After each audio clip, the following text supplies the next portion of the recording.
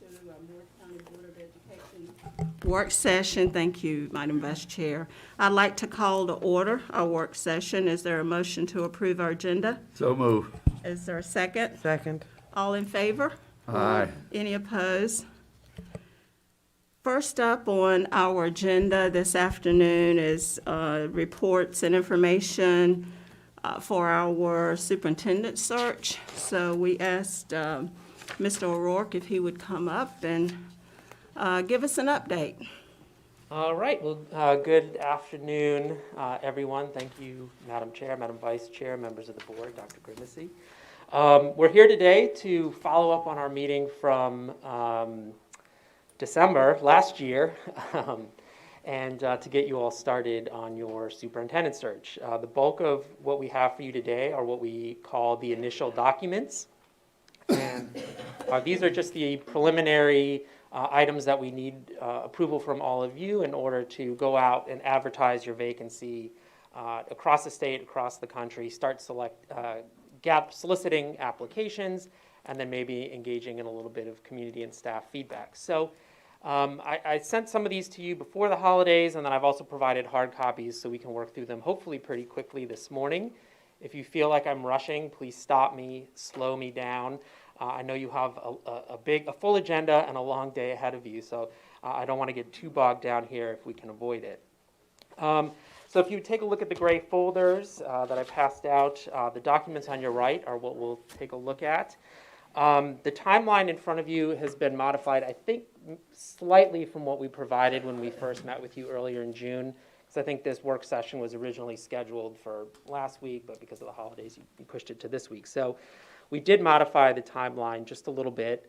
I'm happy to discuss any of the steps that are listed here. They're all the same. We just kind of pushed back some of the dates a little bit for you. The only date that is set in stone on this timeline is the application deadline, because we have to advertise that. And we've pushed that back to March 7th at this point, which gives you a little bit more time to gather applications. In the meantime, we generally recommend a 6 to 8 week window, but because you're getting a pretty good head start on things, we went with the 8-week window. So your applications would due March 7th. We'd get those applications to you shortly afterwards, and then you'd move through March, April, and May doing interviews and hopefully having a decision by early, mid, and at the absolute latest, late May, with someone to start July 1 in the permanent position. We would just ask if there are any questions about the timeline here, or just generally ask for consensus or approval of that March 7th application deadline. So board members, does everyone have the update in front of you of the timeline, or do you need a copy from Mr. O'Rourke? Does everybody have what you need with regard to the He gave us timeline? one. Okay. Or do you have any questions, concerns, any comments at this time? Not on the timeline. Okay, all right. And everybody's in agreement to move forward? Consensus? Okay. Sounds good. So March 7th will be your application deadline. If you'll take a look at the second document, this is the vacancy announcement. So this is just sort of a template, a head start, so we don't have to start from scratch as a group here today. And we'll just kind of walk through this paragraph by paragraph, and if there's anything you want to change, please let me know. Again, this is just a draft or a sample to kind of get things started today. That first paragraph is just, I believe, your mission statement and saying that you're hiring and that applications are due now by March 7th. And again, if there's anything you want to change, just let me know. That second paragraph is just a brief description of the school system. This is mostly pulled from your website, so we would just ask generally if the numbers of students, the numbers of schools, and employees seem current. I think we've got, you said about 12,400 students, 22 schools, 13 elementary, 5 middle, 3 high schools, and 1 technical alternative school. And then about 1,500 employees. Does that sound generally current? Okay. I think we're up to probably 12,800 students, and probably, I would say, 1,600 plus employees. Okay. Sounds good. We will make that correction. If I might, Madam Chair, Dr. Alpenfels, could you just inform us of a number that might be, That's as good a number as there is. okay, It's a moving target, and that's okay, very good. And I also would offer that, what was the other? There the was student. a number of students, Dr. Metcalf, That's a 12-8 is where we. 12/8's a good number. Okay. And then the breakdown of schools, we have two that are called elementaries, but they're K through 8. Okay. Applicants may want to know that two of the ones that are labeled as elementary are K through 8 as a separate category. Okay, we can add a parenthetical after elementary schools to clarify that 2 of those include K through 8 schools. Okay, very good. Thank you. And again, anything else as we move through this, please let me know. The third paragraph there is just a description of the community. Most of this, I think, is pulled from the Chamber of Commerce website. We try to mention as many of the towns and communities as possible, as well as some of the other things that would appeal to candidates as they look to apply here and relocate and bring their families with them. Is there anything that you all would like to add or take out of that paragraph there? Okay. The next section gets into some general descriptions of who should apply. This is just generally stuff that's carried forward. Again, we can revise it however you would like. The first statement, it's at the very bottom of that first page. It's just that candidates have to meet the legal requirements to be licensed as a superintendent in North Carolina or otherwise eligible to serve under State Board of Education policy, and that the selected candidate will be required to live by law in Moore County. Flipping over to the top of the back page there, generally boards prefer central office and building level experience, and a doctorate degree or progress toward a doctorate degree is preferred but not required. Sometimes boards will add a statement there saying that non-traditional candidates are encouraged to apply. If that's something you really want to emphasize, we can add that in there. That tends to bring in more folks from like higher ed or maybe the business community occasionally. And then the remaining list in that third paragraph is just sort of a general list that's carried forward from searches over time. So if there's anything you want to add there, take out, get rid of that list altogether and wait till you do your leadership profile later in the search. That's just, again, a general, between those three things, a list of general characteristics. Yeah, I'm sorry, Mr. O'Rourke. Where did you get this list of attributes from? This is just carried over from search to search. Yeah, I have issues with the second bullet. Okay. Actually, I have two conceptual issues with this. First is, nowhere in here does it talk about increasing academic performance. Okay. And second, this is just my opinion. Obviously, there's other members of the board. And secondly, although we have not redone our strategic plan for Moore County schools. By the way, Madam Chair, what's the timeline for that? I know we started it last year, but it kind of fell off the... It's on your agenda for February, so you'll actually approve your timeline. But Tim, generally the month, the span of months is March through May? We'll be going February. The process that we'll recommend to the board will begin in February and go through June. Yeah. Yeah, so, it's no secret that it's a divided board in Moore County. Even the pilot, even a broke clock gets it right once a day. And even the pilot mentioned in a recent editorial that it's going to be a tough environment to hire a superintendent with a divided board. Well, I think that there's statements in here, specifically the second one, that are not in step with the values of Moore County. And so I think we, as a board, need to take a look at these attributes that we want. And I don't know the process to do that, but then we need to report back to Mr. O'Rourke what we want and what we don't want for the attributes of an incoming superintendent. Any other comments, Mr. Levy? Yeah. First of all, and I'm going to bring this up oddly enough in a discussion on our audit. Understanding equity factors and the influence of equity on educational outcomes. What is equity? Precisely, the silence, lack of an immediate answer is, because it's a landmine, I don't want to get you in trouble. I have a problem with number one.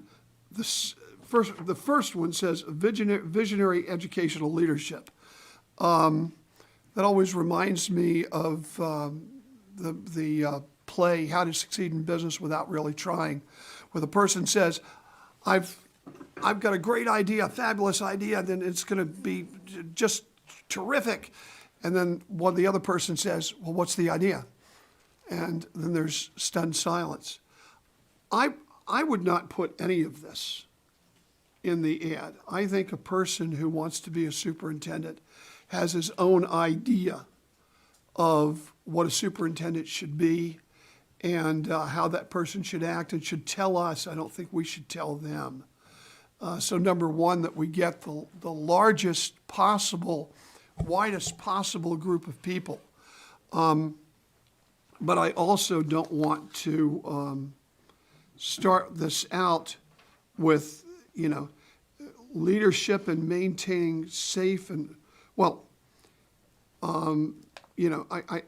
I don't want to start it out with not putting things in like raising academic performance. I think one of these things is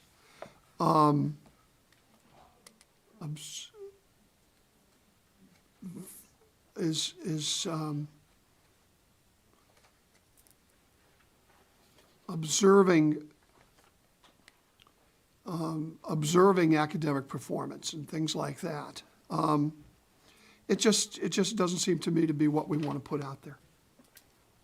If I may, without interrupting, I mean, we can just take that list out if we don't want to be locked in. Well, that's what I'm hopeful. That's what I I would love to see, because I would like for the next superintendent to make his own list.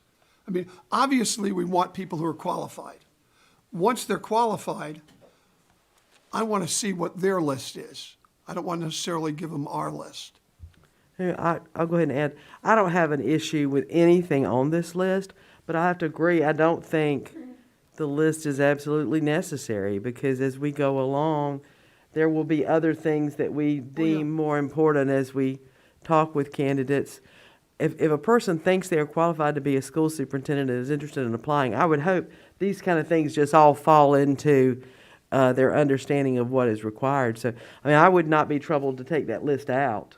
I would Just agree. in toto. Yeah, I mean, if I may as well, no one's going to apply or not apply, whether you have this list or what's on Right. the list, right? If they're ready, if they want to come here, they're going to apply. So I didn't throw it out there as something for us to get too bogged down on, but I Mr. agree Dennison. too about taking it out, because when I've done this before, most of what I've determined has been by what they've done and not what they tell me they've done, what I've actually seen that they've done, and answering any questions we might have regarding any aspect of their experience. Any other comments, Mr. Hensley? Well, I think the purpose of this section, and by the way, excuse me, I don't have throat cancer. I get vocal cord treatments twice a year, and I just got mine last week, so I sound kind of like Dr. Phibbs. If anybody remembers Dr. Phibbs from way back when. Anyway, the purpose of this section is to tell the potential candidates what attributes we're looking for. I think it's extraordinarily important that we say what attributes we're looking for. If we're looking for, as Mr. Levy says, significant improvement in academic performance, and if that's the most important thing to us, which is a school board, I would hope that's it, then that needs to be the big, bold first statement. If some members feel that understanding equity is the most important thing, then those members need to advocate that understanding equity is their most important thing.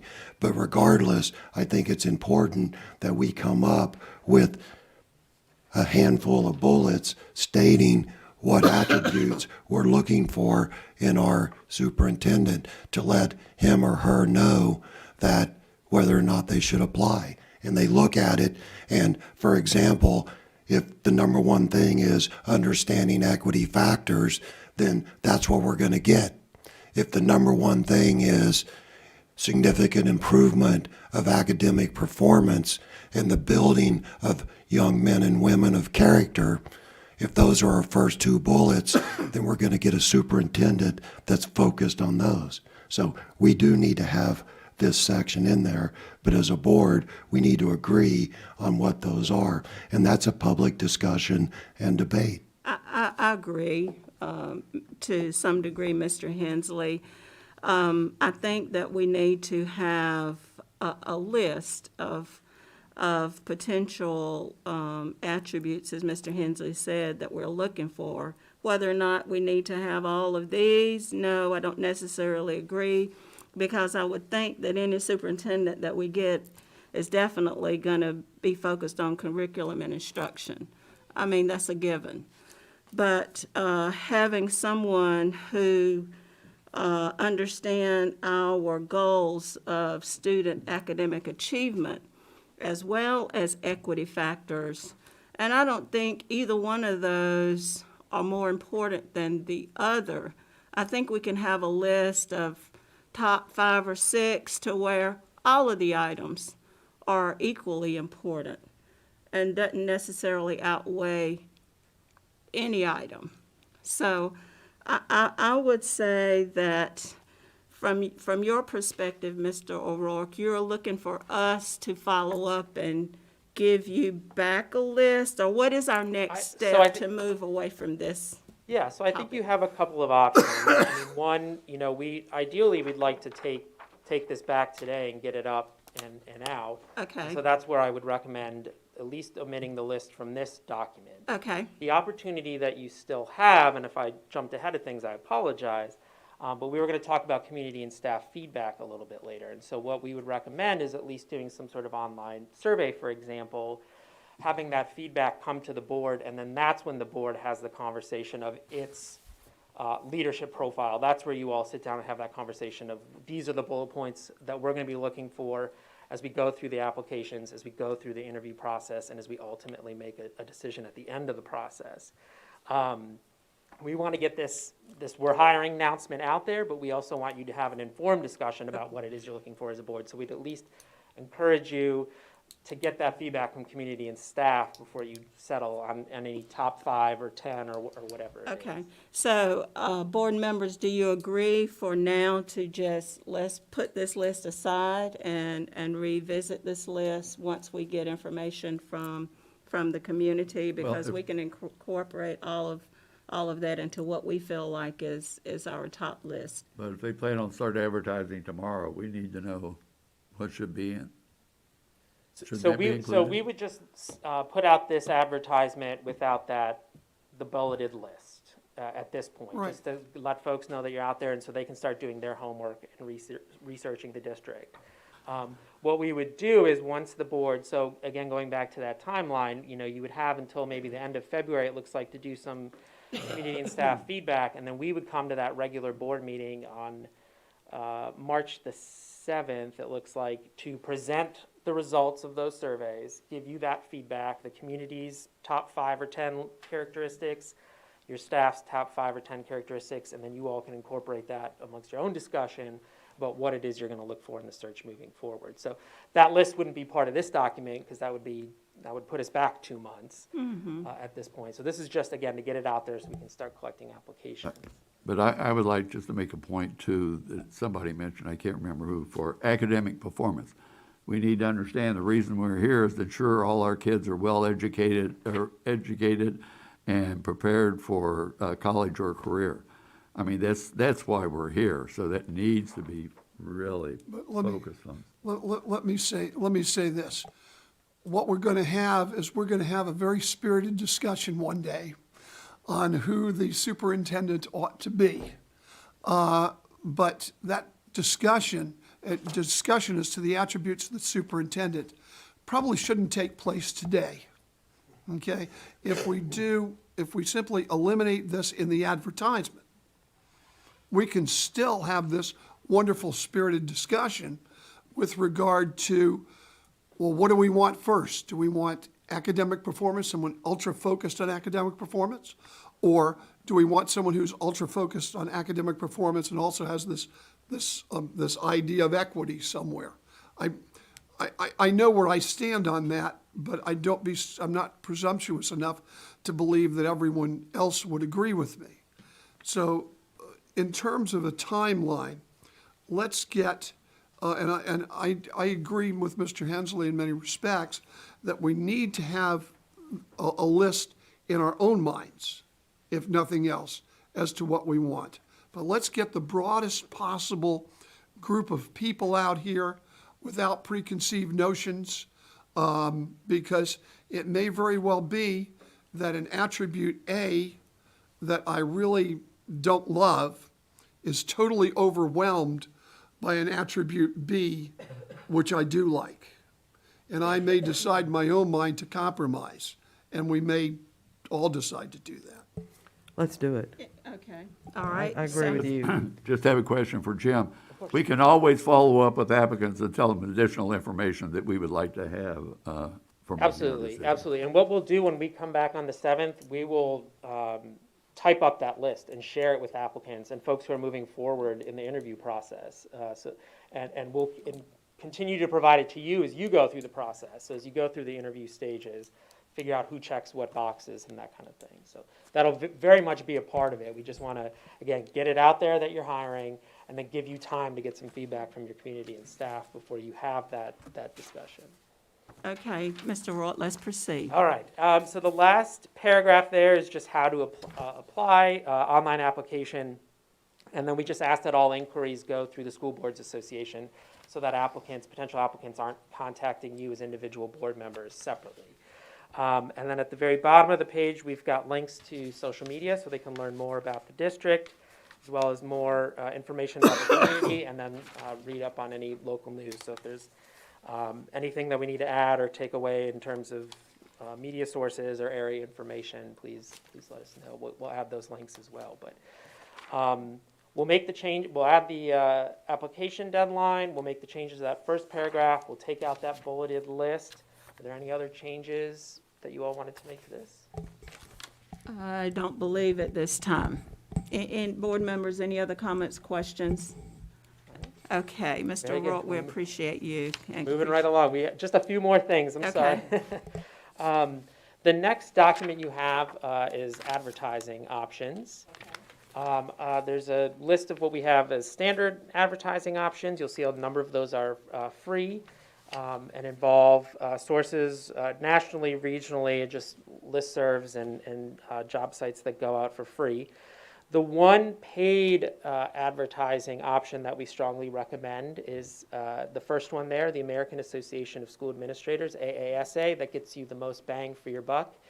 It goes out nationally and has got us some really good candidates and gets the board some really good exposure. Because you're doing that 8-week application window, we would recommend 60 days, but if you prefer the 30-day option, we can do that. You can see there's an associated cost with that. 60 days is $7.99. 30 days is $5.59. If you did the 30 days, we would stagger it. We wouldn't start it too early. And then again, on the back, we just have a list of other sites that boards have requested over time. These are kind of hit or miss. Again, I think you get a lot of exposure with AASA, but if you're interested in any of these other paid advertising options, we're happy to put the vacancy announcement up there as well. What are you talking about? Where's he talking about? It's the next okay. document there. Should be On behind the right side, Mr. Levy. Oh, of your okay, all right, packet. now I see it. I've got Okay, it. All right, thank okay. you. And the very first top item is what Jim is alluding to with regard to the cost, the 30-day and the 60-day. Yeah, so that's the AASA. Okay. Again, we get a lot of experienced folks across the country that way. Yeah, I would support going ahead with the 60 days on the AASA. the others, the ones on the back, most people who belong to those also belong to the AASA. Exactly. So, That was my guess as well. Mhm. Yeah, and obviously, free is always good. yeah. Yeah, we'll get it out there, and a lot of sites will pick it up as well, stuff that we don't even have listed here. It's amazing where. Okay. All right, so, well, 60 days, is that all right? Is that the general consensus? That's Is fine, that, okay? All right, that's fine. all right, we're getting close. Excuse me, Yeah, how does Moore County Schools normally advertise high-level job vacancies?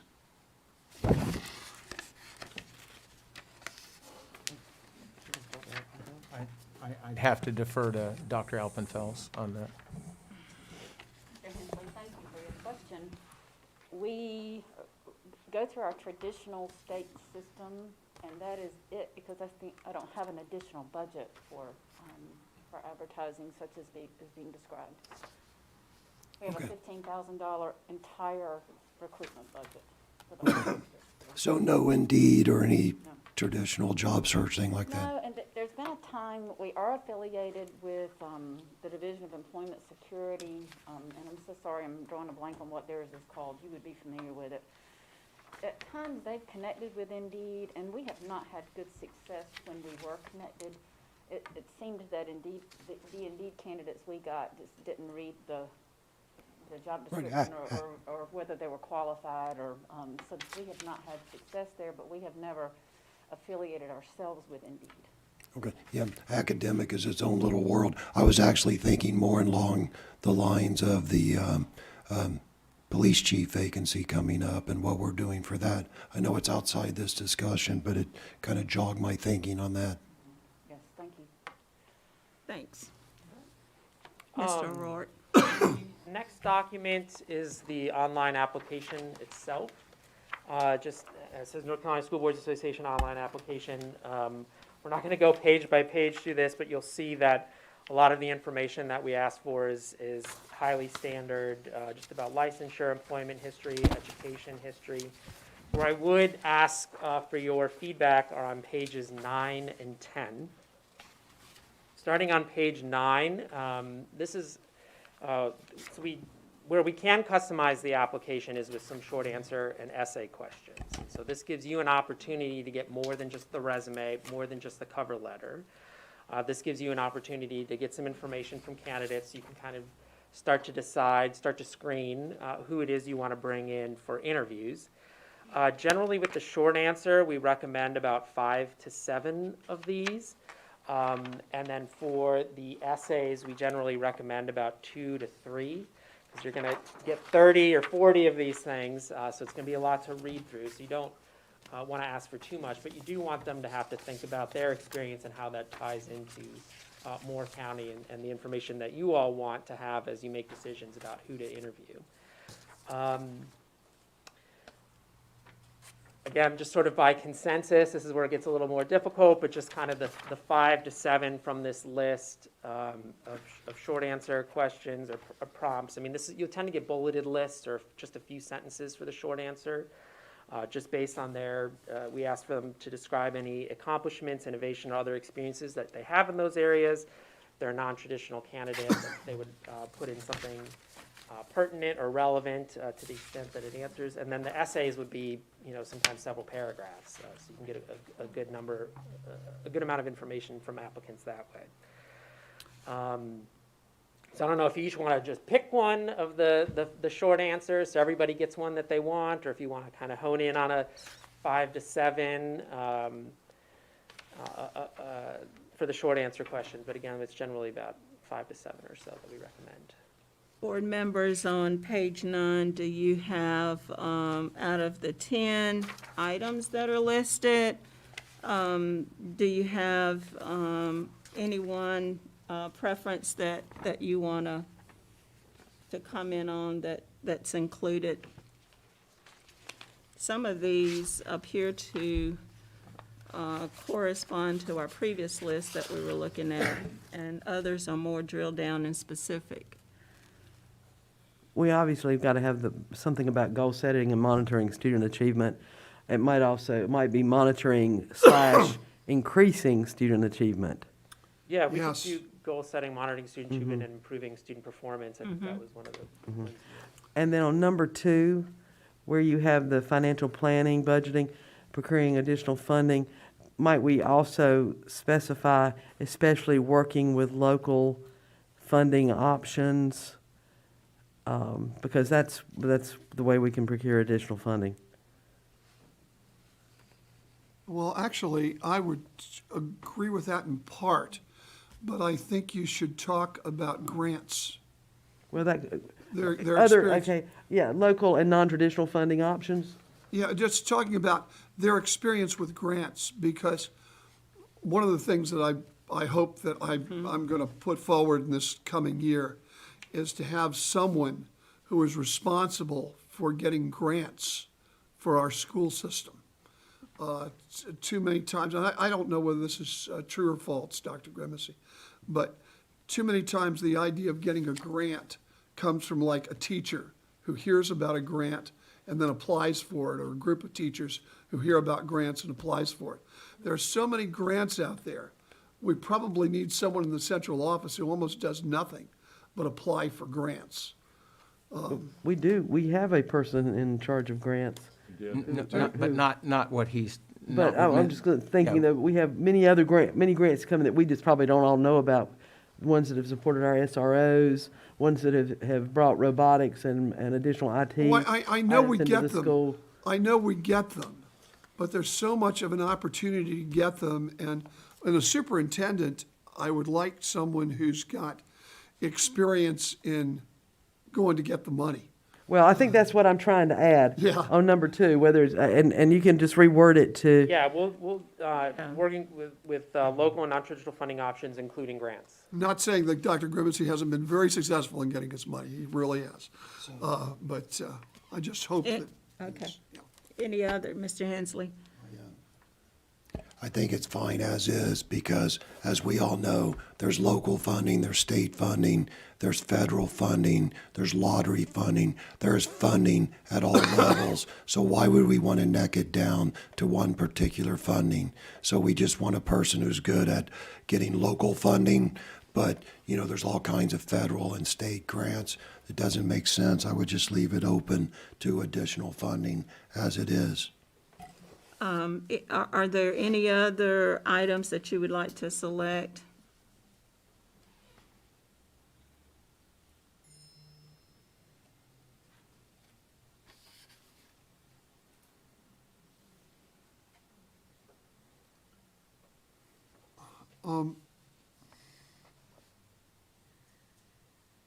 Did Ms. Carter talk about raising academic achievement or? right, on number 4. Number 4. 4? Yeah. Yeah, so we'll add that in there. I also think that the personnel relations and administration is important because we are finding more and more that an unhappy staff or a very concerned staff makes a real difference. And we know that our human resources department is stretched beyond thin. So a person who has experience with improving personnel relations and they're working with the administration would be a very valuable asset.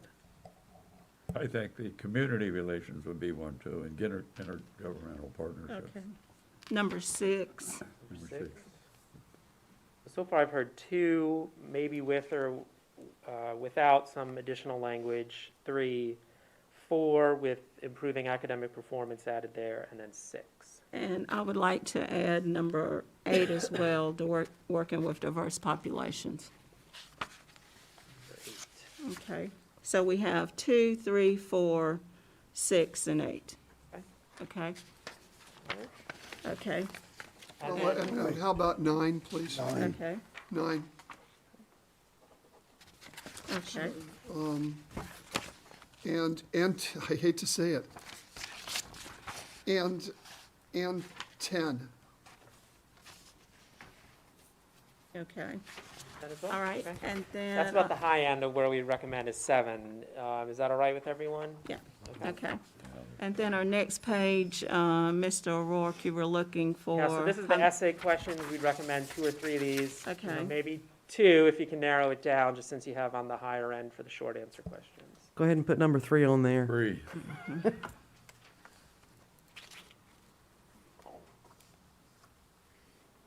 Yes, indeed, 3. And maybe 4 as the a second one.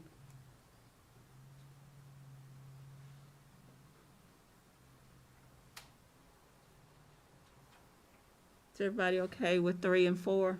4? Just one second. Actually, I like 6.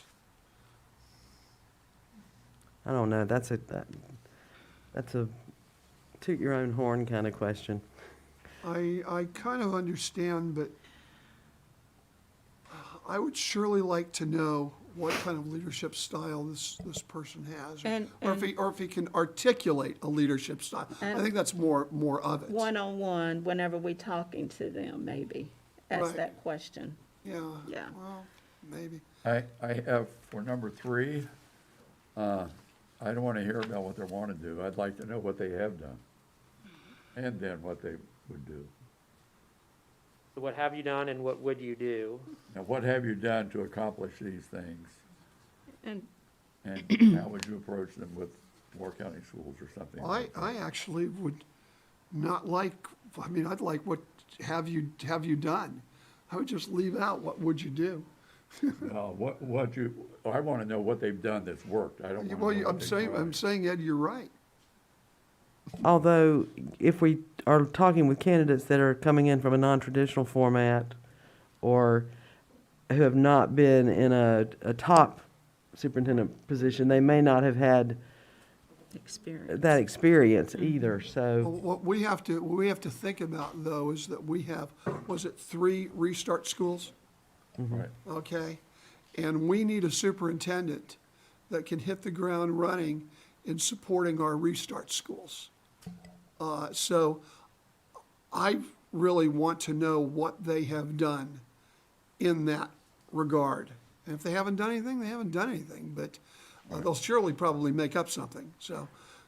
The only thing I don't know if this helps or not, but going back to the short answer, that is asking them for what they have done, their accomplishments, innovation, and other experiences, and we've added improving academic performance to that one. So I don't know if that kind of, gets us both.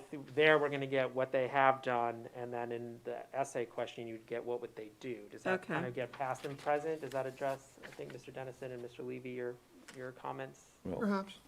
for me, I would rather knock out the short one and add this for the long one. What have you done to improve student achievement Okay. in detail? Okay. We can do That that. sounds reasonable. I'd agree with Mr. Dennison on that, Okay. yeah. And are there any additional ones or one remaining on the essay one, other than number 3?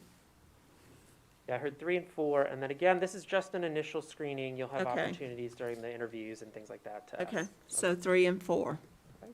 Okay. All right, last thing, I promise. You should have some green and yellow documents as the last thing in your folder.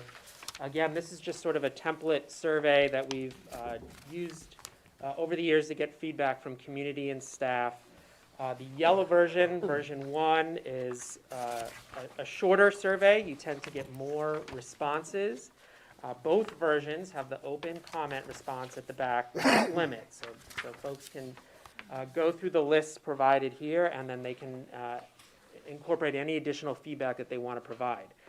We would work with your staff to get the survey out to the community, and then we would also ask that they send it out internally to staff, that you can compare the results from community and staff. Sometimes there's a real good amount of alignment, and sometimes things don't line up. And that's can be pretty helpful to kind of drill down into what those differences are and why there might be those differences. Jim, I have a question, back on the application. Tell us what kind of background checks we'll get on the people that, So initially, there won't be, they'll complete the, Not what we asked them for, what will we get? so We won't just initially, ask them. nothing. We'll do back criminal, credit, Okay. education verification, all that stuff on the All back that's end. automatic, Yeah, okay. that's, so Okay, I we just wanna make contract with sure. a third party, and there's an additional expense for that. So we do it for the 2 or 3 folks that you're most interested in, as opposed to all 30 or 40 who apply. We can check, see whether or not they like it. And with the survey questions, which, we have, 3, 4 different ones? So there's 2 typi- versions. So The- typically, which one do you, is the top, would you say, that one that most board? A lot of boards would use the yellow one. It's shorter, it's ranking characteristics. The green one is a bit longer. It can be a little more nuanced. Okay. The response rate drops off because it's a lot of detail and Okay. and folks, there's been a lot of online surveys these days, so. We don't get as high of a response rate on the green ones, but Okay. some boards feel strongly about one version or the other, so we provide both, again, as options for you all. Any board comments relative to let's deciding just to use the yellow one? Well, I think the one that people respond to more. Okay, all right. obviously. All right. Just one question. Yes, ma'am. Why does the yellow one start with the rankings? I almost feel like they're backwards. As opposed to having most important be first. What is it, extremely I think important it's be because first? of how the software calculates. So whatever you put in first, it's the way that the software works. Yeah, so you're saying the It responses. seems like they're backwards. I would start with it, that's a personal preference. Yeah, if that's easier, we can do that. I think it's just, it's the way that the software works. It's their format, but I think we can manually do that. So you want it to be extremely important ranked. Actually, let me make a suggestion. I almost like it this way. I'm going to tell you why. Because it is easy for a person to mark the first box. Okay? If they think that something is extremely important, let them go through all the boxes to the last one and mark that one. So that what you're going to get is if you put extremely important, you're probably going to get a lot of things that says everything is extremely important. But it's sort of like on the ballot, the first position on the ballot tends to get about 5% more. So I actually like this. I like it in this reverse order. I'm defer not to all of you. arguing the point. Yeah. I mean, Yeah. whatever. Yeah, So I think we're agreed, let's leave it in this reverse order. I like that, because I think people will tend to give more thought to it. Maybe not a lot, but maybe a little bit more, okay. So I think that's it for me, if you Okay. can believe it or not. So we'll go back, we're gonna get this vacancy out there. We'll share the survey links with your board assistant and maybe your communications and PR folks. And so we'll get that up on the website out to your employees. It's gonna be quiet for the next couple of weeks while those survey results come in, while those applications come in. But we'll be back to present at your March board meeting with the results of all of those surveys, as well as any other community feedback that we've received. And then I'll hopefully be able to report that night, since that's also your application deadline, kind of what your numbers are looking like. And a lot of folks wait till the last minute, so it won't be the final number, but we'll have a pretty good update. And so again, it'll be quiet for the next 6 or 8 weeks or so, but things will start to pick up in early March. Okay, Chairman, just have one other question. Now, when will we receive the applications? Are you By gonna the wait end till of we that get them week. all in? Yeah, you'll get them by the end of that week, so the 11th. So the application deadline's Monday. We'll pull them from the online application system and share them with you confidentially by the end of that week, by How Friday. many applications would you anticipate we would get? 20 to 40. Okay. Yeah, it's a big range. I mean, it'll just depend on who's out there looking. We haven't seen a whole lot of movement. I've seen a whole lot of what? A whole lot of movement this last year and a half. So it was pretty quiet in 2021, but things are starting to pick up. We're starting to see more vacancies this year. okay. Any additional board comments? We appreciate you again being here with us today, and definitely, we know you'll keep us informed That's right. as the timeline progresses, so thanks so much. Thank you for your patience this morning. We'll take care of all this and get it up. Okay. Next, we have our COVID-19 management update. Dr. Grimesey. Yeah, Madam Chair, I'll introduce Dr. Locklear, and he has friends, and so I'll let him. Congratulations there, Dr. Locke. Do we have, For the time, at least for the time being. do we have any updated documents on this? Because the last summary I saw was, we will present. As far as the Recommendation. presentation, On recommendations? yeah, we'll get that now, Mr. Lee. No, I was wondering whether we had a document with some statistics on it or something like that. That's coming. Okay. You're going to get that now. That was being updated this morning based on. Okay, so it's just going to be on the screen, it's not on the Yes, hard sir. copy. That's That's my because it question. was dependent on That's, data. that's my question. Yeah, it was Okay. dependent on data that wasn't available till this morning. Okay, Yeah. all right. Dr. Locklear. I do have a point of order question. So I noticed everything is pending action and discussion. Madam Chair, are we going to vote on these during the work session? Or is the plan to wait until the business session convenes this evening? Go. Dr. If I might, Grimesey. Madam Chair? Yes. Yeah, it just, if you remember back to July, it's going to work the same way. At item 3H, you all will talk about which, if there are any that you, currently, we assume they're all on board action for tonight. And then if there are any of these that you want to assign to consent during closed session, Sonia will then modify the second part of your agenda, the bottom part here, and if there are any. Otherwise, they'll all go on board action, and you will not take any action this afternoon. You will take action only tonight.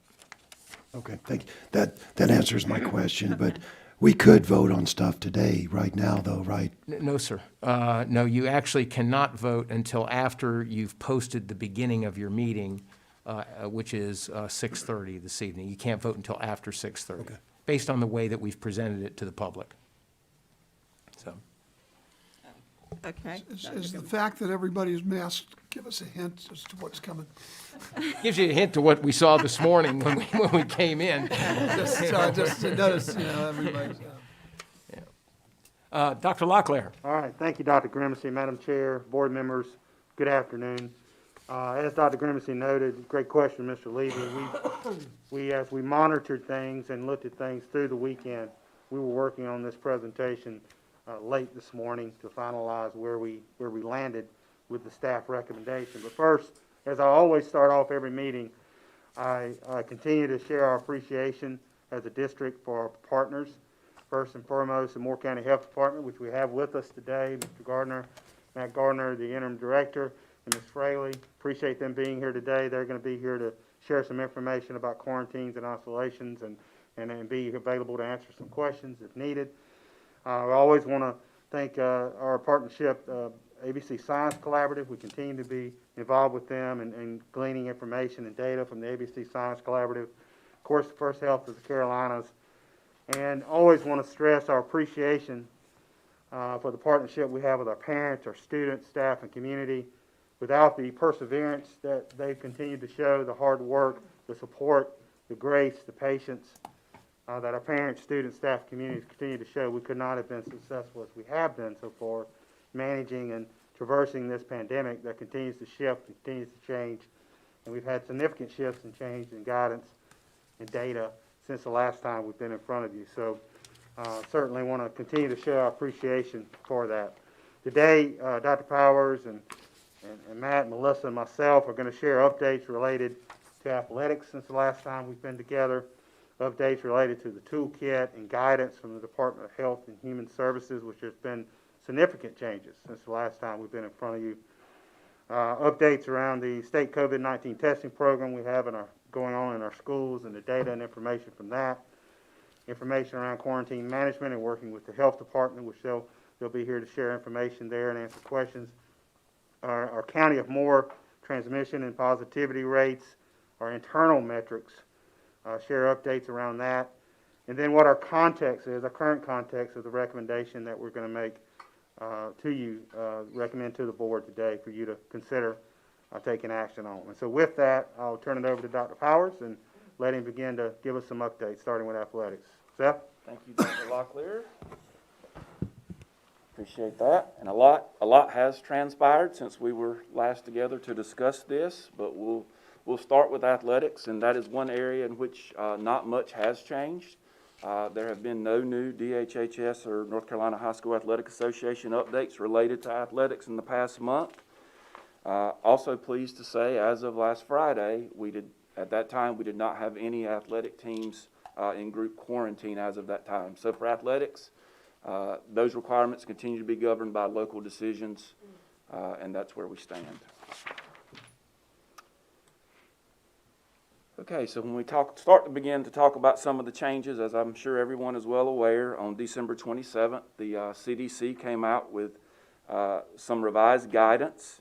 DHHS then, as a part of their Strong Schools NC Public Health Toolkit for K-12, DHHS updated that document on December 30th, 2021, and then made additional updates last Friday afternoon. So a lot of this is very hot off the press in terms of these changes related to the toolkit. So let's take a look at what some of those changes were in the toolkit. The first is that fully vaccinated now means having the full series of vaccines and, if eligible, also having a booster vaccine dose. So for individuals age 18 and over, those individuals are eligible for a booster. So in order to be considered fully vaccinated, they would have had to have had their full vaccine series and the booster. For children age 5 to 17, they are not currently eligible for boosters. So they do not require a booster in order to be considered fully vaccinated.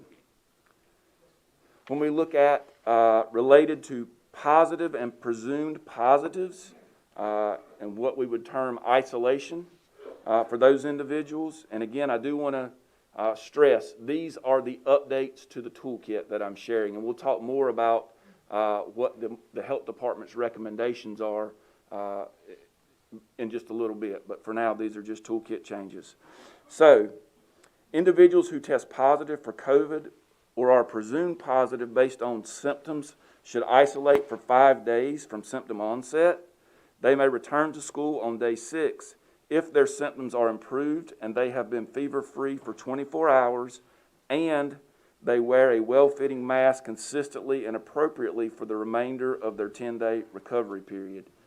The change there is that in the past it's been a 10-day isolation period and with no opportunity to return earlier if you're positive. Okay, so that was a look at isolations. Now let's look at changes related to exposures, which would be termed quarantine. I'm sorry, could we go back one slide? I've got a couple questions on that. Sure. So this question is directed towards our health department personnel. Symptoms improved seems rather subjective. That would include being fever-free without any fever-reducing medications for 24 hours and improved symptoms, meaning little or no, and stop me if I'm wrong here at any point, Melissa, but of the symptoms, coughing, sneezing, runny nose, etc., that would be mitigated by the conclusion of that. That period. So mainly the fever-free is the most important, obviously, for 24 right, that's hours. separately listed. I mean, I specifically didn't mention fever-free because that's an objective measurement. I mean, someone either has a fever or they don't. I'm just concerned about, subjective things such as improved symptoms and who's going to be the arbitrator of that. Certainly is subjective. If you have, runny nose and cough most of a day's time versus toward the end of that 5-day period, now it's an infrequent cough, and you're not experiencing any more sneezing or perhaps sore throat. In some cases, it's nausea, vomiting, or diarrhea. Yeah. So yes, I understand your point. There's no measurement of that, but a self-reported improvement or observed improvement from the parent, perhaps. Yeah, I just, and then also the, what caused the, for 2 years we've been hearing 10-day quarantine, 10-day quarantine, 10-day quarantine. All of a sudden, it's a 5-day quarantine. Are we dealing with a different virus, or did the science change, or what drove the cutting of the quarantine period other than politics? What drove the cutting of what science drove the cutting of the quarantine period from 10 days down to 5 days? Right.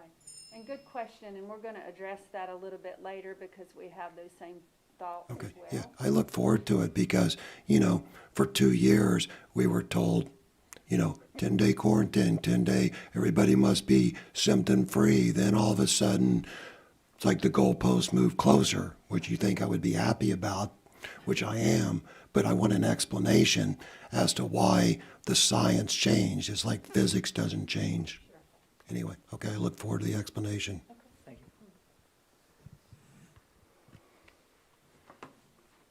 Okay, so if we take a look now at the changes related to quarantine specifically, so if identified as exposed as a close contact to a COVID-positive individual, individuals who are not fully vaccinated or have not been diagnosed with COVID in the past 90 days should quarantine for 5 days and may return to school on day 6 if they are asymptomatic and they wear a well-fitting mask consistently and appropriately for the remainder of their 10-day quarantine period.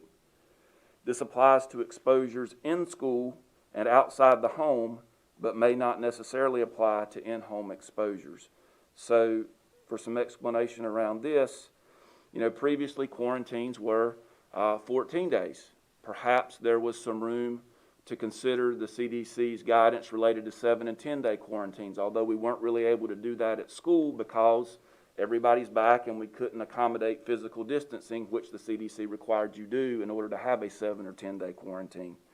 But now it has changed to 5 days, 5 days out of school, and then returning on day 6 if asymptomatic, and they wear a mask for the remainder of the 10-day quarantine period.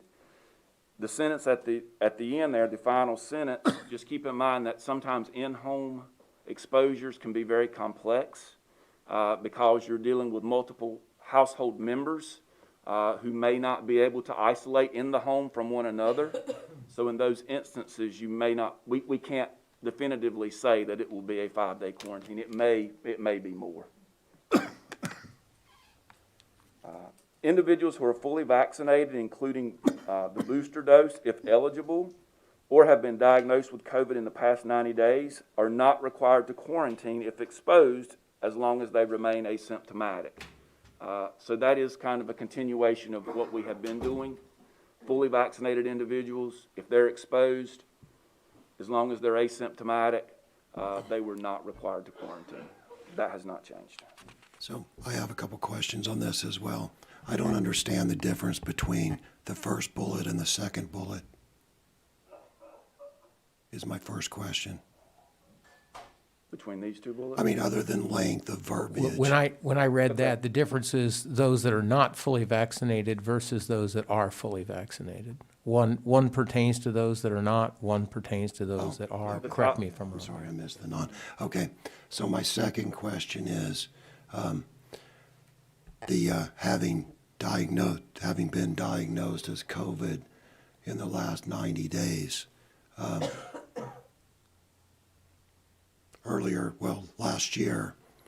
mid-last year, I gave the superintendent a document from the National Institute of Health, quoting a National Institute of Health study.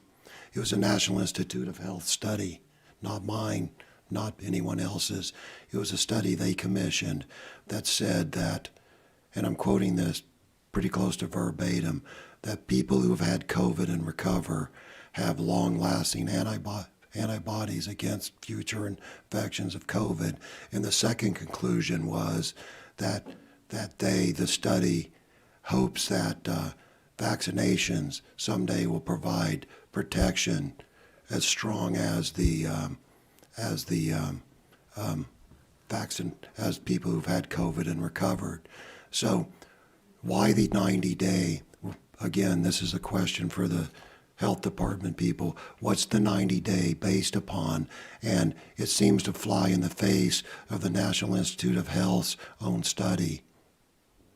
So it's important to keep in mind there's different variants that keep coming our way. And as they're studying these different variants, we know that people who had, say, the original COVID-19 variant have also contracted Delta variant or Omicron variant or both. So we know that immunity wanes, and at what point that is, we don't really know. So studies continue to be conducted similar to the flu. I will forward this study to you, but the National Institute of Health asserted that people who had COVID and recovered, that their antibodies lasted much longer than the vaccination. And that study was last year in 2021. It just seems an arbitrary line in the sand that the vaccine. So what I've read in the study from the National Institute of Health is the exact opposite of what's reflected up here. If I could, just for the record, note that I did receive that from you, Mr. Hensley, and I shared that with the ABC Science Collaborative. What Dr. Smith explained to me in response to that was that was a conclusion of that study, but the National Institutes of Health has since conducted other studies that narrowed that down to 90 days. And I could go back and dig that up for you, but I think that what Ms. Fraley has referenced is that experience moves on and new studies are conducted, and the science is learning more about it as we go along. Ultimately, these folks are not the CDC. They're sort of just making interpretations for us, and what we're trying to do right now is make sure that the public and the board understand what the guidelines are for the decisions that we're going to have to be making in the coming weeks while this Omicron variant is having the effect that it's having. The good news is that everybody's projecting that by early to mid-February that we'll get past this particular point. But we've got a set of guidelines right now. We've got to make sure the board understands and the public understands as well.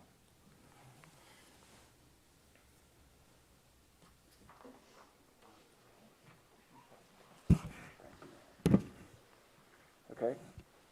An additional change to the toolkit, the state has used the data from the ABC Science Collaborative studies related to test to stay. So they have included a test to stay option for schools who are mask required environments. So in mask required environments, individuals in those settings, individuals do not need to be excluded from school after a close contact exposure if they have no symptoms. The individuals should get tested on the day of notification of exposure and as close to day 5 after exposure as possible, and must wear a mask in school settings for 10 days following exposure. If exposed individuals follow this process and remain asymptomatic and test negative, they do not have to be excluded from school. So this is a change to the toolkit. They've included it for mask required environments. I can also share that the ABC Science Collaborative is currently doing study with some districts who are mask optional, with hopes of providing the same type of data to DHHS, so that there might also be some test to stay exclusions for mask optional districts. And this one is new. It is new. It is new, yeah.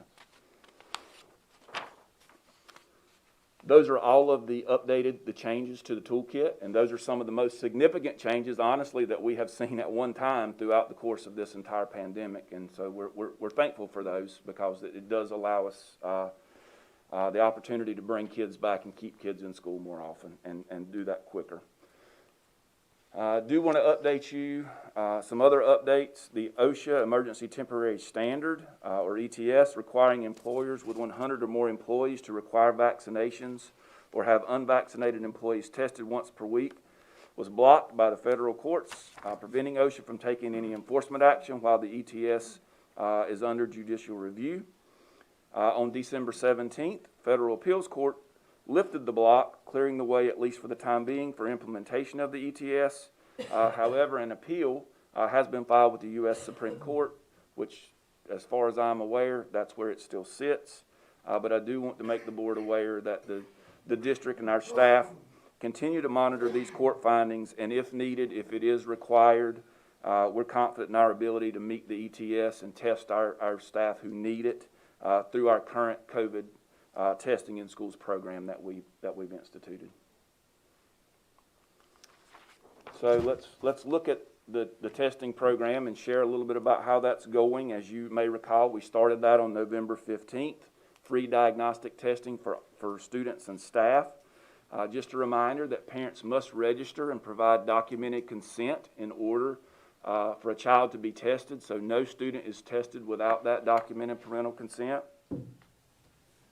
As of last Thursday, January 6th, since testing began on November 15th, 503 students had been tested with 58 positive results, and 88 staff tested with 12 positive results. If we just look at last week, and actually just January 4th through 6th, so this is just 3 days worth of data, since students returned on Tuesday, and we had to update this on Thursday. 302 students were tested with 40 positive results, and 50 staff were tested with 6 positive results. We are pleased with how the testing program is going, and think it's an asset to helping us manage COVID in our schools.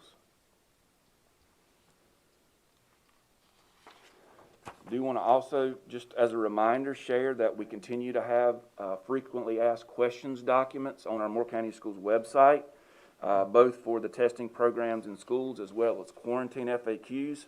We'll share our quarantine FAQs is as up to date as it could be as of Friday. We know some things changed on Friday afternoon, so it will be updated again tomorrow and be updated with the information that we're sharing today and what Matt and Melissa will share in just a few minutes. So we do continue to appreciate, as Dr. Locklear said, I don't know what we would have done without the health department and their collaboration and guidance. Appreciate Matt and Melissa being here. We continue to communicate with them daily. We meet formally with them once a week, Wednesday mornings, as we have done going on, it seems like 2 years, I guess now. The health department plans to continue to follow the guidance of DHHS and the toolkit regarding COVID-19 management and in making quarantine-related decisions. And our Moore County school staff, as we have, will continue to monitor both County of Moore as well as our school district and school level COVID-19 metrics, and any changes will obviously be discussed with our health department partners, and so that they can help us to inform information and recommendations. So at this time, I'm going to turn it over to Matt and Melissa for the next couple of slides, and they're going to share information with you related to what the health department's guidance is related to isolations and quarantines based on the most recent changes. Thank you, Seth, and thank you to members of the board for having us here today and being able to be with you. First, I just want to say a few things about how we landed here today, and then also give you some insights into our approach overall. And at that point, I'll turn it over to Melissa to sort of outline these guidelines as we've set forth here. Some recent history here. As we exited the holidays and entered the new year, the CDC came out with some guidelines for the general public with regard to reduced isolation and quarantine periods. Without much guidance attached to it, but the following week I can tell you that there was a flurry of information and meetings and conference calls both at the state and local level as we disseminated that guidance, broke it down and looked at it, and saw how it basically applied to us here in our various settings across the state. With that, we reached Friday afternoon, late Friday afternoon, I believe it was, when we received the most recent revision to the Strong Schools Toolkit, which, as you know, has been a playbook of sorts for all things COVID related, and something that we look to as a valued document and piece of guidance for several reasons. One being it's the best information that we have to date.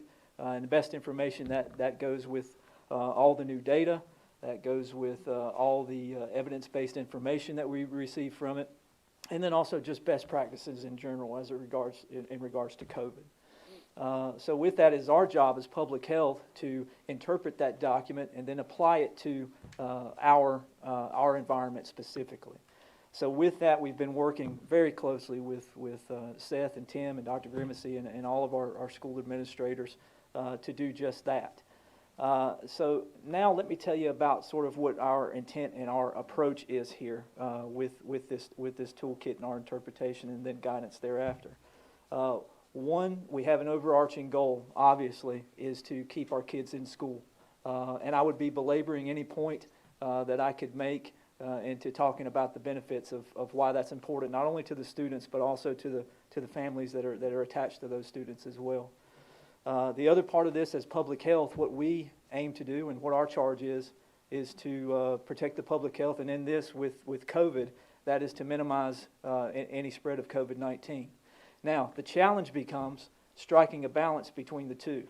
And with that, what do we have to do? We have to go and use the best information and the best tools we have available and trying to bridge that gap. With these guidelines and recommendations that we're going to present to you, we feel that we have struck that balance here with these guidelines that we've put for our specific application here in Moore County. With that, and again, I'll mention that we are here for your benefit as we present these guidelines to you. Feel free to ask us questions. Again, we're here to clarify anything that we can. With that, I'll turn it over to Melissa Fraley. Melissa, talk about somebody who works hand in hand with your school administrators day in and day out. She is our director of nursing for the health department and someone who's very well versed in all things COVID thus far. And I'll let Melissa go through these next two slides for you. Okay, so I think we could just address your question first. I won't read the slides for you, but basically isolation, we're in agreement with you. In an optional mask setting for to boot, how do we bring a positive individual back into the school and ask them to wear a mask in an optional mask setting for the remainder of their illness? So, our thoughts are as well, we should allow them to isolate for the full 10 days. And that is our recommendation here that's outlined in the slide. Now, the toolkit allows students in a mask setting, and mind you, masked is mentioned multiple times in this document. It allows students to come back and staff into a setting that's mask required as long as they are masking for the remainder of their isolation, which is day 6 through 10. So with that being said, does that help clarify where the health department's stance is on the isolation piece? Yes, and for the record, you do not agree with me. I was just asking for a explanation for the change. I didn't say one way or another where I felt or where I fell. Just for clarification for everyone, it appears to me, and you can just verify this, it appears to me that at this point of time, based upon what I see up here, the Moore County Health Department is recommending more stringent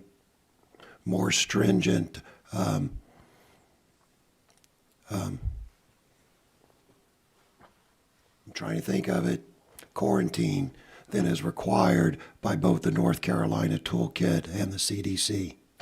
Well, isolation is different than quarantine. Oh, okay, so getting past the words, Yes. Moore County Board of Health is now being more stringent than both the North Carolina Toolkit and the Center for Disease Control on quarantine/isolation. Is that a true statement? On isolation, not on quarantine. Correct. Okay, fair enough. And this is also in relation to the specific setting of which this is applied to. As applied to a mask optional district, this would be our recommendation. Yeah, my point is historically, Moore County Health Department has followed to the letter the Center for Disease Control and the toolkit guidelines.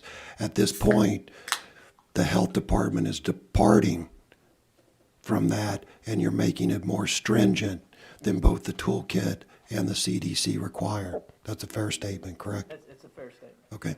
I actually have another question. The last couple Moore County Health Department meetings were masks required for attendees. The health department meetings within. The public health department meetings were masks required. Correct. So attendees, the last 2 months at the Moore County Health Department, attendees were required to wear masks at your public meetings. The Board of Health Board of meetings? Health. Yes, the Board of Health meetings. Yes. They were. We did ask that masks be worn. So they were required. Yes. Okay, thank you. I apologize for the cough, but I will assure everyone here that I've been tested by both tests and came out negative. So just to assure everybody about that. The bottom line is what you're saying here is that that we're going to, our kids are not going to go to school for 10 days if we're mask optional, 5 days if we are mask required, right? If indeed it was mask required and there was universal masking, we would align more so, as Mr. Hensley said, with that Strong Schools Toolkit. Because it's I think, very, very important that the public understands. They look to us and they say, you know, vote mask optional or vote mask required. I get them from both sides, okay? But you guys over there at the health department are really controlling things. Because if we go mask optional, you're saying it's going to cost our students an additional 5 days. And we're going to go even farther than the CDC requires. So you over here on the school board, you better be mask mandatory. Otherwise, your kids are going to suffer. Am I wrong?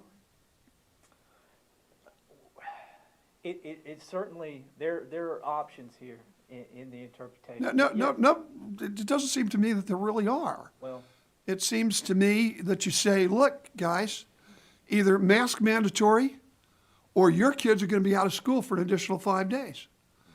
And by the way, did I hear earlier, because I was out, that we had no teams which were isolated or quarantined? Because I thought there was one team that I got a report on from Southern Middle, which had some exposure, and they were told not to come back for 10 days. Not 10 days, no. We're reevaluating. Happened on Friday. Yes. Reevaluating today, but it very well could lead to a group quarantine of the team, but at the time of the meeting, I couldn't tell you. Yeah. So we're kind of. We'll get into the data a little bit here in another couple slides. I can also share, the rationale behind what Melissa and Matt have discussed with us is, for not being able to allow for returning after 5 days is when students come back to school, the difficulty in accounting for which kids should be wearing a mask for an additional 5 days and which kids should not. And although that might be a little easier in an elementary school setting where students are in one classroom all day long with a teacher who could possibly account for that, when you go to middle school and certainly high school where students are moving all day long in different environments and not with one teacher, and just to be very honest, I mean, with the kind of numbers that we're seeing now, and I don't remember a heavier day of COVID than what we have had today, this morning, it would be nearly impossible for school staff to account for those students and make sure that they're wearing their mask consistently and appropriately. And based on what Matt and Melissa have shared with us, that's where a lot of the concern lies. And of course, if we're mask required, then that's not a concern because everybody's required to wear a mask. if we really believe that masks do all that much. But what about the idea that no child should be turned away from school if he tests negative? Or she tests negative? If a child is testing negative, and we've got the people there to test them, okay? Why should we ever turn a child away from school if that child is testing negative?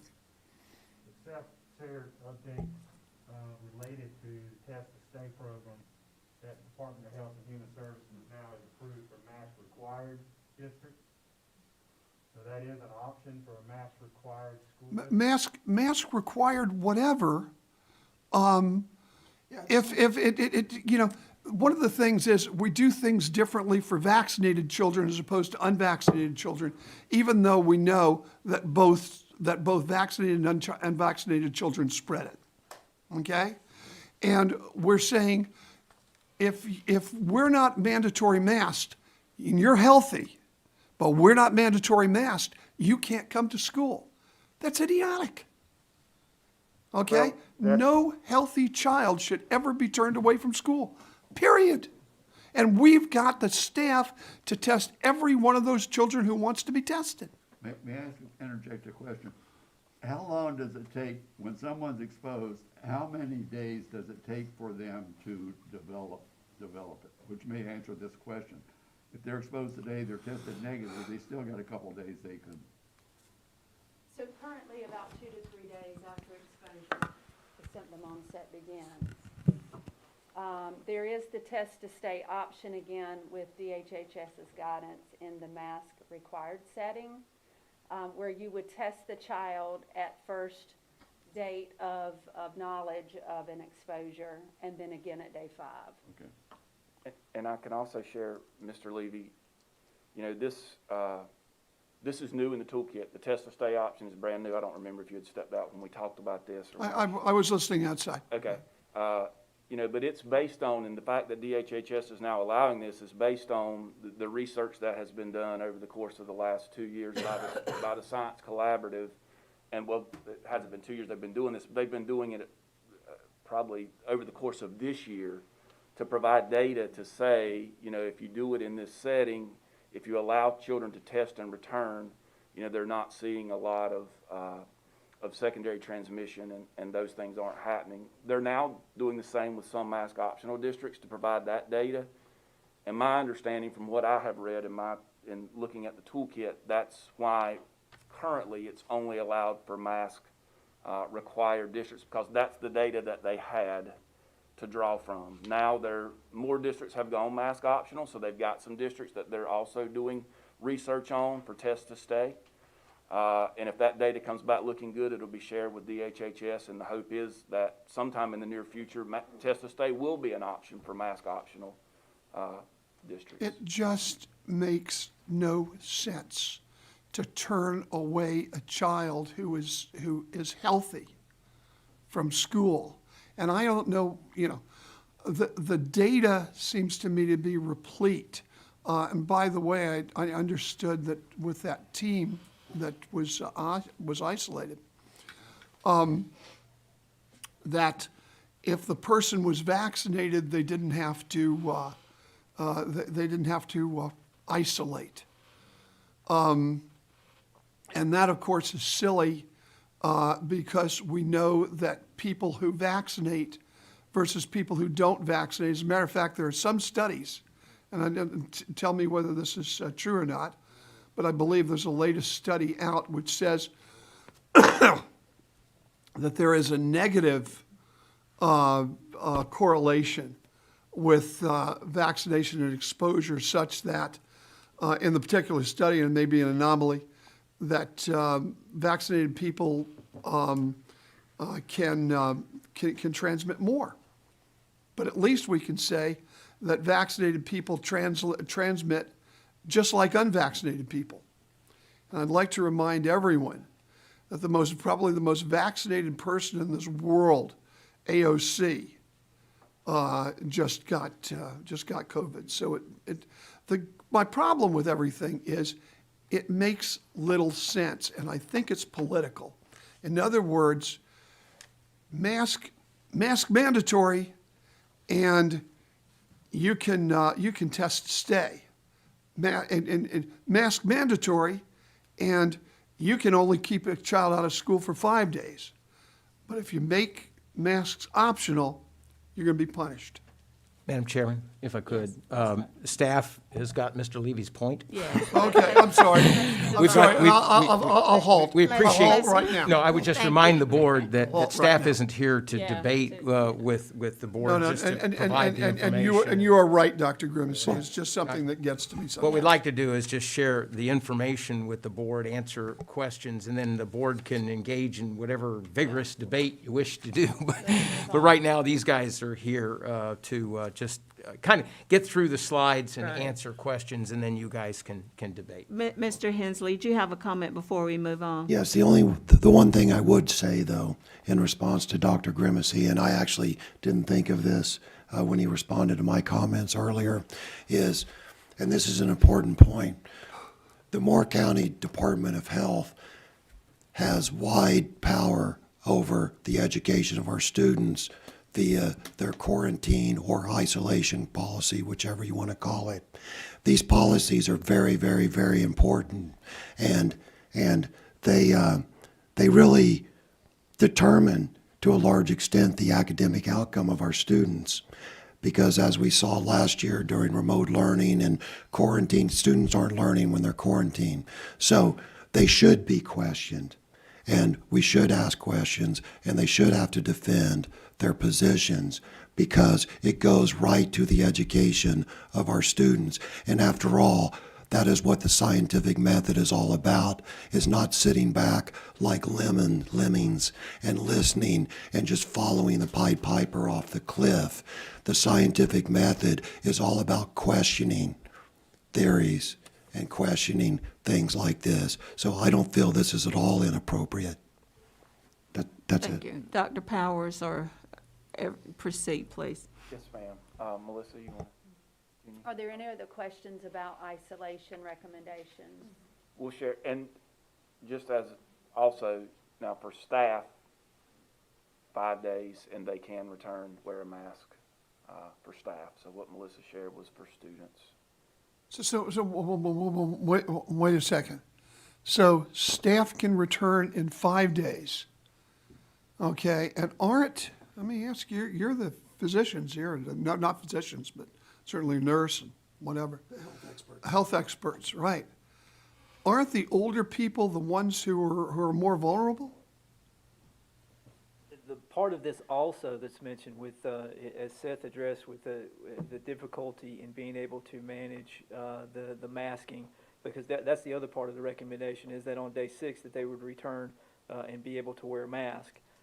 With that, we would be able to manage that much more effectively than we would so for an entire student body through administration to be able to manage ensuring that those staff members wore masks. So our comfort level and the risk level would be that much better. So if we have a tough time monitoring, we just keep kids out of school. I don't understand it. I have more faith in our young people and their integrity than apparently the Moore County Department of Health does, because I feel if a high school student is supposed to wear a mask, then we should trust them and their integrity to wear a mask. I think the problem grows with the younger people, but anyway, I think this is an indictment of the integrity of our young people in our schools. Might I ask one question? And I'm not wanting to debate this with you either, but I just really find it funny that we only are concerned about them wearing that well-fitting mask consistently and appropriately during that time at school. Because we know good and well the moment they're off the bus or out of the car or whatever means of transportation takes them home, the mask is off. And then they gather with the same neighborhood kids they sat in class with all day and play after-school games or go to Girl Scouts or whatever it might be.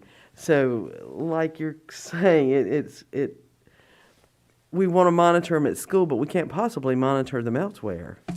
And so the spread is going to continue as long as they're getting together. and they're going to congregate and get together. So we're putting the schools between a rock and a hard place, with making us responsible for all their activities, regardless of whether they are school-sanctioned activities. And it's a no-win situation. I think we punish our children keeping the masks on them. And yet I understand your guidelines about the isolation and the quarantines, but we may slow it a little bit, but we're sure not going to stop the spread.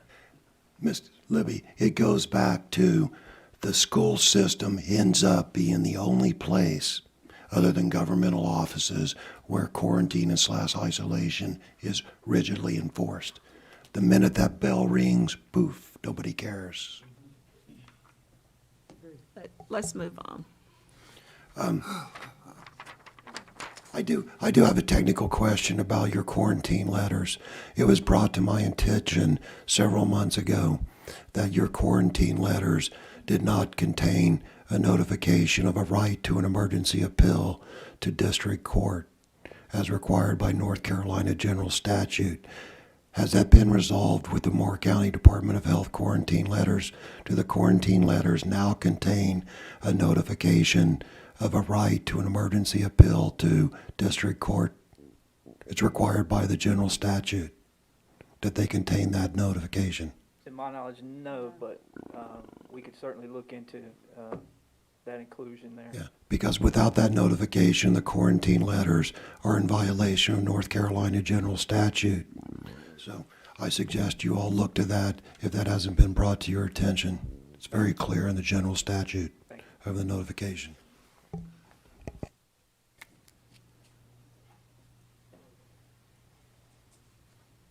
Okay, so in regards to quarantine, we would go with the guidance that's laid out in the NC Strong Schools toolkit. And for those that are exposed, in particular those exposed in the school setting, again, it's complex rather, is a better word, to identify when was the last date of exposure in a household exposure situation, as many may become positive in a home.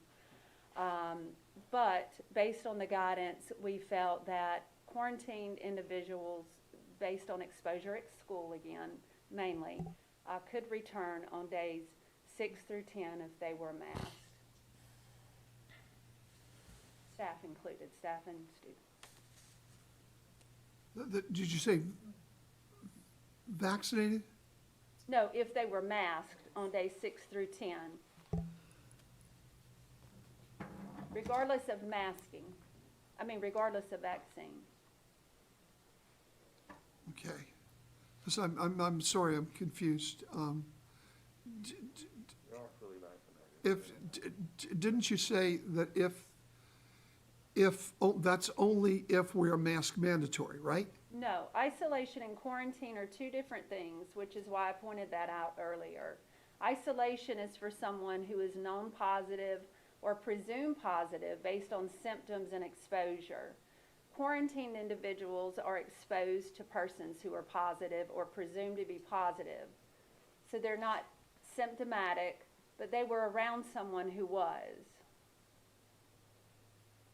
Okay. So basically, the guidelines that the health department is recommending are the guidelines that are a part of the toolkit. So people who are exposed are quarantined for 5 days. If they remain asymptomatic, they may return on day 6. That's regardless of whether we're masked or As not. long as they Correct. wear a mask on days, consistently appropriately on days 6 through 10. But, okay. That's regardless of whether we're mask optional or not. Correct. So I'm trying to get the logic on this, okay? So we can do that for isolated people, and we keep track of them. We keep track of all those high school kids who we said we couldn't keep track of, but not for the other half of the group. Or am I wrong? Where am I getting confused? Remember, if I could, just please, if I could try to help here. The second slide has to do with those that are exposed but have not been found to have COVID.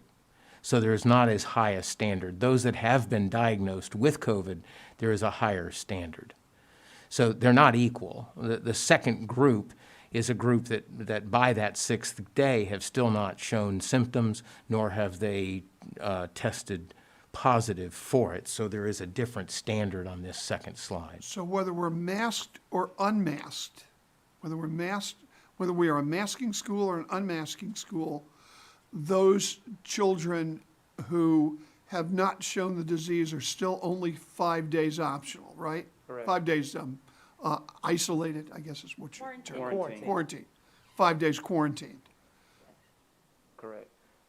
This makes, okay. Thank All you, right. Dr. Keep, Grimesey, keep for that on pushing. clarification. Maybe it'll make sense later on. Let's go, keep on. All right, so and just as a reminder, we had shared this with the board previously in the fall, but we did have a number of questions over the course of the past week related to legal obligations of the school district related to the local health department. So I did want to share, again, some information related to that. So basically, the school district's obligations in terms of the health department are to report cases and exposures of COVID, to share records if requested by the health department, and then also to require students to comply with control measures. And those control measures include both isolation and quarantine. North Carolina General Statute 130A-144 F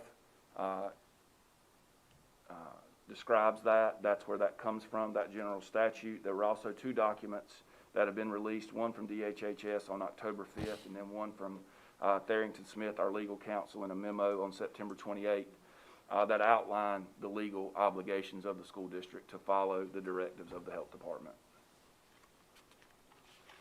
So now we'll start to look at some of our data and where we are, and just this slide is just as a reminder. We've had it in here from month to month of what the CDC's community transmission and positivity rates look like, and what are those for the blue, low, moderate, yellow, orange, substantial, and red, high areas. So you can see the slide there is just a reminder. And next we'll take a look at where we currently stand related to County of Moore transmission and positivity rates. You can see the week of, things have continued to increase significantly, especially over the holidays. Positivity rate, the week of the 27th was at 16.6%, and the number of new cases per 100,000 persons over the 7-day period was 356, which put the county in the red. As of the time that we came up for the presentation, the new data for last week, January 3rd, was not yet out, but will certainly be in the red, but we don't have the exact numbers as of this time, but we'll share those when we have them. If we look at our Moore County Schools data, we can see, and I do want to point out that as we look at the week of January 3rd, you'll see the notation there. Remember that because of the holidays and people being out, really no way to track the course of positive cases. So the week of January 3rd does include cases over the holiday period, so you're looking at basically a 21-day window there. So new student infections, basically from December 18th through January 3rd, 188 new student infections, 364 new student quarantines, 1,287 student absences due to infection or quarantine. And at this time, no group quarantines at this time, but that's likely to change based on just the very high trajectory of new cases.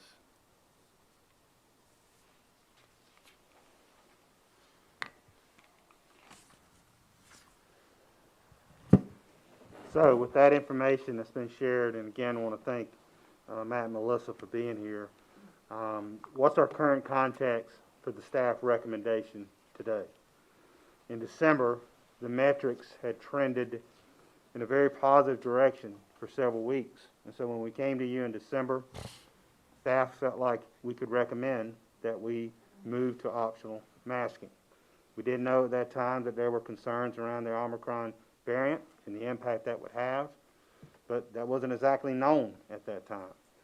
And so we did feel at that time it was the right recommendation for you to consider, and you did approve it. But what we've said as we move through this entire pandemic, we're almost in our 23rd month now of managing this, is our priority, of course, is for the safety and health of our students and staff, but it's also to continue to maintain in-person instruction as best possible. Currently, the district staff quarantine and our isolation metrics, staff quarantine and isolation metrics, are at the highest point they've been throughout the pandemic. So since we began monitoring and collecting these metrics. And so this puts our ability to maintain in-person instruction at risk. As we monitored this through the weekend, and as we looked at where we were coming into this morning, we have at least 4 of our schools who are at a tipping point for potentially having to transition them into remote instruction for a period of time. That's not something we want to do. You may recall we did that in 3 instances last school year, and that's certainly not something we want to do. But when we do that, there's not exactly an exact metric we look at, but we look at how do we maintain operational fidelity of our schools. How do we do school? And that not only includes opening the doors, getting our students in safely, monitoring them, taking after their safety, but it also includes how do we move learning and teaching forward? How do we make sure we're giving them a quality education as best possible? And so when we reach that tipping point where we can no longer do that, that's when we would choose to move a school to remote instruction for a period of time. And so we are in cases already coming into this week where we're at a tipping point in some of our schools, and we're continuing to monitor that. So going to a mask required environment doesn't prevent that from happening, but it mitigates that, and it helps us manage that a little better. The mask required environment also, as we've heard, and we can certainly debate that point, but we've heard this morning that a mask required environment shortens the isolation period for our students, so it gets them back into our schools quicker. And a mask required environment allows our teachers and our staff to focus more on learning and teaching and not having to manage who should be wearing a mask and who shouldn't be wearing a mask, or who's required to wear a mask at this time as they come back from quarantine, or who's not required to wear a mask at this time. Except didn't you say that they do have to do it for the half that were exposed, but are not sick, correct? That's quarantines, yes, sir. An isolation is a student or staff member who is positive or presumed positive. A quarantine is someone who's been exposed. So approximately, and I don't think you know the answer to this, but I think I'll ask the question anyway.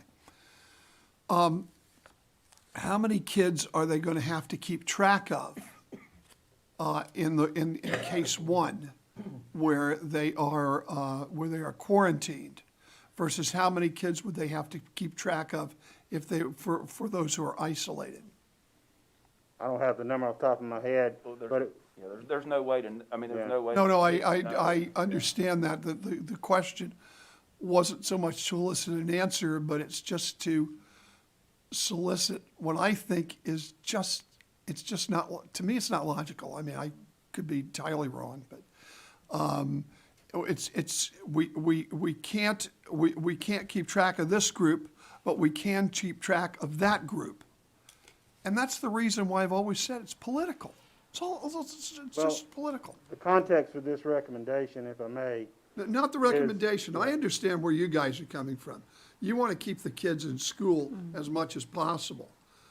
I'm concerned where the CDC and the health department is coming from. That's where I'm concerned about. Dr. Locklear, my question is, when your statement about staff and the high numbers now that we have for staff, that is across the board, correct? That is teachers, bus drivers, that's all inclusive, correct? As That far is. as our high numbers. yes, ma'am. That Okay. includes all staff, not just teachers. Okay, and the 4, I believe you indicated there were 4 schools that are on the tipping point of having to go to remote possibly.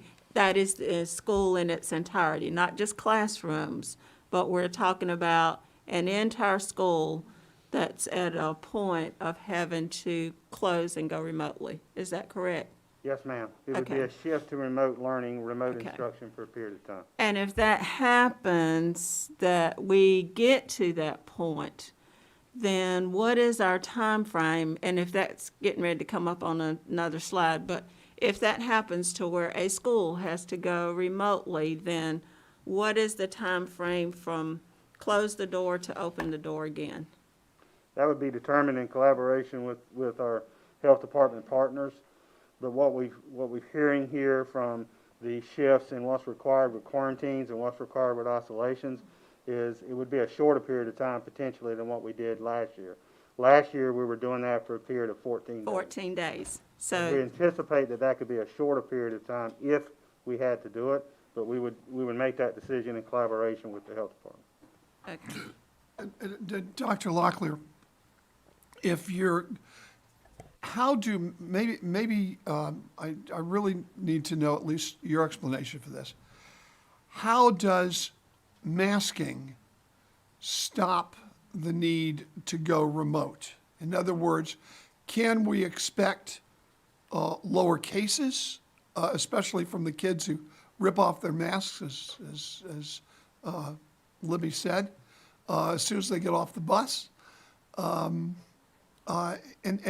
isn't the real problem staff? In other words, the reason why we are forced to go remote is that we have too many staff people out, not so much kids, right? That is the majority of the reasoning. There could be a situation where you have so many students out that you're better serving your students. No, by no, going to remote I instruction. understand that, but as we've done it before, the real tipping factor has always been, we haven't had enough sir. staff and we haven't had enough bus drivers or substitute teachers or whatever it is to put up a functioning school. And how is masking again going to stop that from happening? Because it's just my belief that people are going to catch COVID because they're exposed outside of school, not generally when they're exposed inside of school. Masking can mitigate, and correct me, I'm not the health expert here, but masking can mitigate the number of quarantines that you're required to put in place. If you're in a masking environment and both people are properly masked, it reduces the need to quarantine. No, but that's their rule. That's a rule that they're putting out. Right, which I'm means a talking staff about member in may not have practical to. terms, in medical. I don't want to call you a doctor, although you are a doctor, but not that kind of not doctor. that kind of a doctor. But in healthcare terms, does it really stop? Does it really stop us from having to go remote, or is it just this rule that's messing with us? From our interpretation, it's the implication of the rule and the guidance and how we can maintain face-to-face instruction as best Right, possible. so I we're can't governed- really answer the science on it because I'm not. Right. Well, a if medical I expert. could, Okay, if I all could, because I've been our liaison with the ABC Science Collaborative, and there's going to be 2 different schools of thought that all have their research-based conclusions. The ABC Science Collaborative comes down soundly on its research saying that masking does mitigate spread. And if you mitigate spread, then you mitigate quarantines. If you mitigate quarantines, then you enable administrative fidelity of our schools, and we're more able to keep kids in school.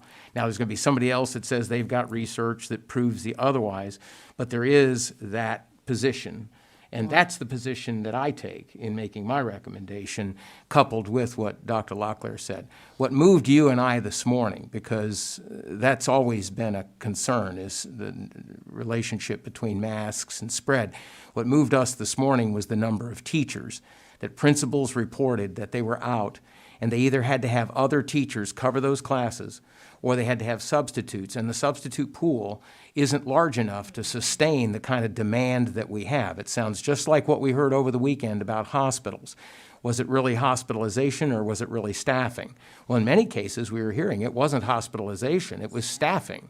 And so in our case right now, we're getting to the place where we have teachers that may have been exposed, they're asymptomatic, they're healthy, but they have to be at home.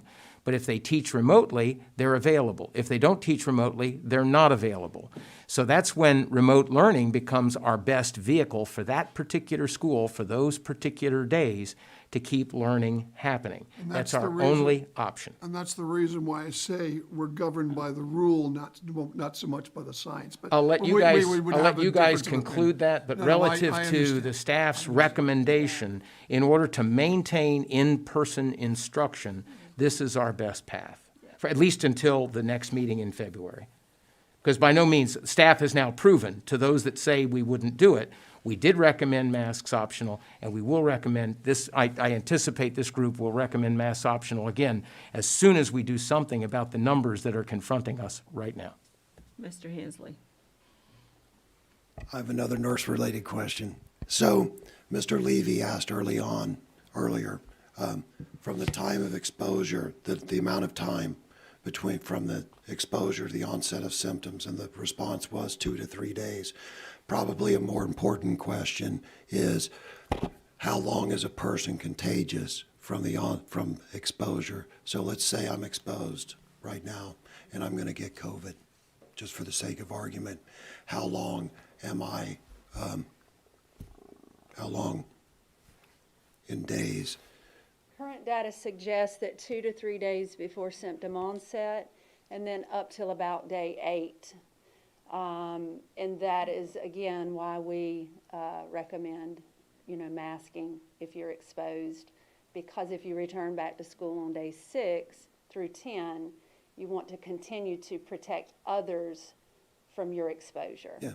So if everyone can not fall out of their seats, here's what I don't understand, and this goes to Mr. Levy's point that it doesn't make sense. So if someone's exposed and they test negative, I'm all for them coming back to school. I would think immediately, but if it's 5 days, so be it. What doesn't make sense is if we know somebody has COVID, and if we really believe it's as viral, easy to spread as this is, then why are we letting them back in school at day 5, whether they're wearing a mask or not? Because, as people have stated, and there was actually a conversation up here before the meeting began, and several board members made a comment that cloth masks, non-N95 masks, do little to stop the spread. So unless someone's wearing an N95 mask, which the probability of that is very low, why are we letting anybody who tests positive back into our school and our ecosystem prior to a full day isolation? So again, if they do test positive, they're isolated and would need to be out for 10 days if they're a student. Not if everyone's wearing masks. That was the difference. Okay, so you're talking about in a Right. mask. So my environment. point is that cloth masks, non-N95 masks, are relatively ineffective against spreading, especially this highly contagious form of COVID. So if we're really serious about stopping this, why would we not have a full 10-day quarantine for people who have tested positive, even if they're wearing masks, unless they're wearing N95 masks? It doesn't make sense. And it goes back to Mr. Levy's point. It's like political, like, well, this is what we think the public will put up with. So explain why, here's my question, explain why if a person that has COVID spreads it for up to 8 days, maybe longer, around 8 days after they've had it, why would we let them back in our ecosystem under any circumstances at day 5? It's a good question, and it's a question I have myself, to be honest. But it is the current guidance that's been published, and as an arm of CDC and DHHS, it is the guidance that we push forward. Well, we just stated 10 minutes ago that the Moore County Health Department was already more stringent than the CDC and the North Carolina toolkit. So we already established that you could put more stringent in. I mean, personally, I wish you would consider less stringent in cases, but it seems that in the case of people who've tested positive, you should be more stringent. In the case of people who haven't tested positive, in fact tested negative, you should be less stringent. Does it make sense? That does make sense, yes. Sure. And in this regard, yes, with those that have tested positive, as Melissa has reiterated there, it would be that full 10 days, as opposed to someone who has not tested positive and only been exposed, it would be that. But that's not what the recommendation was. The recommendation is if Moore County Schools was fully masked, then the Moore County Department of Health supported people who tested positive returning to school at day 5 with or without a test. So what I would advocate for, and I think this board should consider, is a compromise. And that is, if somebody tested positive for COVID, we want them out of our ecosystem for the full 10-day quarantine. That's what I want. If they're exposed but test negative, let them come back. Because as Mr. Levy said, why would we turn away a perfectly healthy child that repeatedly tests negative? Anyway, that's why we have these conversations. That's why we question science. That's why we question experts.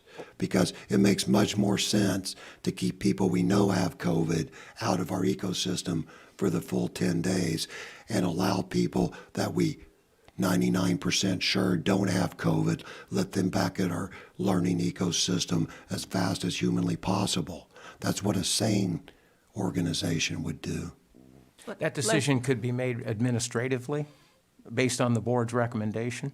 We could just be our employ that. policy. Of course we could, yeah. What my recommendation ultimately, I'm still the superintendent for another few hours at least. My recommendation is that we keep our children in school. I want our schools to stay open. I don't want remote learning. It looks like that might happen anyhow, but I want to keep it as limited as possible. And it is my true belief that if we just go back to a mask requirement through February, these next few crazy weeks with all these infections going on, that we increase that possibility. And we can argue about all the details as we want, Mr. Hensley, and God knows I appreciate your passion and you're well informed on your position, but at some point we just have to rest with what the staff's justification is. But as far as that goes, I know Ms. Fraley is always one who is erring on the side of caution with respect to disease. We tend to put pressure on her the other way to try to facilitate the return of our children. And as long as she's in the room, I know that she is going to be an advocate for the most conservative approach relative to keeping everybody safe. And so I don't think you're going to have a hard sell with her. And she's in these meetings.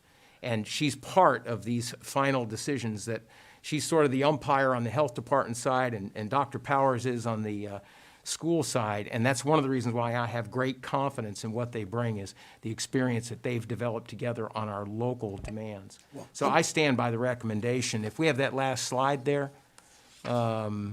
Locklear, if we could. Hold on, Dr. Grimesey, I'm sorry. So I just want to make sure everybody understands we do not have the power to deviate from what the Moore County Department of Health says. Mr. Ramey, our board attorney's made that clear, that we have to follow the Moore County Department of Health. So really, I mean, we could vote to do it, but, at the end of the day, if we were forced to, we would have to conform with their recommendation. So really, I guess my question is if it's what the board wanted, would the Department of Health consider what I just proposed, is that if somebody tests positive for COVID, they are isolated and out of our educational ecosystem for the full 10 days. If somebody's been exposed but test negative and continue to test negative, that they be able to stay in our ecosystem regardless. In a mask required setting? That's where everything becomes political. in a mask-required setting? Well- Because that's what they, no. If you go back a couple slides, and I'm not asking them to, but my recollection is, even in a mask optional setting, if someone was exposed, we did the 5 and 5 thing. Correct. You know, the 5-day and 5-day. Correct. So, you know, maybe if someone's exposed, then they wear a mask for the 5 days and they get tested. I just, you know, to Mr. Levy's point, we're turning away students that we suspect are perfectly healthy, and we have the resources in place to do that continued testing. So let's finalize, Dr. Locklear, your recommendation, and then we can have final comments. Yes, ma'am. Madam Chair, as noted in our current context, and while we are recommending masking required in all our indoor settings at all schools and district sites for pre-K-12, we are recommending masking be required in all our indoor athletic settings and home events and extracurricular activities, and we're recommending that we continue the requirement for masking on all our school bus transportation and activity bus transportation. And so we're certainly open to any additional questions that the board may have at this time.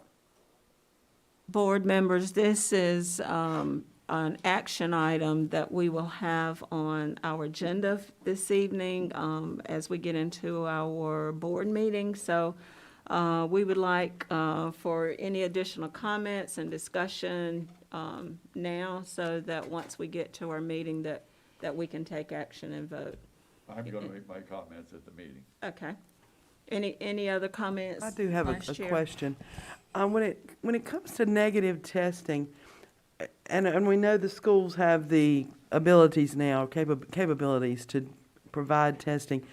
When a student or a faculty member or whatever can do at-home testing, how are those results reported, or do they not count? They're really a case-by-case basis.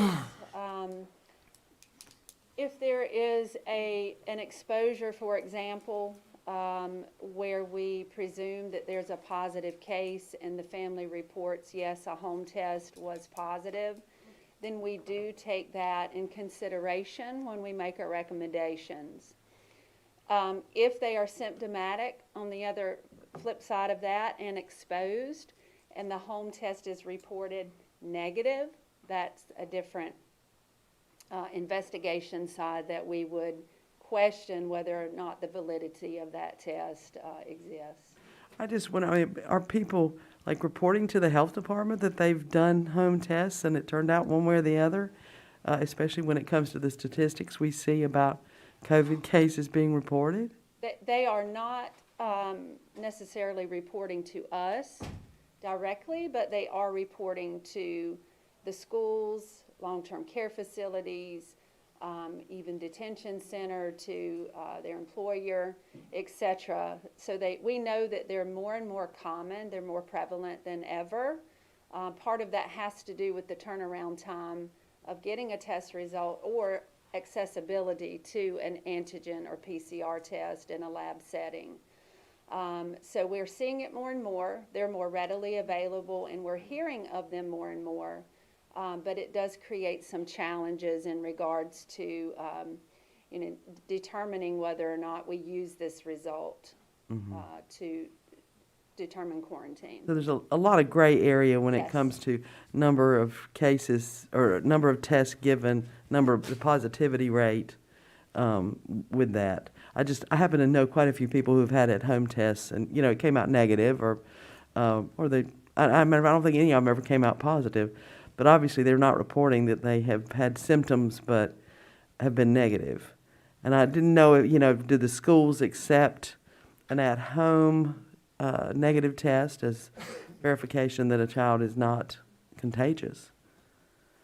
We typically have not guided the school to do that. It's more been on the positive side of that we might have some restrictions as far as quarantine. Okay. But on that basketball team case at Southern Middle, I understand that was a home test. Is that correct? I'm not aware of that either. Well, I only have a communication from a parent who was very upset that there was an order for isolation, quarantine, or whatever for this basketball team. I thought it was at Southern Middle. I suppose I could check. And it was based on one child's home test. So I would, hopefully, you guys use a lot of caution when it comes to home tests, because especially since we have the ability to test ourselves with much more accurate testing. Well, we appreciate Melissa and Matt and their work, and in that particular instance, Mr. Levy, it's an instance where, you know, the whole team was not immediately quarantined for 10 days. It was, okay, let's take a look at this, they'll be out through Monday, and let's reassess and see if there's a need to quarantine the team or whatever. Because the letter I got, the note I got was saying that we were quarantined, or they were quarantined. That's inaccurate. Okay, it may have been inaccurate, but I knew we were gonna talk to you today, and I wasn't gonna shove this over to. It may lead to that, but at this time, Yes. it was not. So all those kids are still in school, right? No, they were out today. But not out for 10 days. Okay, so based on a home test, we have kept, what was that, 8, 10, 12 people out of school for a day? I can't say that. I'd have to go back and look at that particular case. There've been hundreds. I don't recall that was a home test. Okay, well, I don't know what, the only thing, it was reported to me that it was, but who knows, you know, the person may have gotten it third hand or something Was he like the that. one that had the home test, or was this just another parent? No, this was another parent who was very upset that his child couldn't come to school, because he said, there was a home test, and it was reported that a kid on the basketball team, had COVID, so they were isolating, quarantining, whatever you guys want to call it, all the kids on the basketball team. I was told for 10 days, but, you know, I see your explanation for that part right now. I'm just a little bit more concerned that we sometimes jump the gun when it comes to home tests. But once again, maybe it wasn't a home test, and maybe that was just the rumor. So I leave that up to you. That's your bailiwick, not mine. Dr. Locklear, I got one more question. okay. Okay, it's exam time, and I understand that the high schools that have quite a few absences, both on the part of teachers and students. How are we handling the makeup exam situation with this? With students who are isolated at home or quarantined at home because they've had some kind of exposure? Are we making any sort of special allowances for makeup exams, for putting off any of those exams? At this point, there haven't been any putting off of exams, but just as we would in any case, we're going to work with those students if needed. Those students who receive an incomplete until they have the opportunity to take their final exam, and give them that opportunity once they come back. If it's a state end of course test, we work through those procedures and protocols with that. There's time periods with that we have to administer that, and so we work through that as best we can.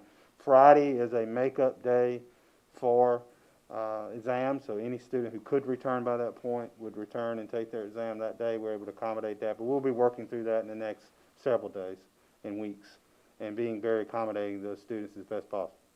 And is remote learning, is an assignment to remote learning an option for a high school right smack dab in the middle of state testing? No, that would not be what All right, we would and want so to one of the happen. reasons why, since we arrived this morning and we weren't so certain that we were going to recommend a mask requirement, it took some time this morning to talk to principals and get a sense of what we were dealing with. One of the major concerns we had was the fact that we simply don't have the ability to put high schools at remote learning because the state testing window is the state testing window. And we have got to figure out a way to get that done. So the makeup test is the secondary problem. The primary problem is that we make that problem worse if we go to remote learning. So one of the things we want to do, if there's any chance that masks are going to mitigate spread, now is the time to put that to the test and find out. We need to keep that from happening if at all possible. And it's just really a shame. A lot of teachers have worked really hard, principals have worked really hard to get student achievement up, and to have this happening in our high schools right now is not the best testing environment for our students. It's very unfortunate that it's happening. But I know our students and our teachers will do the best they can. Thank you for your information. Board members, we're going to take a break, and we'll come back in 5 minutes.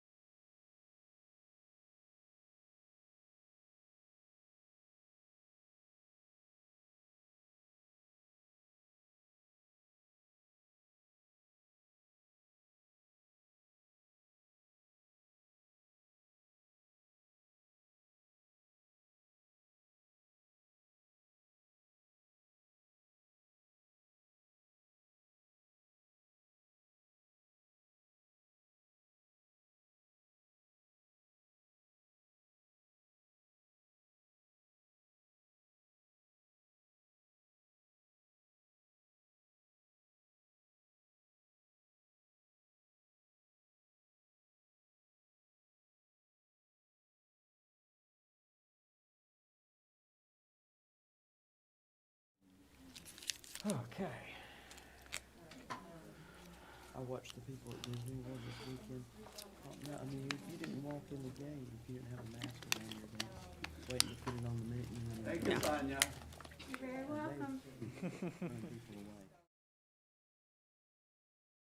We're going to get started back with our agenda item. And my apologies for not recognizing our board members, Mr. Holmes and Ms. Caldwell, who are not here this afternoon due to personal reasons. Dr. Grimesey. Yes, ma'am, thank you. At this time, we'll go to the next item on our agenda, under pending action, item 3B, audit of fiscal year 2020-2021 Moore County Schools annual financial statements. And Mr. Cox is here with our auditor today, Mr. Josh Perrier. Yep. All right. It's pronounced different way. Different people Yeah. pronounce it different ways, so I'm glad I got it right. I always known him as Josh. So, Mr. Cox, I'll turn it over to you. Thank you, Dr. Grimesey, Madam Chair, board members. As Dr. Grimesey mentioned, we do have Mr. Josh Perrier here, assurance manager with Dixon Hughes Goodman, our audit firm, to talk about our financial statements and our audit of the year ending June 30th, 2021. I will make note that the board has provided the audit and the annual comprehensive financial report last week for review, and Mr. Perrier may talk a little bit about some things in there as he's going through his presentation at this point. I'll go ahead and turn it over to him. Yeah, I appreciate the introduction, Andrew.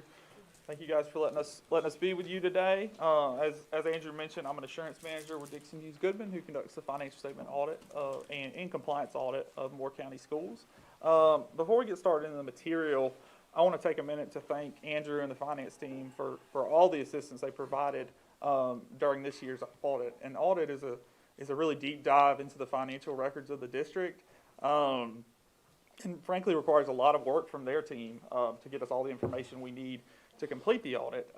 This year, particularly for school districts across the state, finance teams have been really hampered by all the additional federal funding and maintaining compliance with all those requirements as well. So it's required a lot of additional work on their end, and despite all this, they were able to get us all the information we requested in a timely manner to let us complete the audit and get submitted. You should have received copies, as he mentioned, of the annual comprehensive financial report, which is what we'll go through in this presentation.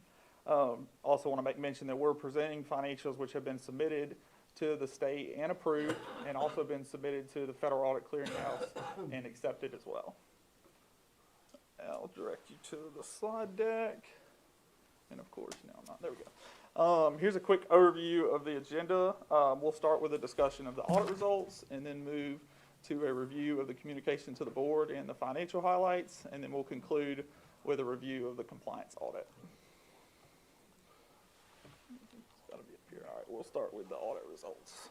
So the purpose of an audit, and substantially all the work that contributes to it, is to enable us to issue an opinion on the financial statements.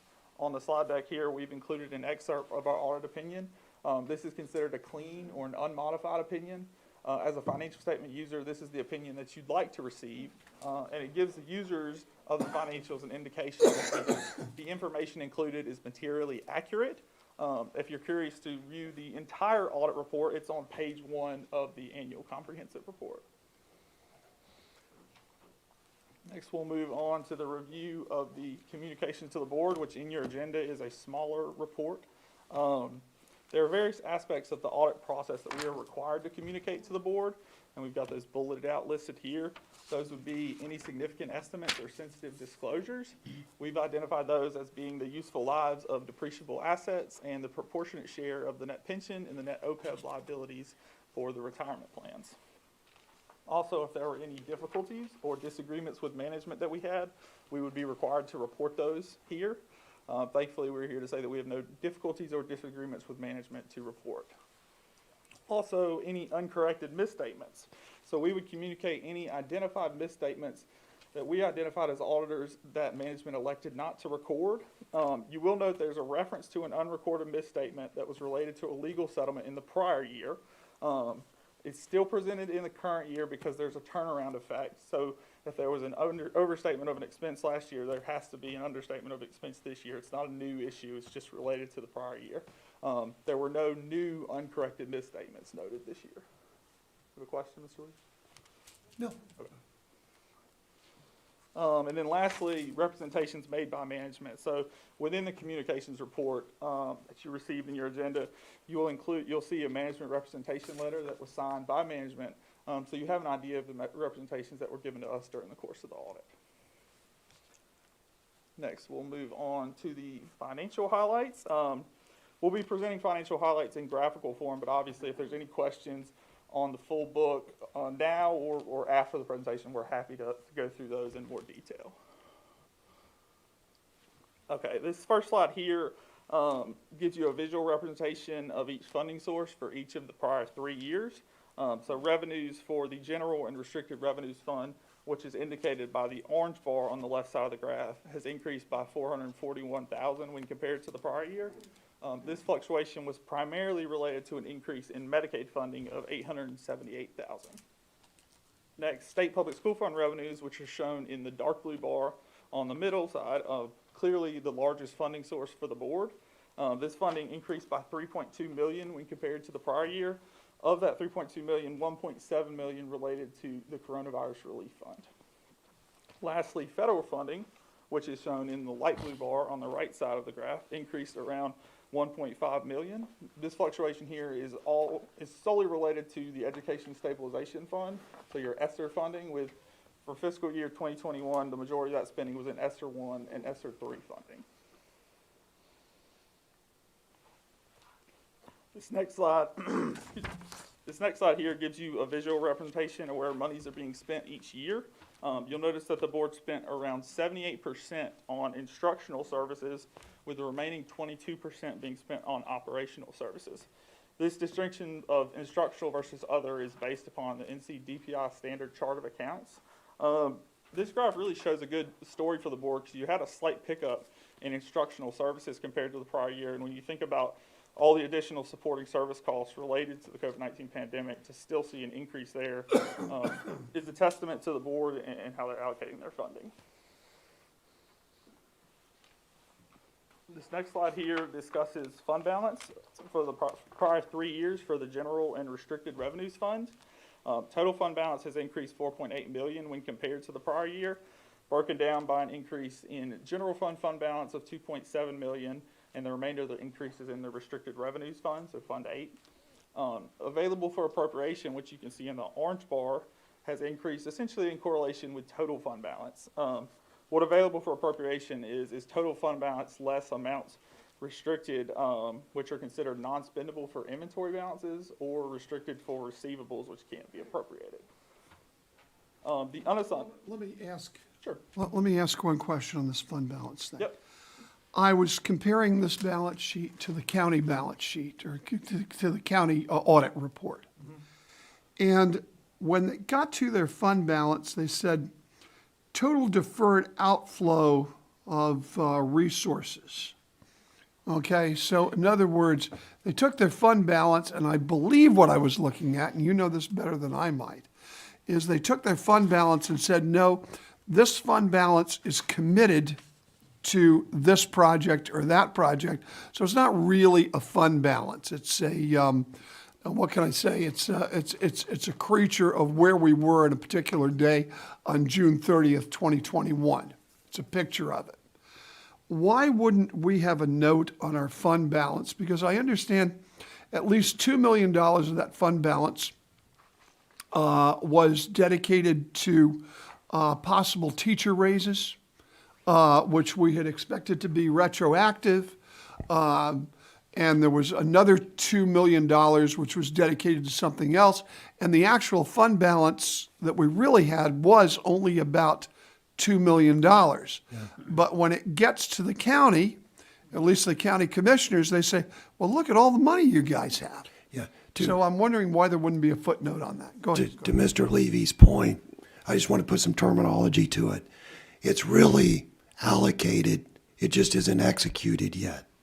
And I think Mr. Levy's point is this chart, because it's called fund balance, to the casual reader who doesn't understand that those funds are actually allocated, just not executed, it looks like we're awash in cash, when in reality, those funds are earmarked, they're just not executed. So how can we have the financial overview reflect that? That was a comment I got actually, who shall remain nameless, a county commissioner, saying, well, look at this, you guys are washing funds. Shows you what they do. You know, somehow the county auditor has figured out how to kind of explain it, I think. Yeah, contextually, I won't speak to Moore County's financial statements because I'm not in them. For the school districts itself, your fund balance, if you look at Exhibit 3 on your statement, which details fund balance, it is broken out by type, right? It's broken out by type of being non-spendable, by restricted, by assigned, which is what the board has the discretion to do. They have the discretion to assign fund balance. Which is what Mr. Levy is Right. talking about for covering teacher salaries, maintaining our operations this year. And so if you look at page 15 of the paper audit that you have, Mr. Levy, you'll see that broken down. Of the 6 million that Mr. Puryear mentions, we're showing 2.1 is assigned for this year's obligations of our general fund balance. So we do show that in our financial statements, just like the county would. When I go pull their statements up, I see that. I can't speak, like Mr. Puryear, I can't speak to how their auditor presents, you know, their financial statements and what they present.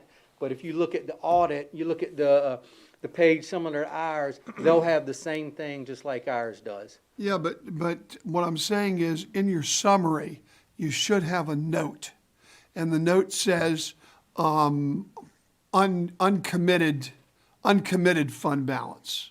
In other words, which should be, I believe, $2 million, or unreserved or unrestricted fund balance. So as I presented, I believe it was last month and maybe the month before, I anticipated us having about 6 million. As part of the the original budget resolution, we appropriated 2.1 million, which leaves us 3.9 million of unobligated, which we talked about using that money to maintain operations as we're going into the budget cycle for next year, and that's things that the budget committee will be talking about how to utilize that going forward in the next year, and will we need part of that to meet unfunded mandates from the state that have come down when they pass the budget in November. Those are discussions that will take place on Thursday with the budget committee. I understand that, but I'm talking about in terms of presentation. I'm only talking about in terms of presentation. You need to make sure that the public and the county commission know that it's not real money that we have in our pocket that we can that we can spend. And the county in their audit does what I would call like a real fund balance, or an amount which is uncommitted or something like that, which by the way is very large for the county. But I'm talking about it just to show something that says fund balance. Are you suggesting that relate to this particular slide? Well, I'm suggesting that in our report, there be a note. When And you the- say the Contextually, report, one thing I want to clarify, if you look on page 49 of the report, there is a breakdown of fund balance, right? So it shows total general fund balance, which is the 6.3 at year end. And then it essentially backtracks and subtracts out things such as inventories and receivables, which are non-appropriatable fund balance. And then it backs out the amount, the 2.1 million, which Backs out what else? The 2.1 million that the board appropriated in fund balance. Whitley gets to the page. And what page was that? This is 49 49? on the large file. So it breaks down on the mid top half. You'll see the total 6.3, and then you're subtracting out those amounts that are either restricted, non-spendable, or assigned by the board. Well, then I guess what I'm saying is that because most people, and not even the county, looks at this. Right. Well, if you could- But in your report, just put a note. I mean, it's just a suggestion. Yeah, You and know, if you you don't, flip the guys don't have to page, do it if you don't want. I'm not an auditor. So I'm just basi- suggesting that you put a note. So to Dr. Grimesey's point, it appears that Mr. Levy may be saying high level at what we're looking at, to put a legend or a note referencing our fund balance. Yeah, or even a note to this page on your summary, even a note to this page, page 49, which then shows a remaining fund balance of, what was that, $3 million or Yeah. something I like did that. want, there is another more if you look on page 15, which is really the balance sheet of the board, it also shows that amount as well. So it's shown on, what I would frankly say is, if a financial statement user, they need to be focusing on Exhibit 3 and Exhibit 4, which are the primary statements. You can also see that amount there where it says it's assigned for subsequent years' expenditures. Just have one question. Do the county commissioners get a copy of our audit report? Yes, Okay. after we, or after Approve the it. board approves, I Right. will send them a copy of our financials, and they have already sent me a copy of their financials. Yeah, that's what I thought. And just for contextual purposes, the state puts out a template for financial statements of what they should look like, and this is what this follows.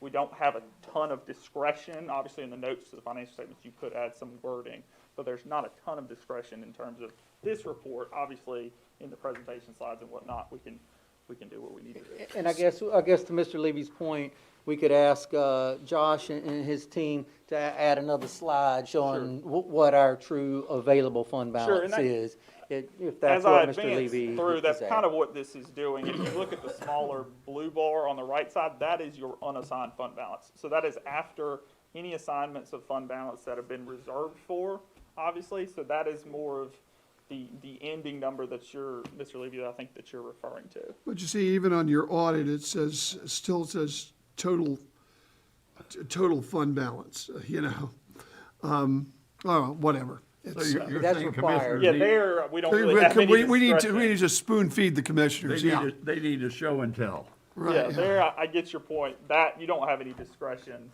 on moving it out of that and into another. Right, it's gotta go somewhere. Right. I'm just saying, just a note on the summary, because I don't think the commissioners are gonna look farther than the summary. Certainly, that can be made clear when we present the budget to the Yeah. county commissioners. And then we don't have any money. Okay. Let's move on. Sure, appreciate the comments. As an overall picture here, the positive item to note is the increase in fund balance, which frankly we've seen across the majority of the districts we audit due to the influx of additional federal dollars. We're cautioning, while it's great to see an increase, we're cautioning all boards to be cautious in understanding that the ESSER funding is going to run out at some point, and cost of education is continuing to rise. So while it's great to see an increase, that does not indicate that a bunch of discretionary spending should necessarily happen, and you have to be very prudent regarding that. And to kind of expand upon that previous point, this slide gives you a percentage representation of fund balance as a percentage of expenditures. Fund balance available for appropriation, if you were to convert that percentage into days, represents 32 days of operating expenditures, and unassigned fund balance represents 12 days. Contextually, I think if you think about a savings account, you'd like to have more than 30 or 12 days of operating expenditure. So we believe it's important for the board to take a important approach when there's a decision to utilize fund balance. Our general recommendation is to not use fund balance to pay for recurring expenditures and to put a plan in place to build it back up if you're going to spend it. It should be noted there's no state mandated thresholds for fund balance at the LEA level.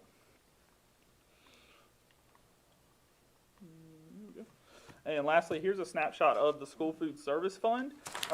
Cash in this fund has increased $62,000 when compared to the prior year related to revenues in excess of expenses. The liabilities presented are significantly comprised of the net pension and the net OPEB liabilities, which are non-cash liabilities of the board. The fund operated out of the summer feeding program for all of fiscal year 2021 as free meals were provided to students, which is why you see a reallocation between food sales and federal revenues. The other revenues listed here are substantially comprised of $800,000 in contributed capital from school construction. As we mentioned previously, in addition to the financial statement audit, we also conduct a compliance audit over federal and state programs which are deemed to be major. The criteria for determining a major program is set by auditing standards and is based upon various testing and coverage thresholds. In connection with our compliance audit, we're also required to assess internal controls and compliance in accordance with government auditing standards. We've noted no reportable deficiencies in internal controls, which is obviously positive for the board and frankly not the case at every school board that we audit. It's a testament to the board along with the finance team and their ability to ensure the appropriate internal control structure is in place. Next, based on our analysis, we noted 3 federal major programs which were required to be audited this year. Those were the Education Stabilization Fund, the Coronavirus Relief Fund, and Title I. We have no reportable findings as a result of our testing in these programs. Also, we noted 2 state programs which were deemed to be major and required to be audited. Those were the State Public School Fund and the CTE State Months of Employment. We also have no reportable findings as a result of our testing in these programs. That's it for our material. I'd like to open it up if you guys have any further questions or comments. I do have a Mr. couple. Levy? Yes, a couple. According to your audit, there's a decrease in funding of 2.6, something like 2.6% in county funding for us. First of all, number one, this doesn't take inflation into consideration, am I correct? Correct. Okay. Why don't you guys take inflation into consideration? Most other government, most other government budgets, when they talk about a decrease in funding, they talk about, because we're talking about large numbers, and inflation means something. Right. If a board, why don't we say that the decrease when taken into, when inflation is taken into consideration is 6% or 7%? Sure. Could you point me where specifically? I'm assuming that's in the MD&A somewhere. Where Well, you're referencing that. Do you mind what page number? let me see here. No, I found it in your explanations of things. Oh, the financial highlights. Okay. Right. Yeah, and that's management's discussion and analysis. I think that's could obviously be something that you guys chose to do. We don't entirely take responsibility for the MD&A. Obviously, that's management's decision on what to put in there and what not to put in there. I think that's a note, frankly, that I think you make a good point potentially. Obviously, you're complicating matters a little bit with comparability and making sure that it's clear, but I think it could be something that's added. Well, my biggest concern is that county revenues in 2021 were 153 million, roughly, and that was 136 million in 2020. So that was an increase of 12.5%.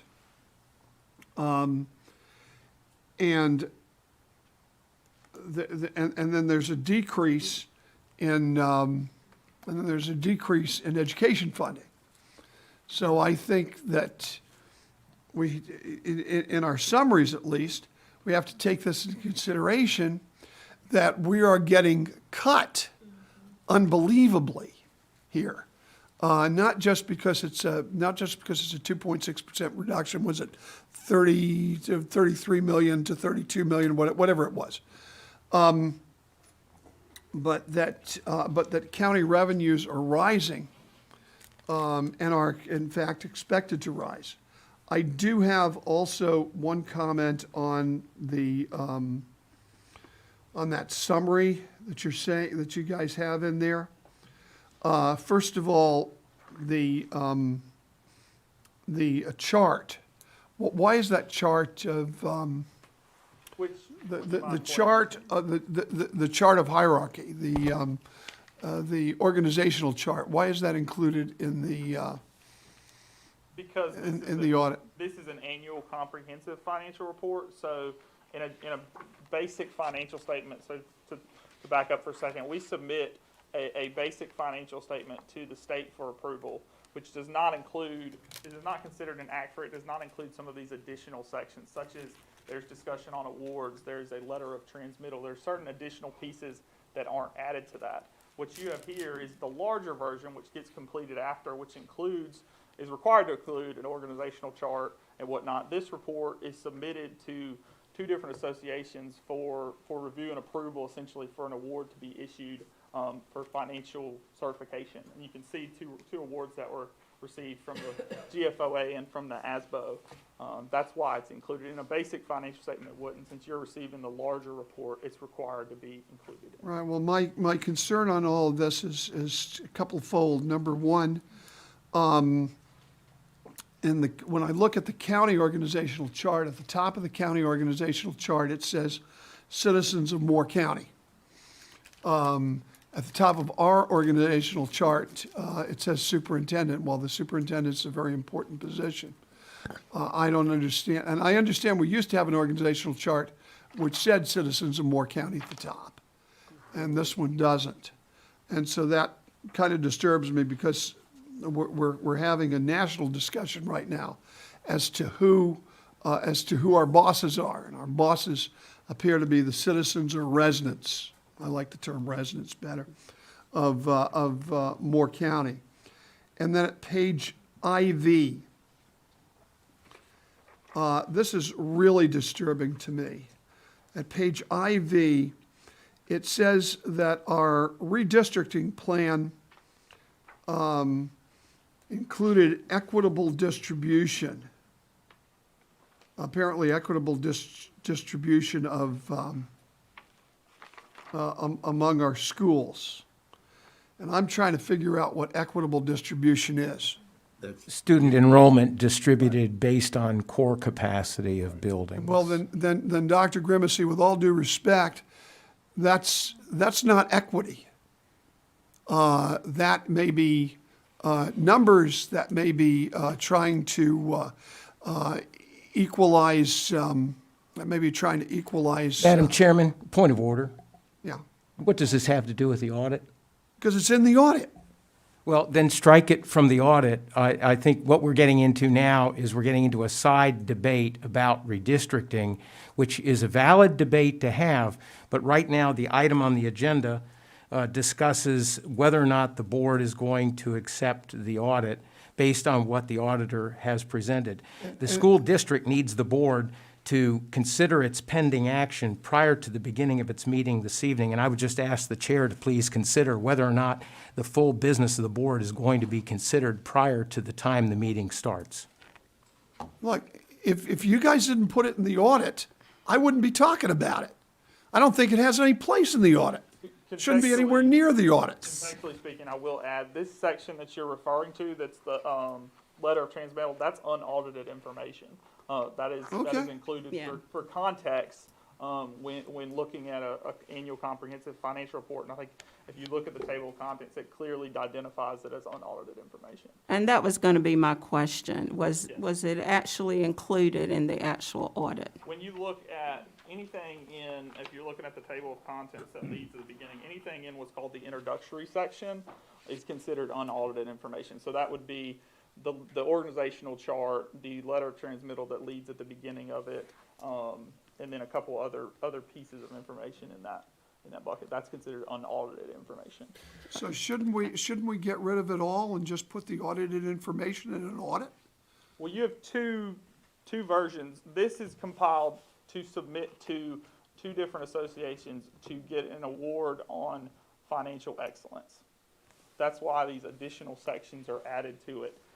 There's obviously, I mean, I think if it's Andrew's preference, we could absolutely just present the basic financial statements, which do not include these additional sections if the board would prefer that. Yeah, and since we've brought that up, we've never really talked to the board about that. That is a way in our business that we establish higher standards beyond the audit itself. Absolutely. There's no other way that we can do that other than this. Right. So, and we've been very good about earning those distinctions over the years. Some years we earn all three of those distinctions. It's a way of letting the broader community know the level of fidelity to which we've aspired with our financial reporting. But if it is not the board's interest to aspire to those standards, then by no means do Mr. Cox and I are vested in that. That is something we've done for the benefit of the board. Let's move on the audit itself, and certainly we can take your questions, Mr. Levy, as we begin to meet with our budget committee and we go forward in our new year. That's something that we can revisit Madam Chair, I just have one comment Okay. on Mr. Levy's thing. So I guess it's fair to say that the unaudited section is information that, or at least most of it, the central office chose to optionally include. So the central office prepared those statements, prepared those documents, and provided them to Dixon Hughes to incorporate them into that document, correct? Yeah, I think that's fair to say. Optional, there's certain amounts, if you were to receive the award, that you have to include. I'll just contextually say that, like if you did not include an organizational chart, those two associations would not issue you an award. But yes, it was provided to us by management. We reviewed it at a high level for accuracy. We are not auditing yet. We're not detailed auditing, but we inspected it, and that's how it got included in the report. Any other comments? I'd just like to add my thanks to Andrew Cox and the members of the financial department here for maintaining the high standards that they do and for aspiring to reach even higher as we go along. We all know it's distressing that our schools do not receive more money than we would like. You know, each year we seem to be losing a little ground in the funding process, but to know that it is well managed and that it is easy to look into the uses of the money and to again be reassured that there is no mismanagement, there's no mishandling, that funds are appropriated and put to use where they need to be, and as our students need them, we are most grateful. Thank you. No other comments.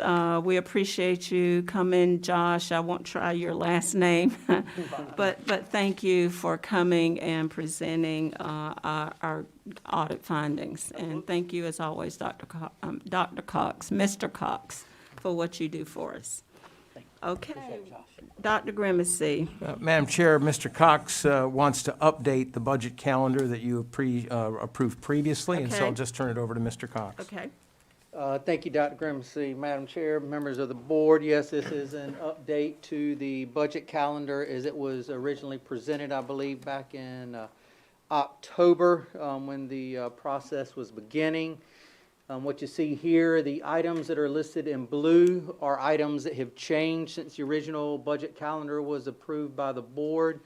You'll see there a budget committee was named, and we have scheduled dates for that budget committee to meet. As I mentioned, the first meeting will be this Thursday, January 13th. We'll have a follow-up meeting of the board budget committee on January 20th. On February 3rd, the full board will hold a budget work session.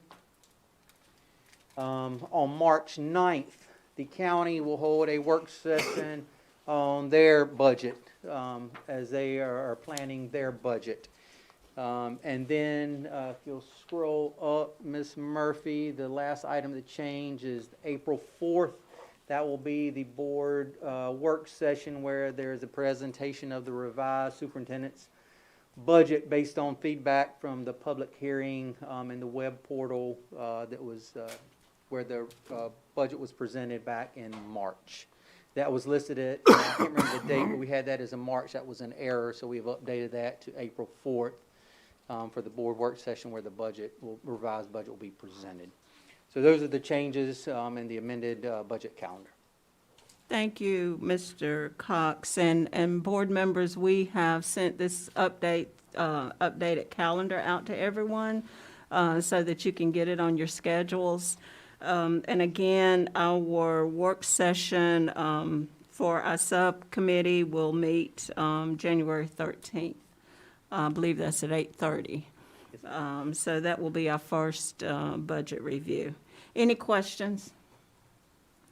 Okay, thank you, Mr. Cox.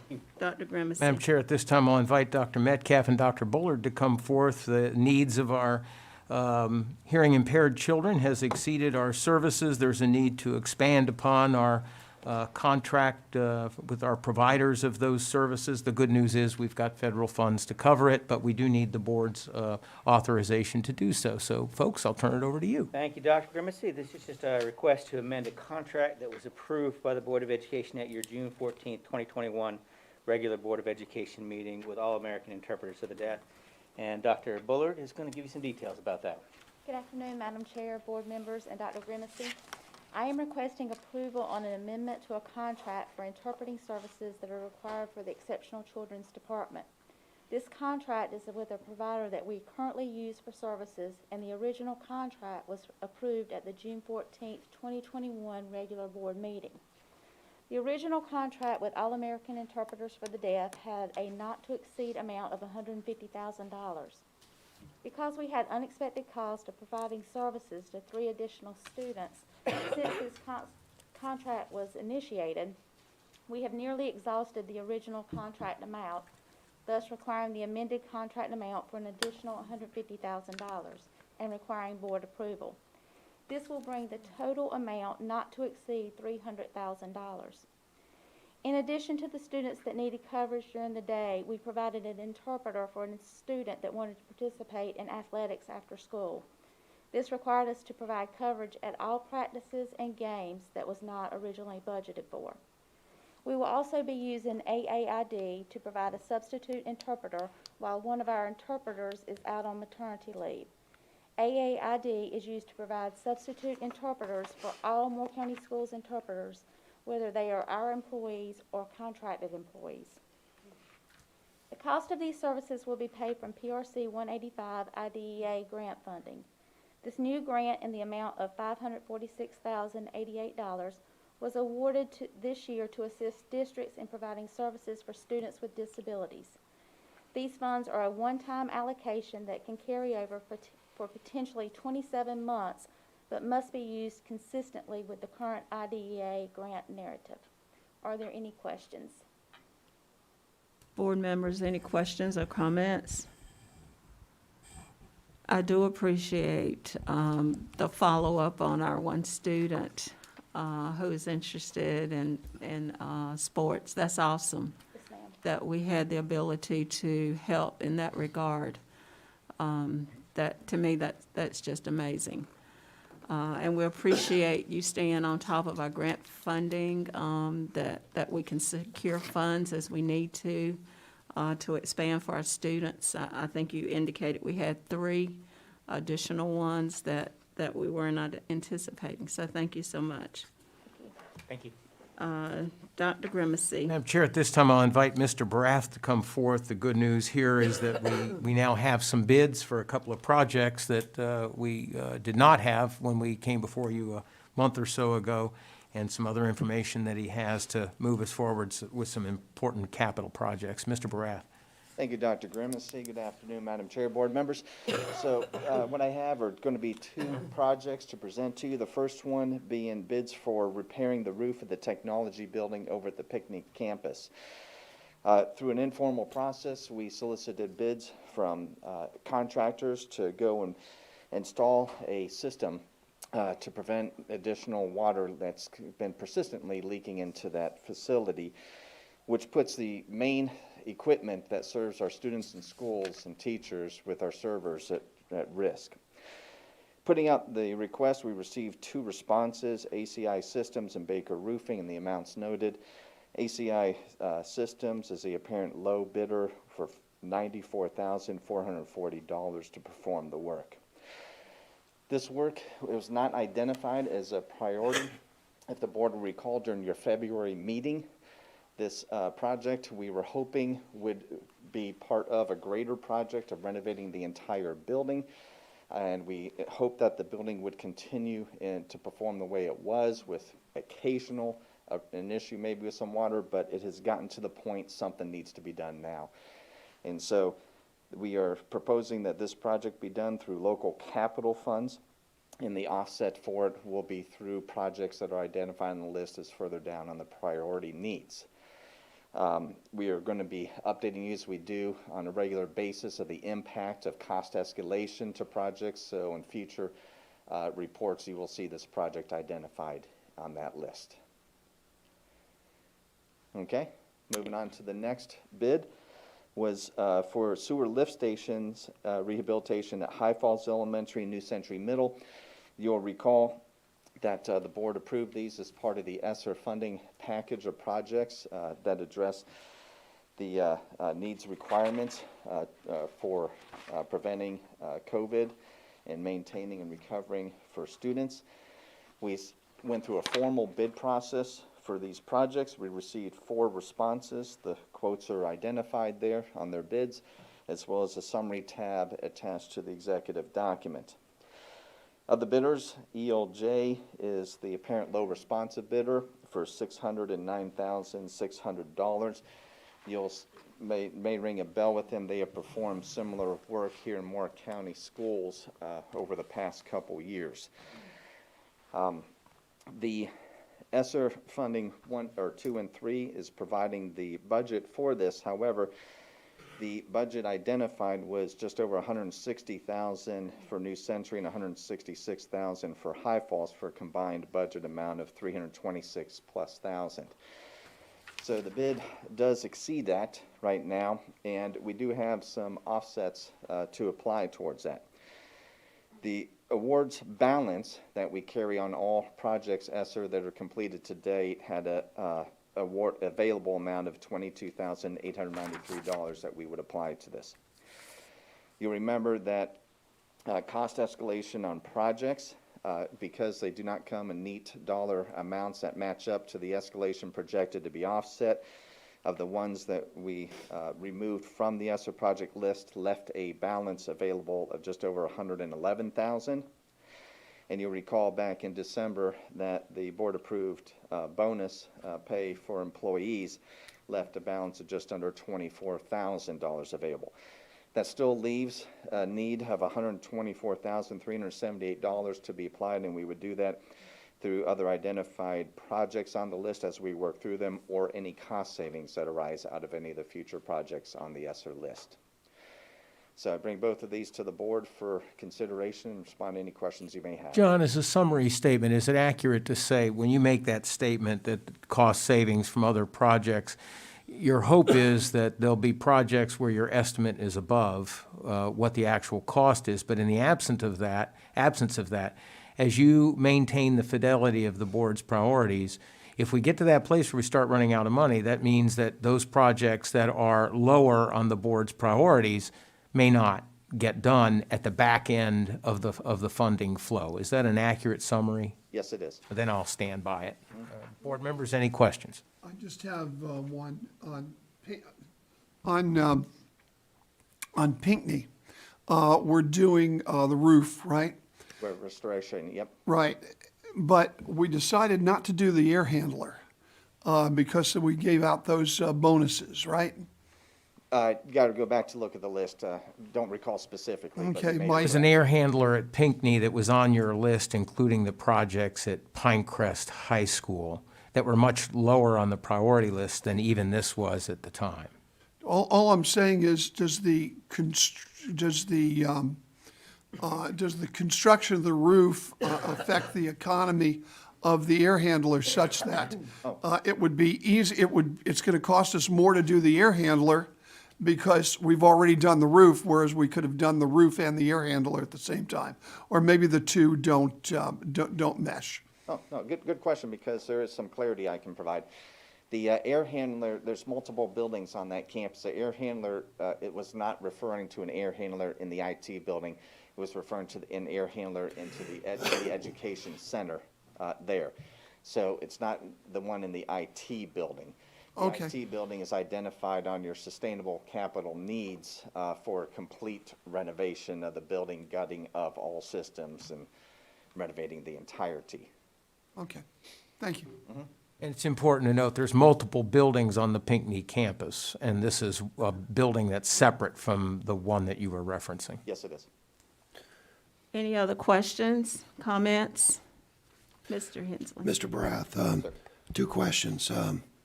First is on the lift station. That's quite a miss on the estimate, right? I mean, thank God for ELI, ELJ, whatever. Otherwise, we'd be paying 3 times what the estimated amount was. What were the factors contributing to the increased cost? The pumps, the engineers reviewed all the bids when they came in, and I asked them pretty much the same questions to kind of make heads and tails of where this went.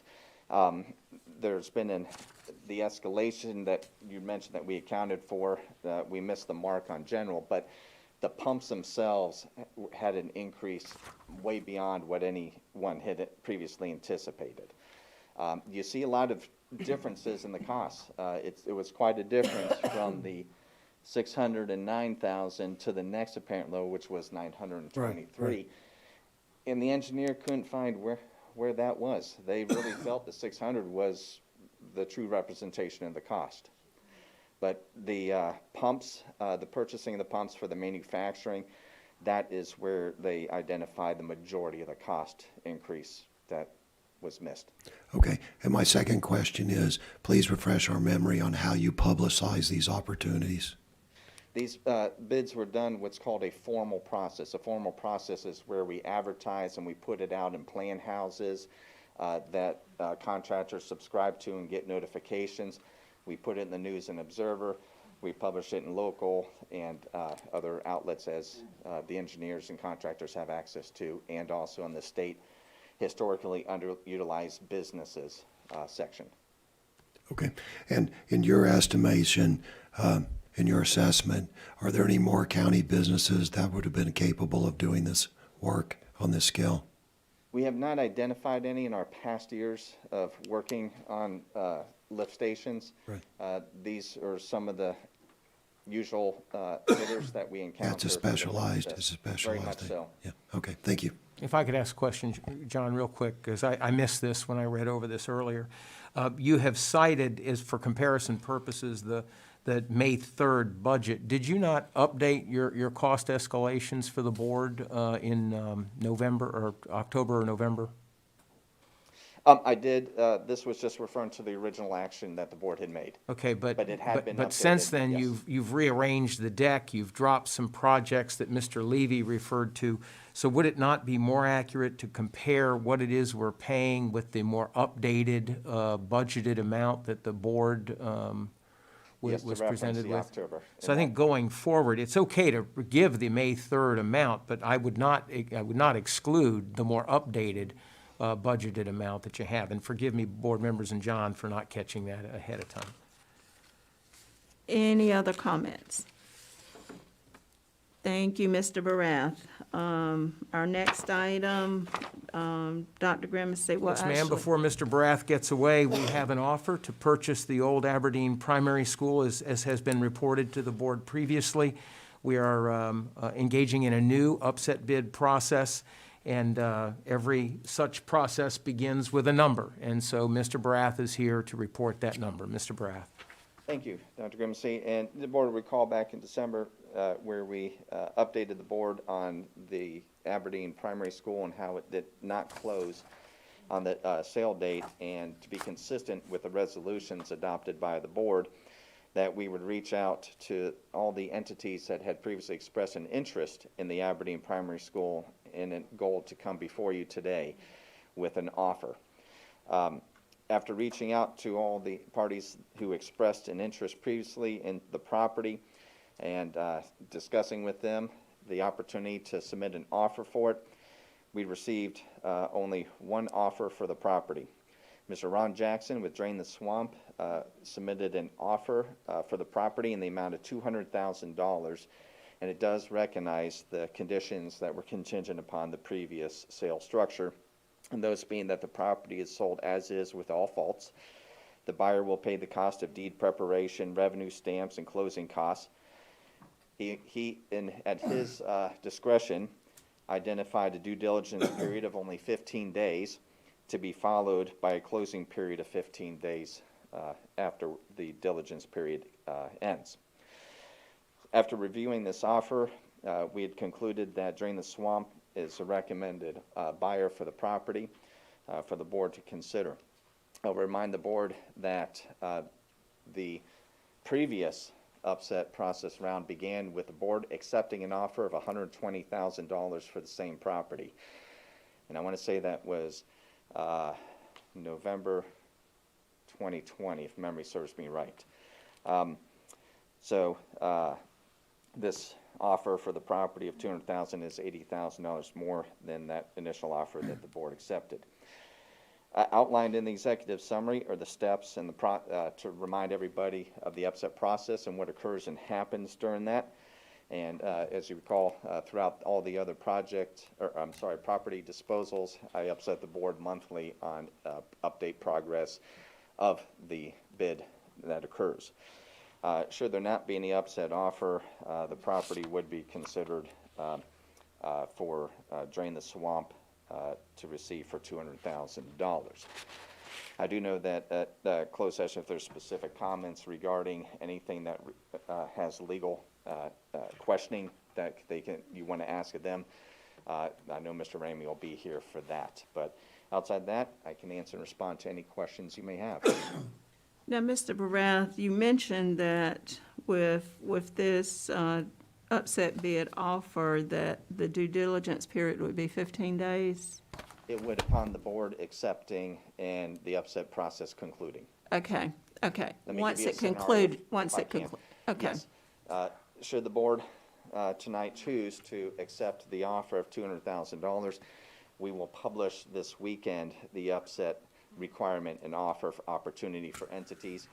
We will put that in the News and Observer, we'll put it in the pilot, we'll put it on our website, we'll send it out to all the previous parties that express an interest. We will also put it out in our social media through communications, and we will also try to get into as many hands of brokers or realtors that we can.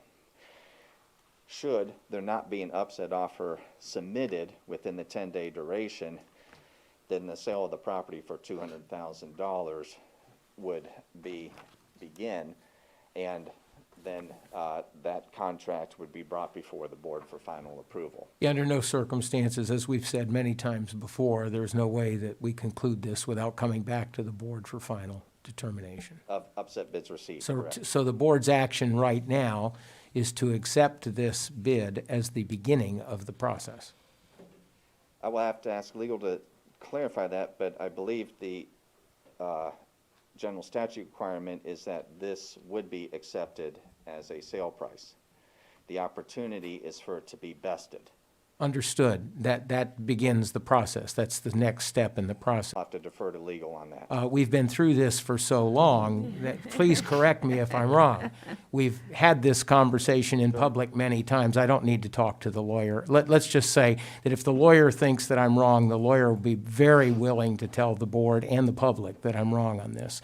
Board members, in acting on this today, you're merely recognizing this as the opening bid in an upset bid process.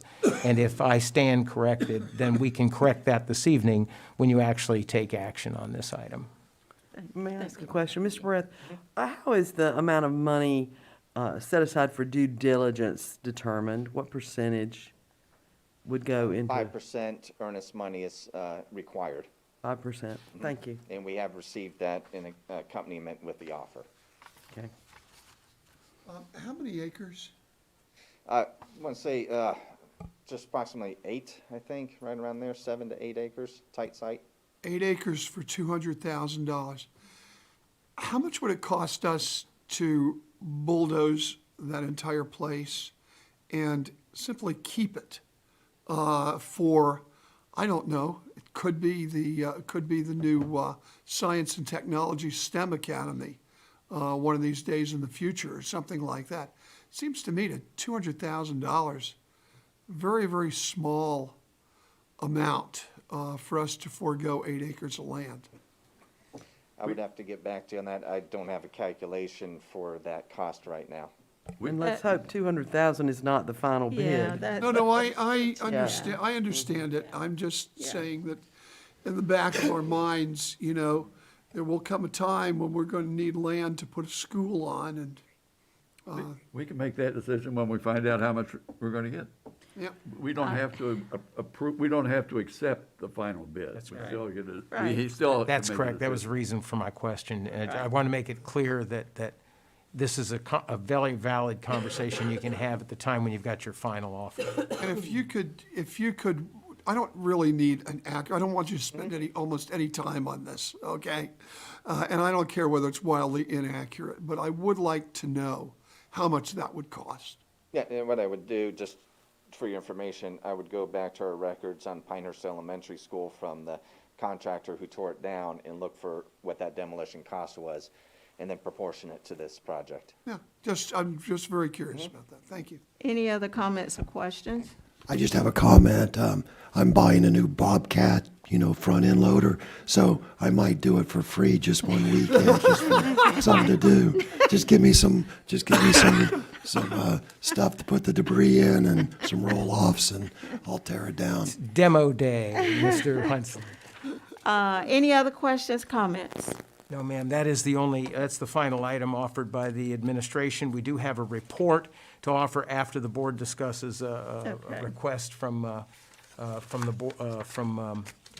board members regarding the location of the next meeting. I've lost track of where I am. Yep, that's item number G. It's got your name on it, Madam Chair, but we do have one more information item, Okay. and we'll just see what kind of time we have available for that. This, hopefully we can get through item G, which is location of February 14th Board of Education meeting. We continue to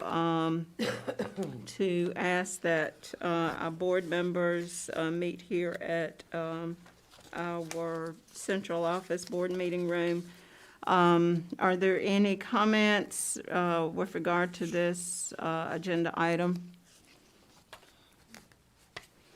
This will be an item on our action for this evening, so I don't know if you want to. That's fine. We'll deal with it this evening. Yeah, That's let's just take opportunity to have the comments just at one time. That's fine. I Okay. agree. Okay, Madam Chairman, if there are any items that the board would assign to consent, I'd appreciate if you kind of let us know now so that during the interim, Ms. Potter can make those assignments. If not, we'll just keep them under board okay, action. so I'm thinking, and board members, your feedback, but obviously, we want to vote on item A, COVID management.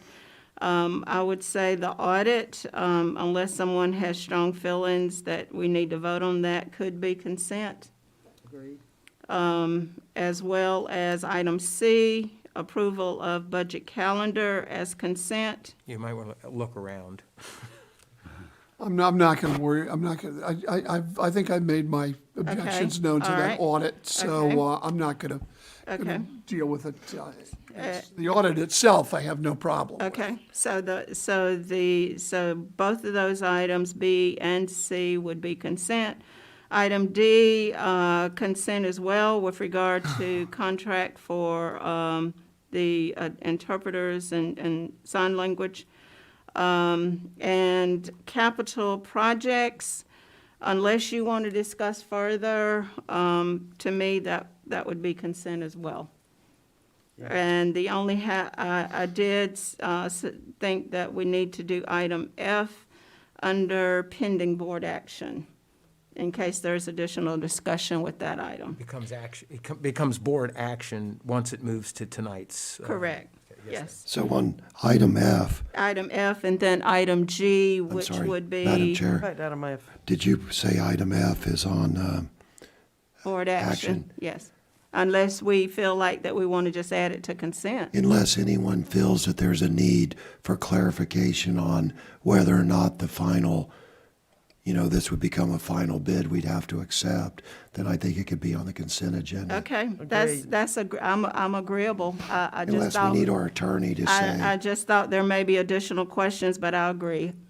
So that one would be under consent as well. And then item G would be under board action.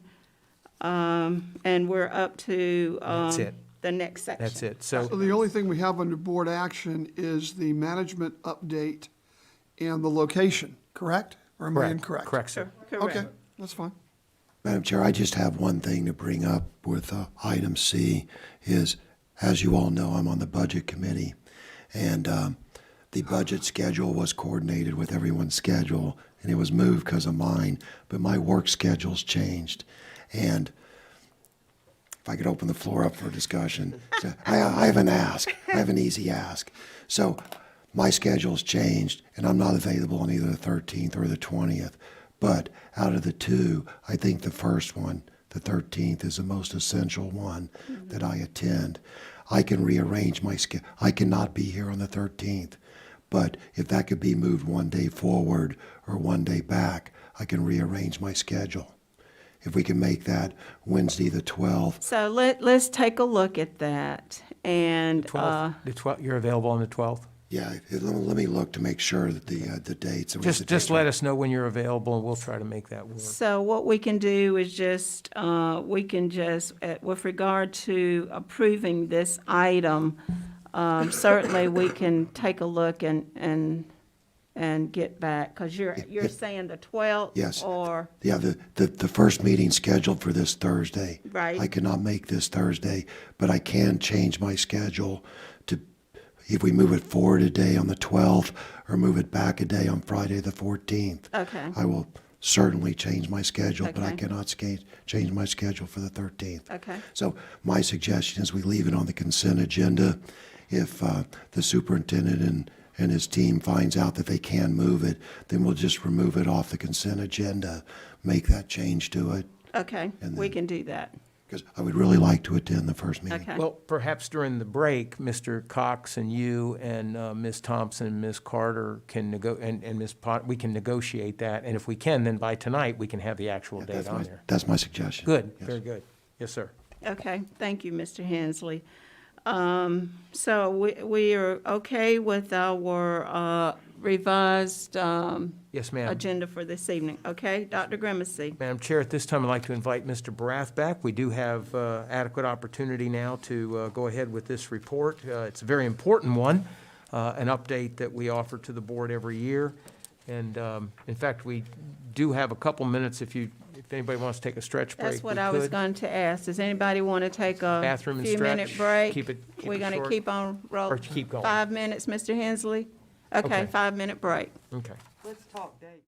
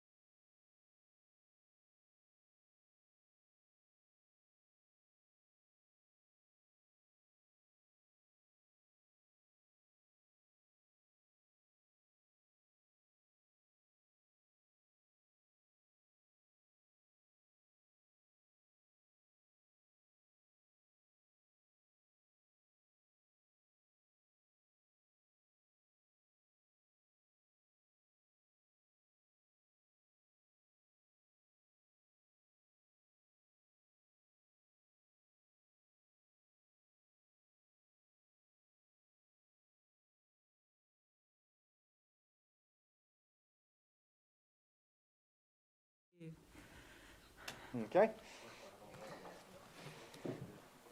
All right, Chair Thompson, members of the board, this should be a fairly familiar now process for you, where each and every year I provide an update to the sustainable plan for improvements at all our existing school facilities. Just to again reiterate, this reflects 7 years of process in the making from when this was first presented to the Board of Education and then to the Board of Commissioners as part of our budget request. As a reminder, we receive $750,000 a year from the county for capital projects. That is distributed in monthly increments, not all at once. And also, we use a working number of $850,000 of annual lottery disbursement for our projects here in the county, which provides approximately $1.6 million combined total for capital needs at our schools.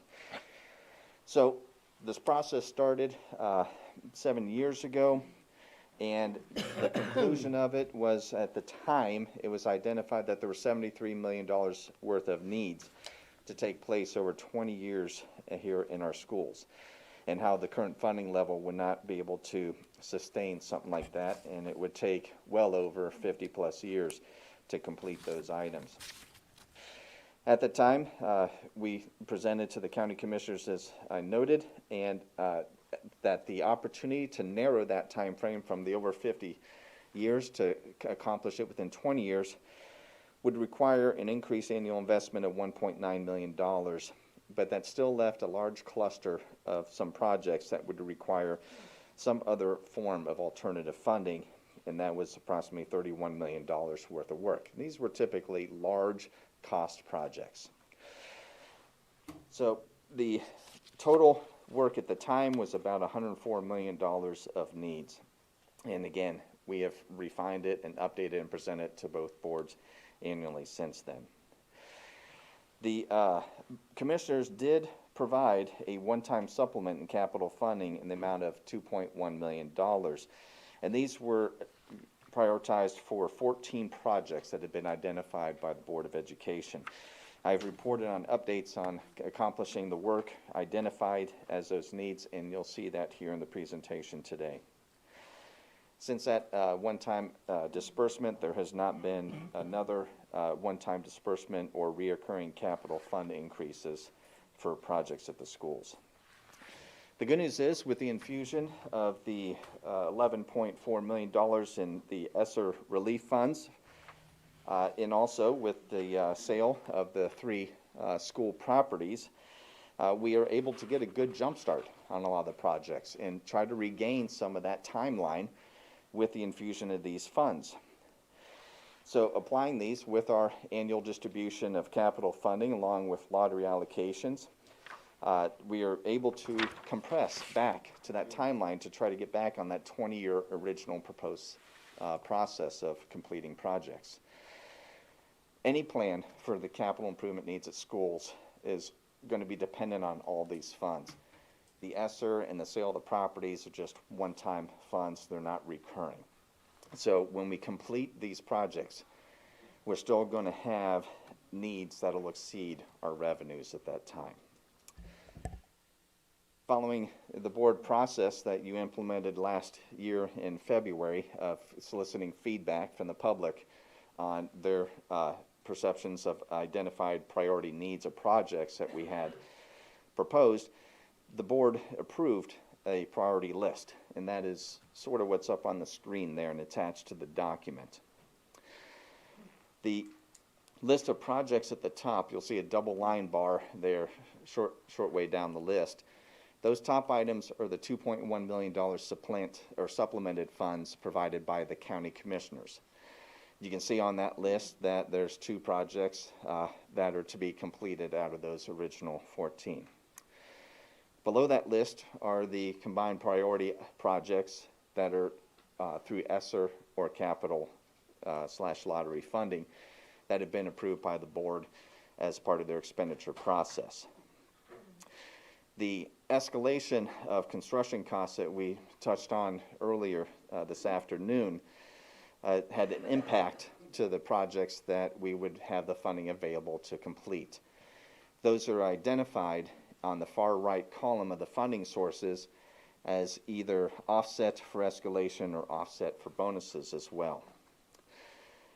So the original projected budget of the ESSER-approved projects with local capital was about $14.6 million. The impact is approximately a $2 million increase in costs at the time that it was presented in October. The escalation of construction costs impacted every item on the list as presented in October. If you want to consider it as a net number, it would be approximately 30% to the entire package of all the projects identified in the sustainable needs list. Now, the other document that's attached is that updated list by school. There's, I think, 42 pages. It was a bigger list previously, but some schools are not ours anymore, and those have been removed from the list. So, for example, the surplus schools that have been sold are removed from that list. Most recently, the old Aberdeen Elementary School, which the town of Aberdeen purchased this past December 21st. That's no longer on there for any needs. You have the new Aberdeen Elementary School identified, as well as the old Pinehurst has fallen away, the new one's on there, and same with Southern Pine Schools. So the list appears to be shorter, but it's really because there were schools removed, and those new schools don't have any large capital needs here in the near future. So that's why the number of total sheets is less than previously presented. There's that document that's on the screen now, the summary sheet of the projects that have been approved by the board as priority items. And when you go through the list, you will see the column of budget. Those are the updated numbers that were presented to the board as part of the escalation in October. John, could we just put an example up? If you're referring to the large document, perhaps you could pull one school up and show how that works. I will be doing that in a minute. I wanted to explain this sheet a little further. Okay, I want to first, be clear and on then I which, was I gonna want go the to board that. to be clear on which document you're into at this Yes. point. And so it's the master list here that you have. Yes. Okay. This very is the capital improvements update list, single page. And so, again, it identifies the priority of the projects through there along with the associated school. The column for budget has the updated budget that was presented to the board as part of escalation back in October. And then there's a running total column next to that as you work through. And on the right is the funding source, and included in there is whether it's ESSER funded, local capital, if it's been completed, and you'd see a corresponding no entry in the budget item because it is completed. And if it is also offset, whether it's due to the escalation in construction cost or for the bonuses the board approved in December. And so when you get through that entire list down at the bottom, the running total is $11.7 million. Now this isn't just the ESSER. You'll recall that that's not how much ESSER funding we do have. This is combined ESSER and our local capital plan, including the funding received from the sale of the schools. So this is the total of combined for ESSER and local capital. So it's a new document. You haven't seen them brought into one before, but I think this helps understand a little bit more about the projects and the costs and the running totals on them as a whole. Mr. Braff, just one quick question. Yes. So the $11.7 million running total, is that inclusive of what we have completed, or is that dollar amount outstanding? This is outstanding projects that are not awarded and completed. I just wanted to be clear on that. Yes. Okay, so 11.7 million current dollars required to complete this list. That is correct. Okay. Madam Chair, if you look at the last three items on the list, you'll see in the total 11,313,770, third from the bottom. And you'll see then that it doesn't increase. When he has a completed project, it does not increase. It's only when there's an outstanding project that it does increase. Thank you. Yes, ma'am. Okay, and then now to take an example of the 42-page document which outlines the needs of the schools. Charlie, if you would open the other attachment. Before we leave this, board members, do you have any comments about this page that we're looking at? Just one question. That's on the There's screen. There's a CAR, CAR, and a CES. Is that both Carthage? Then we have CAM. Yes, it would be.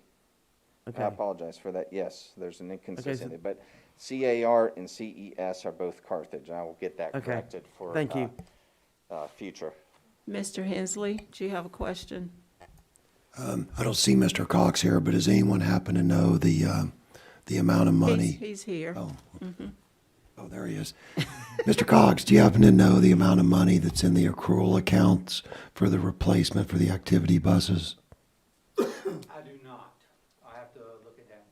Yeah, I was just curious because, I mean, I don't know how that's accruing, but there's a chance that we might be able to fund, you know, the year 3 activity bus or something out of that.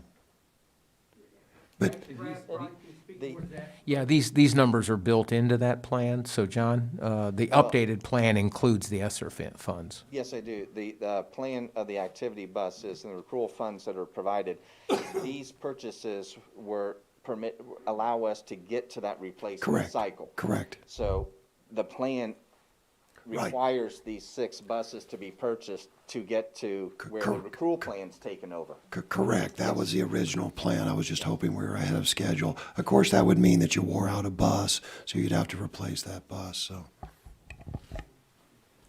Any other questions?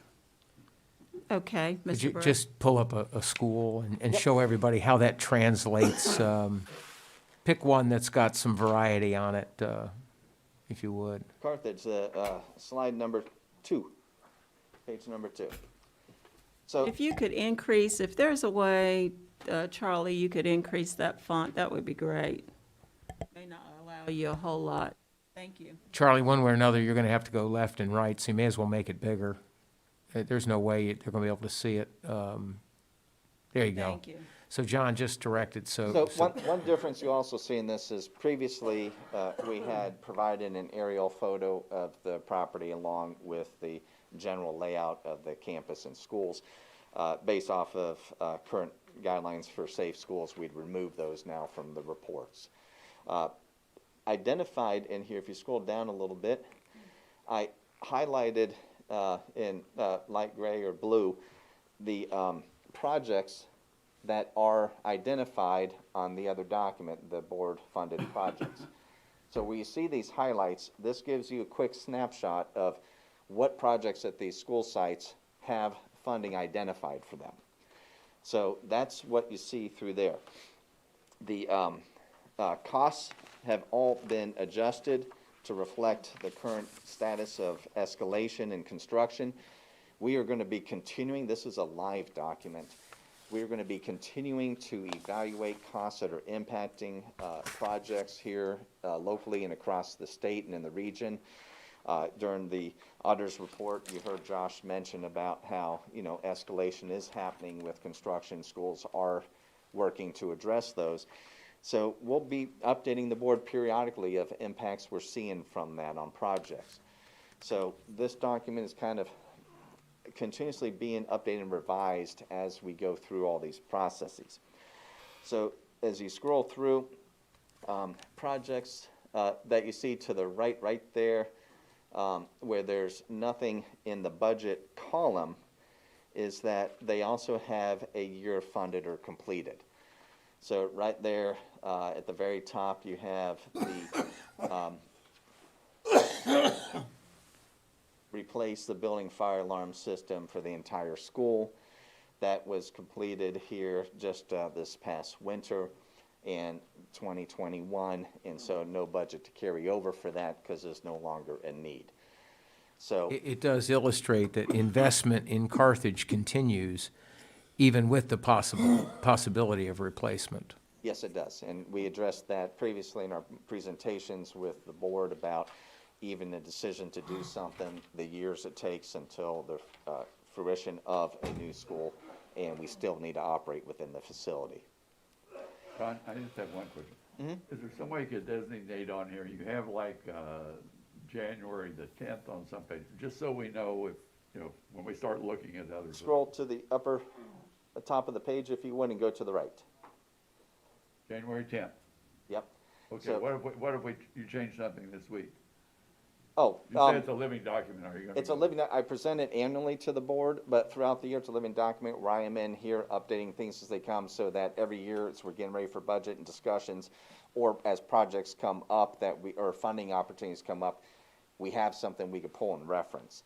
I don't present this, to the board, every time But I there's a mean, change. if it's a living document, is there something we can see as you upgrade it, or? No, it's an internal Okay. living document. I think, that is it accurate to say that when you provide your capital projects update, that very often the board is getting those updates, they're just not seeing the total document and how it's affecting that? Not through this So, entire thing. yeah, I think that you could dilute that information with these 50-plus pages. The board, either through the school board monthly update or through work sessions, the board is being updated on any substantive changes to this plan. Correct. We're on Aberdeen Elementary here now, I think, from what I could tell. That should, Is that, yeah. yeah, it There you is. go. Okay, Yep. so that's the new one. Could you scroll to, how does it show for identified building needs yet? Because I know this is, like I said, this is an ever-changing document because, all right, there you've got your life cycle I replacement. got some life cycle costs in there that we have placed in just so they're being monitored for future. And that's what I When wanted to none of us are see. around, it's identified for whoever takes over. Charlie, could you scoot to the right on that, please? So the long-range There you planning go. is there. Starting in 2038, 2035, with classroom displays, video surveillance systems, we know they have life cycles, they need to be replaced. Intercom systems, security alarm, hot water heaters, standing seam metal roof. None of us will probably be here and when that's happening in 2040, working here at the schools. And of course, any major mechanical system replacements as far out as 2060. This is more than 20 years then? That part is, yes. Just that We, part, okay. the 20-year plan was to address the most critical items and needs identified at the schools. There had always been some items that were post that, but we had to figure out what would be a reasonable timeline that we can work I can towards. understand that, okay.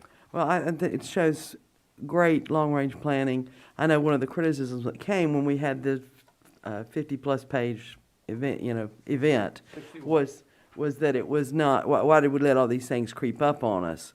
But obviously, in the last 7 years, you have really done a good job of looking ahead and beginning to show us how it's going to have to cycle on through, like the school buses, the activity buses.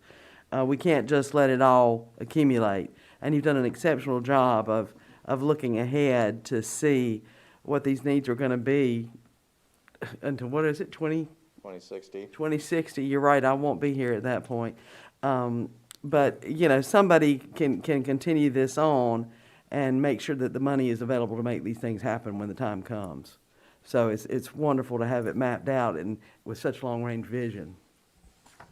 Don't be such a pessimist. 2060, Madam Chairman, this document is not intended for the board to go through this evening. We want to introduce it to the board and the public. Board members are welcome to peruse it. Contact Mr. Barath and Dr. Locklear anytime that you see anything in here you need some elaboration on. It is a planning document, and it's there for your information. We just hold ourselves accountable every January to update it for you. So unless there's any other questions, I just wanted to be clear for our public, Mr. Barath, our 20-year document is, and information that you're presenting is what we're looking at.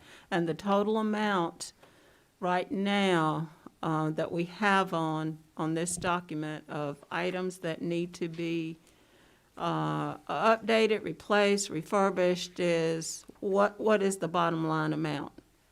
The items that were originally identified within the 20-year plan are identified at remaining $98.4 million. Okay, and The large projects that we had identified has increased to $40.5 million for a new combined of $138.9 million. okay, 40.5 million new, okay.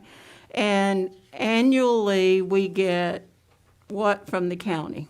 $750,000 in 12 disbursements monthly. $750,000 Correct. in disbursements. Broken out to 12 installments, one per month. Okay. And to Mr. Levy's point earlier that we got sidetracked on with regard to county appropriation, and a specific point about inflation, and, you know, that certainly is where we are today. So, as we begin to look at where we are, our bottom line is that as our budget committee and as we begin to look at our budget going into our final presentation, we've got to have conversation around capital funds coming from the county level. And as, you know, as we look at possibilities, I mean, I certainly don't know what as far as the quarter-cent sales tax, I don't know if that was appropriated to specific items, construction, or, but, you know, we will ask to secure bond premium funds for our gyms, but if we look at the amount of dollars that the interest that those dollars have accrued over a certain period of time, I mean, to me, and I'm just talking, but certainly we have to begin to ask our county commissioners for more than $750 annually in capital funds. So that's where I'm trying to get my comment to. Yeah, Madam Chair, I would just make one comment in response to that. The county, and I'm doing these numbers from memory, so if I'm fact check, I may be off a bit. But the county gives us 50% of their budget, although they give us $750,000, you know, as you pointed out, for capital improvements or whatever. Really, they give us $30 million or $25 million. We, Moore County Schools, chooses to spend that on additional administrators and other things other than capital expenditures. So I agree, we do need to go to the county commissioners and present them maybe a 3 or 5 year, get these capital improvements fixed. But we also need to look internally and look at the money that we're spending, because we have full discretion with that local money. We could spend it on psychiatrists, or we could spend it on air conditioning. We could spend it on raises for bus drivers, or we could spend it on fixing a roof. So the county gives us far more than $750,000. That's what we've chosen to cut out for capital improvements, or vice versa. Right. So anyway. And I understand what you're saying. Certainly, we do have recurring fixed costs that we have no choice, that we have to spend. And then there are other items that are line items, such as what you have mentioned with the our psychologists and our social workers and our nurses and other line items that are definitely integral to our students and our student achievement. So that's a different discussion, really, probably for a different day. But we need to realize that what the state, like for teachers, a couple of years ago, they took away 2 students, or added 2 more students for teachers, which statewide was over 3,300 teachers. So we need to look at the state too, because we're paying for a lot of things that we should be talking to the state about. And again, we have an upcoming meeting that will begin our initial budget discussions this week, and certainly we'll be looking at some of those items, line item, but we feel like, or I personally feel like, that we have some opportunity for funds from the county commissioners that is generated from different sources that, as I mentioned, the quarter-cent sales tax, the bond premium interest, dollars that we possibly could add on to what we have appropriated for our specific capital funds. Might I add a comment as Yes. well? You know, and I'm still greatly concerned about Carthage Elementary and the direction that we choose to go with a very old, very quickly aging, decaying campus because, you know, we are putting a little money in. As you said, money is still being directed to make critical repairs when needed and to do maintenance and upkeep. But we're really going to have to decide how long we want to continue to pour money into a facility that really doesn't meet the needs and especially won't meet the future needs of Carthage. So something that a board will need to consider sometime in the near future rather than putting it on down the road because we're going to have to decide what direction we take with that campus as well. Board members, any additional comments? I do want to just reiterate what Mr. Baraff said, just for our public audience that's listening, that we were extremely fortunate to have dollars come our way in December for sale of our old Aberdeen Elementary School. So that campus is no longer listed for us as surplus property. And kudos and congratulations to the town of Aberdeen, the mayor, for working through that process and being able to close on that for us. As well as Southern Pines Primary, because As- that one closed in December as well. As well as Southern Pines Primaries. Mr. Braff, did you have any additional comments? That is it for now, and it's a lot of Okay. information there, and as Dr. Grimesey said, if any board members have questions at any time, feel free to email me with them, and I'll get back to the board. Okay. All right, so board members, we move down to our last item, and Dr. Grimesey, we're down to our closed session here at, 4:30? So I'm not sure about our. 4:30 to 5. Five. No, actually, excuse me, you have the flexibility to go to closed session now if you choose to. You can Okay. wait till 5 o'clock. Okay. Or you may do so. You'll notice a note on the agenda that states that should closed session end prior to 6:30, that you'll stand in recess. So you have the potential for a break Okay. should you complete your closed session in Madam advance Chair, of 6:30. Before we move to closed session, might I ask for reopening discussion of item C, which is approval of the budget calendar, such that we consider Mr. Hensley's request to change the date and go ahead and establish that? Okay. Is that possible? Thank you. Yeah, yes, ma'am. Thank you. Okay. So where's Mr. Mr. Cox, could you just come on up to the microphone? It's a little unorthodox, but it gets it done, and we need to do it publicly. We have to establish it publicly in order to keep the item on the consent agenda. So it looks like Friday is not a possibility. Friday is good. Oh, it is good. I'm good anytime Friday. Anytime I Friday. can change my travel plans to return back Thursday night. And, So at this time, just so that we are clear, we had a conflict for our scheduled board meeting on Thursday. And so now we're looking to change that meeting, Dr. Grimesey.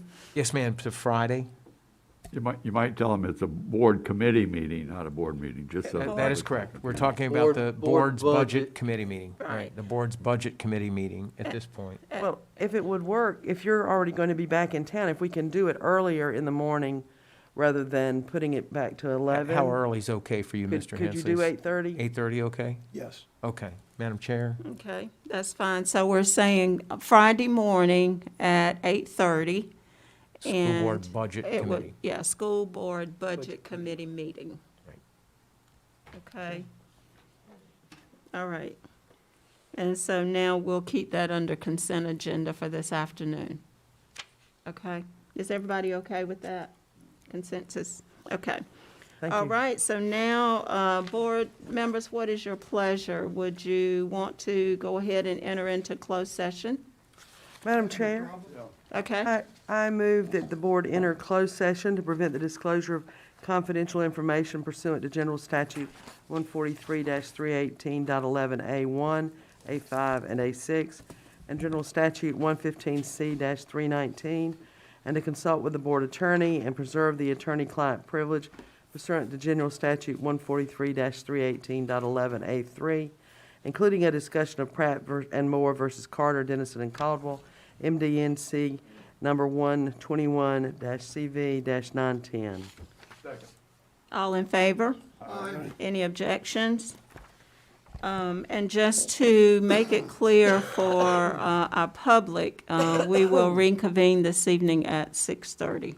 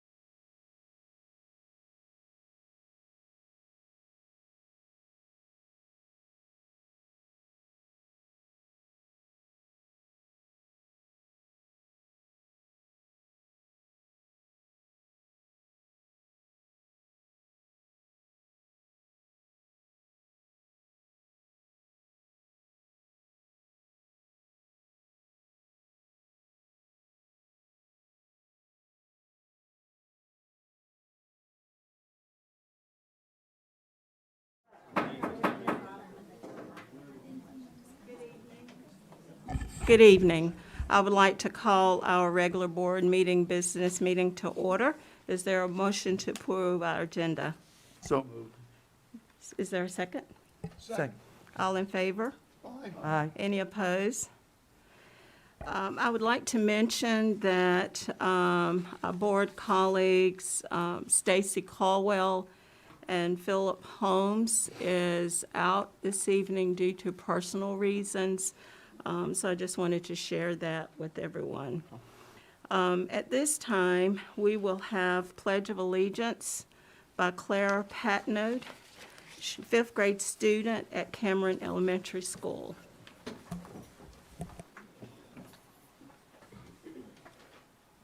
Hello, my name's Claire Patnode, and I'm in 5th grade at Cameron Elementary School.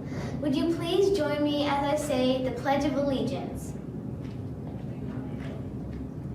I pledge allegiance to the flag of the United States of America and to the republic for which it stands, one nation, under God, indivisible, with liberty and justice for all. And next, we have our inspiration by Fernando Johnson. Hi, my name is Fernando. I'm from 5th grade in Cameron Elementary, and I have this poem to inspire you. You are amazing. Yes, you really are. No matter, you matter more than you know. You are more amazing than you think, more capable than you believe. You can love more than you can imagine. You can make a difference. You can be fierce to protect those you love. You can make mistakes and get up and try again. You can learn and grow. Remember, you don't have to do it all alone. You can be warm, kind, and loving. You can be happy, sad, and angry, or any other thing you need to be. It doesn't change a thing. If you're scared, if you are flawed or scared, be confident, be brave, be you, because you are awesome.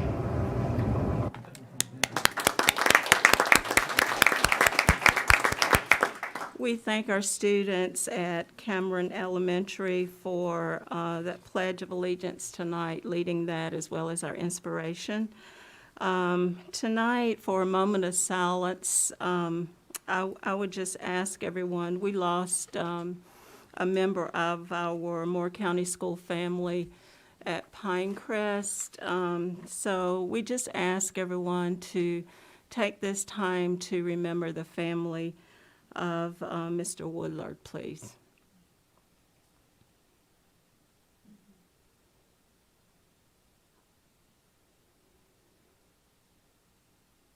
Thank you. Next, we have our recognitions by Mr. Dennison.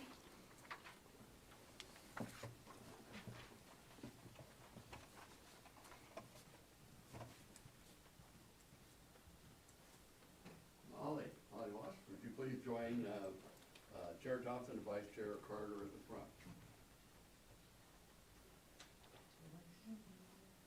Molly is from Cranes Creek Middle School, is this month's Engage in Inspire Succeed Certified Staff Honoree.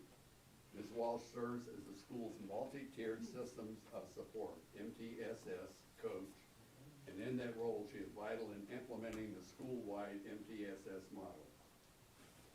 Ms. Walsh has an enduring effort to help teachers and staff meet the needs of all students. She works tirelessly both during and after school hours to dive into the school's academic attendance, behavioral, and testing data to develop our school's initiatives. Mrs. Walsh provides staff with targeted professional development resources and suggestions to support them in meeting the needs of our students. Every decision is driven by her data analysis. The impact she is making increases both staff and pedagogical knowledge and student achievement. Cranes Creek is lucky to have such a hardworking, dedicated, and knowledgeable coach. With members of the Walsh family, Principal Jones, please stand to be recognized.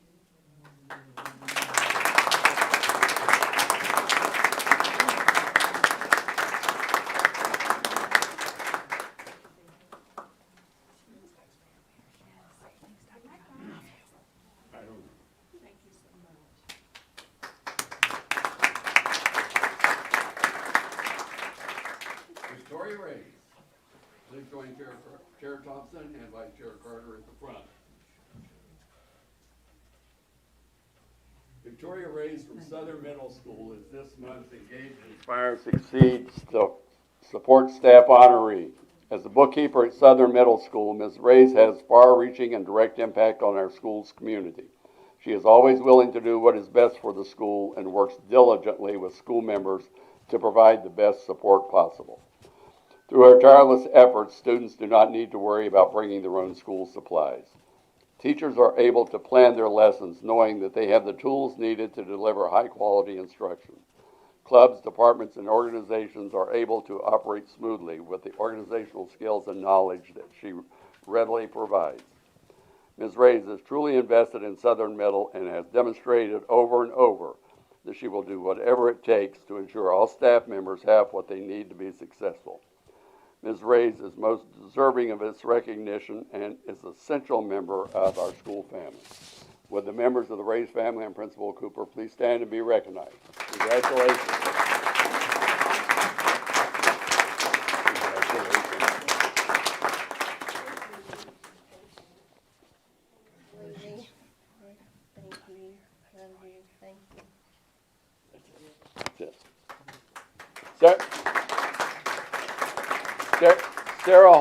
Sarah Holder from Pinecrest High School is this month's Engage, Inspire, Succeed student honoree. She is unable to join us here tonight, so we will honor her at next month's meeting. We also had planned to recognize Kimberly Fielder Jones from Northmore High School, who earned the 2021 North Carolina K-12 Theater Arts Educator Award. She is also unable to be here tonight, so we will honor her at next month's meeting. And that concludes the recognition. Thank you, Mr. Dennison.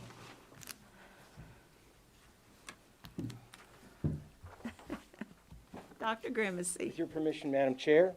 Madam Chair, members of the board, I trust that you've drawn inspiration and encouragement from the many artifacts of respect and gratitude that our students and teachers and principals have shared and which are displayed around the room this evening. You recognize and express your formal appreciation for our students, employees, and patrons, as you did tonight, during almost all of your meetings throughout the year. As part of National School Board Recognition Month each January, we take the time to recognize you and express our appreciation for your service, your leadership, and your achievements on our behalf.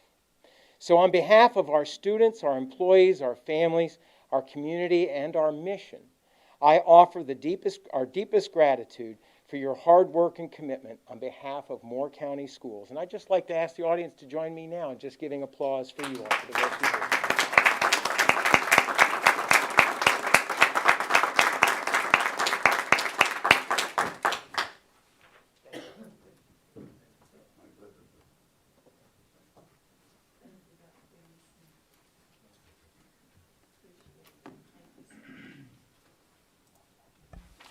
Next, we have our program highlights by Catherine Nagy. Madam Chair, members of the board, Dr. Grimesey, it is my pleasure to introduce tonight's program highlight. Tonight, we pay tribute to the legacy of Dr. Bob. Before we begin, I'd like to recognize a couple special guests that are here with us this evening. First is Mrs. Carol Grimesey and their daughter Hannah.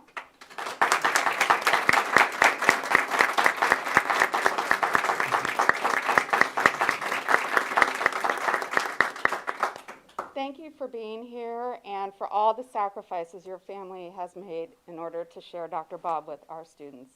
So thank you.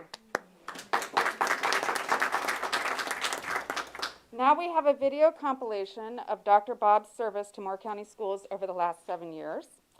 I'd like to recognize Charles Batchelor, Assistant Director for Communications, for putting in the time and the effort to pull this video together. And with that, I will hand it off to him.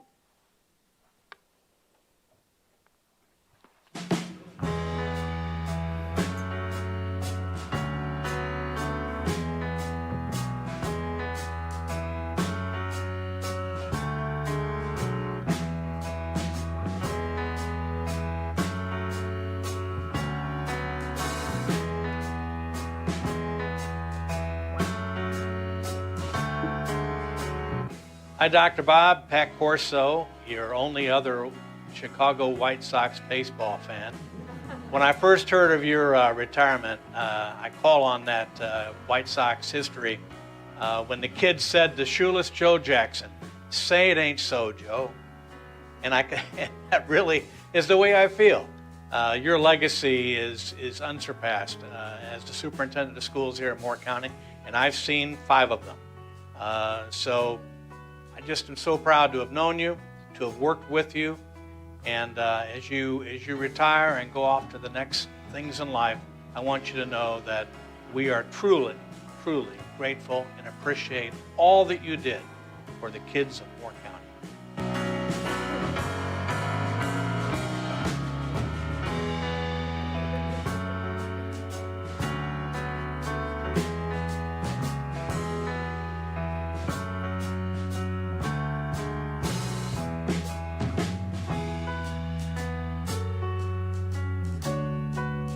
Dr. Bob, as you're leaving Moore County Schools, I want you to know that educators like myself will forever remember that what is most important is to write on the hearts and the minds of our students. All that is important, that they matter, that their voice matters, and that it is our utmost privilege and honor to help build their confidence as they become the new leaders of tomorrow.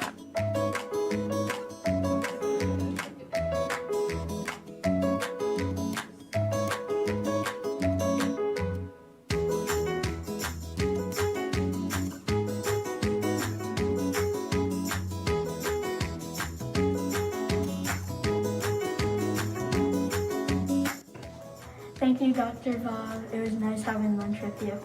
Congratulations on your retirement, Dr. Bob. Bye.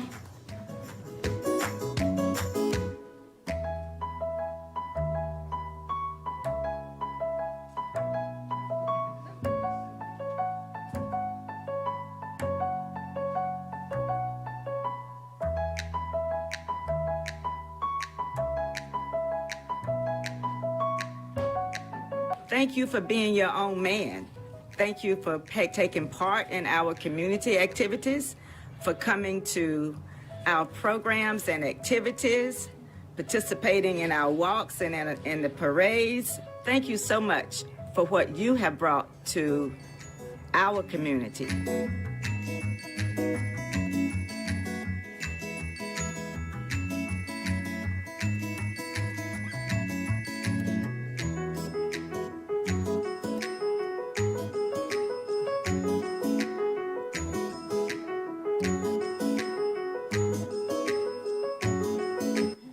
Dr. Grimesey, thank you for a job well done and for your service to Moore County School System.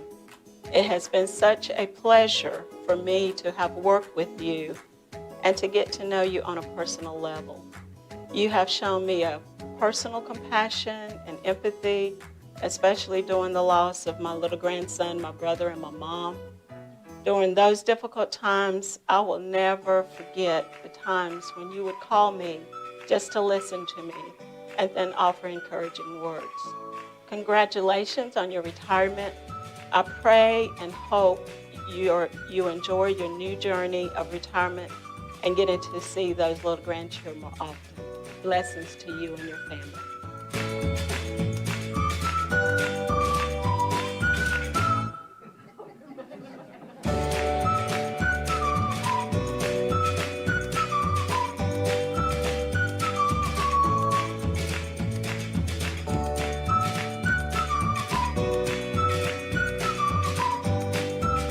Dr. Bob, it's appropriate that we're recording this in this room where you and I spent countless hours helping the kids at Moore County Schools.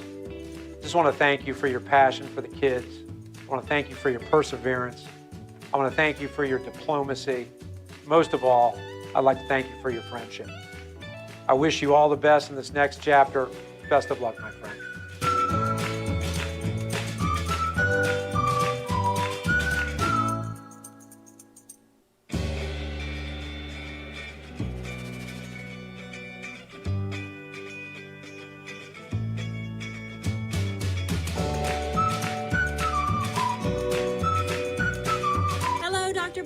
on behalf of the ESL team, we just want to congratulate you and wish you an awesome retirement. Thank you for all of your hard work, your dedication, your commitment, and we just want to say well done. Enjoy retirement.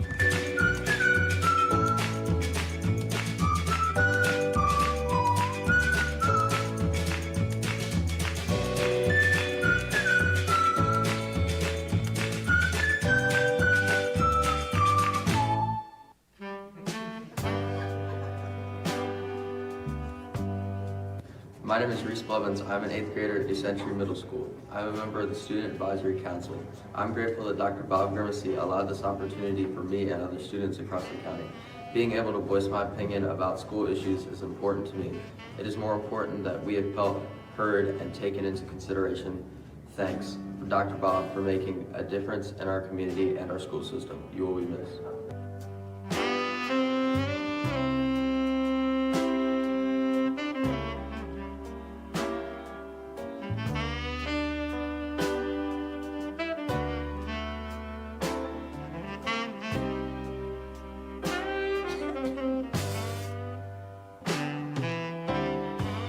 Dr. Bob, this is George.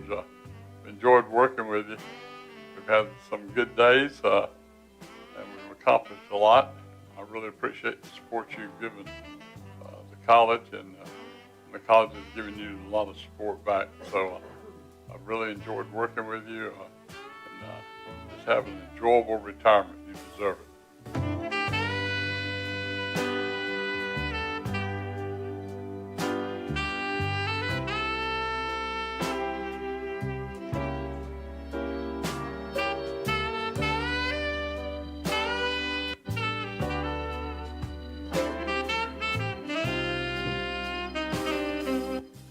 Well, Dr. Bob, it looks like the time is finally here for us to say goodbye. I surely have enjoyed serving alongside you and wish you well as you enter retirement. Enjoy your children and grandchildren and make the most of every moment.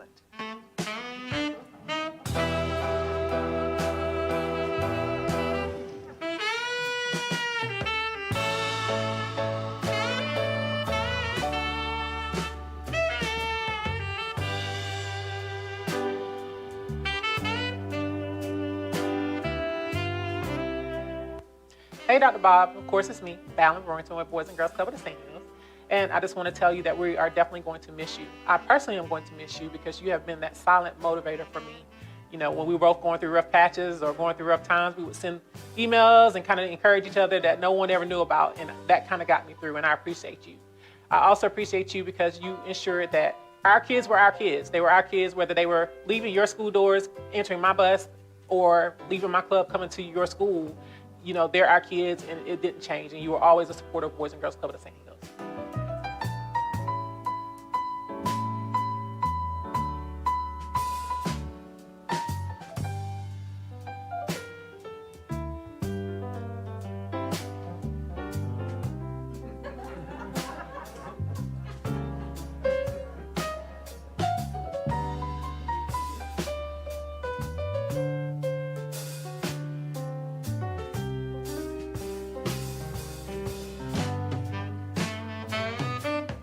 Dr. Grimesey, thank you for believing in our teams, challenging us, pushing us, and for trusting our leadership as we all work together to do what's best for children.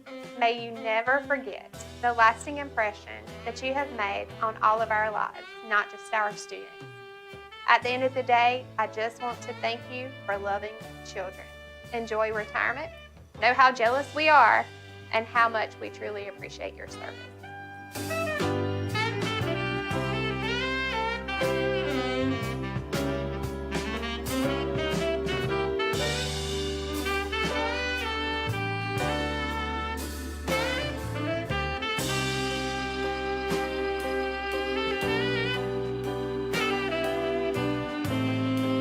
Hi, I'm Sarah Adams and I'm a senior at Union Pines. I would like to say a big thank you to Dr. Bob for all the things you have done for us students at Union Pines. Thank you for supporting us throughout our educational journey these past years, and we wish you the best of luck in your retirement.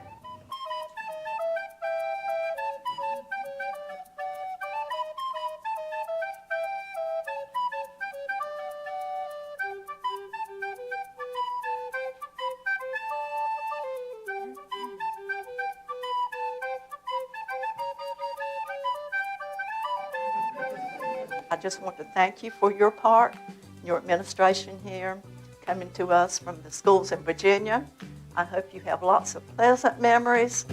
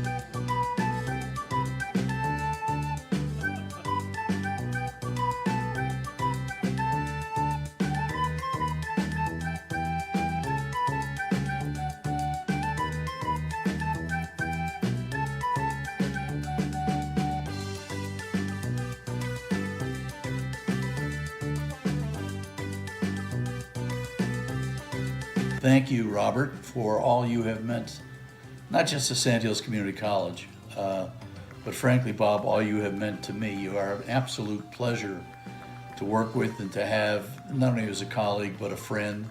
Anybody who can bring the White Sox and the Packers both back from death's door during the course of your tenure here has got to be recognized as a leader with almost supernatural powers. And you have put those supernatural powers to work in many ways, all for the benefit of the young people and the future of this community. So Bob, thanks very much for everything that you have done, and all the best.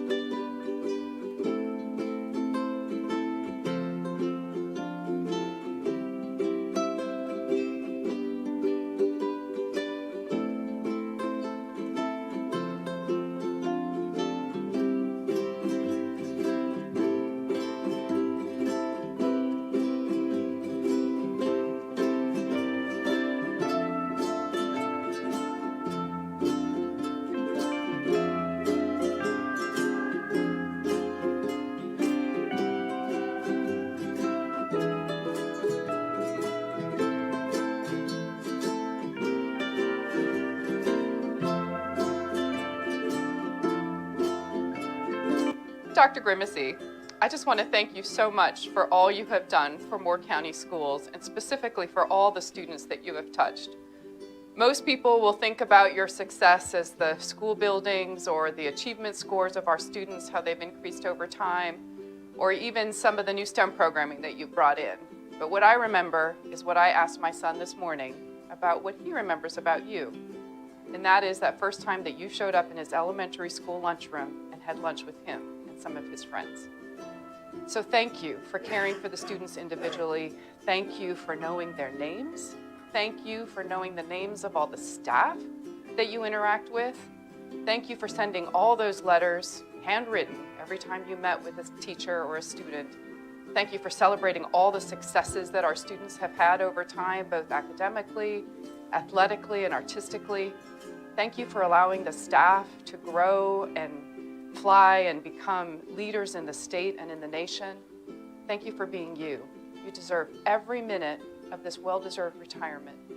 Imagine all the lives that you have touched, but now go and spend that time with your grandbabies and your wife and your children and enjoy all that life has to offer.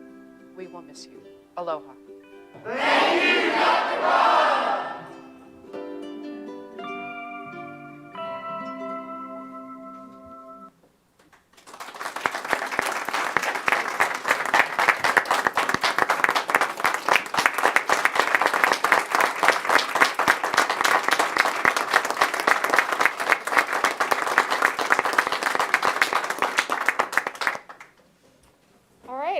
That, I will invite Ms. Rolly Sampson up with a special message from the Garrison Commander at Fort Bragg.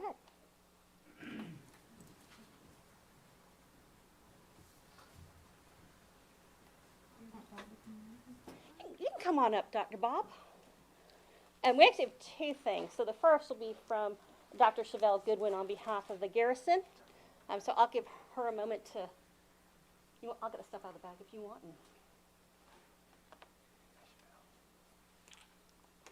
Good evening. On behalf of our garrison commander, I would like to read the following proclamation. It has been a great pleasure working with you during your tenure at Moore County Schools. The lives that you have positively affected as a teacher, principal, and superintendent is truly a testament to your unwavering dedication, support, and belief in public education. This has been what we have seen truly in Moore County Schools. Under your tenure, this has been a tremendous increase in the number of our military families who are choosing, and I do mean choosing, to live in Moore County Schools. We see it every single day. Your enduring and tireless efforts to improve the quality of education within this county is truly remarkable. Your commitment to education and the military is evident to your unwavering support. Upon your arrival in 2014, you signed a current memorandum of agreement with Fort Bragg Military Installation. Under your direction, you have maintained close ties with the military community, and your presence and participation with the garrison commander with our biannual education meetings has been beneficial in ensuring that the needs of our constituents has been known. The Moore County School System, with the support of the Military Family Life Consultants and Counselors, has been enduring with you and yourself, which has worked closely with Fort Bragg to ensure military-connected students and families transition in and out of your school district. It has been seamless. The military community, the families of Moore County Schools, and the state of North Carolina have all benefited from your commitment to education, sir. And so congratulations and best wishes to you upon your retirement.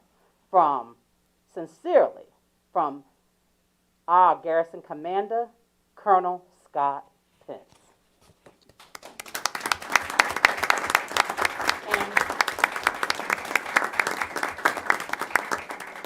And sir, the school liaison officers also have our token of appreciation to you tonight, sir.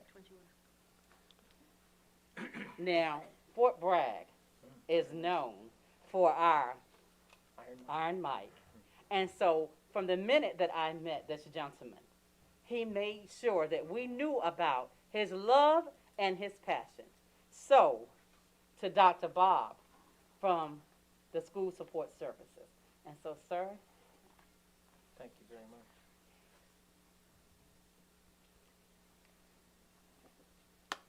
and I'm not going to take this out, but we know that Fort Bragg has its long-lasting tradition that you are corn. And so I'm not going to take it out, but I am going to make sure that, sir, this is our corn to our Dr. Bob.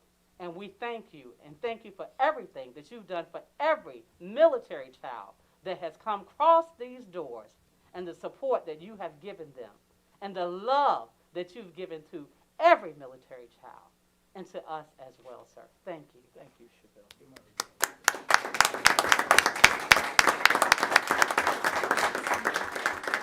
And those letters that you'll continue to write, yes, just a token of our appreciation, sir. Thank you.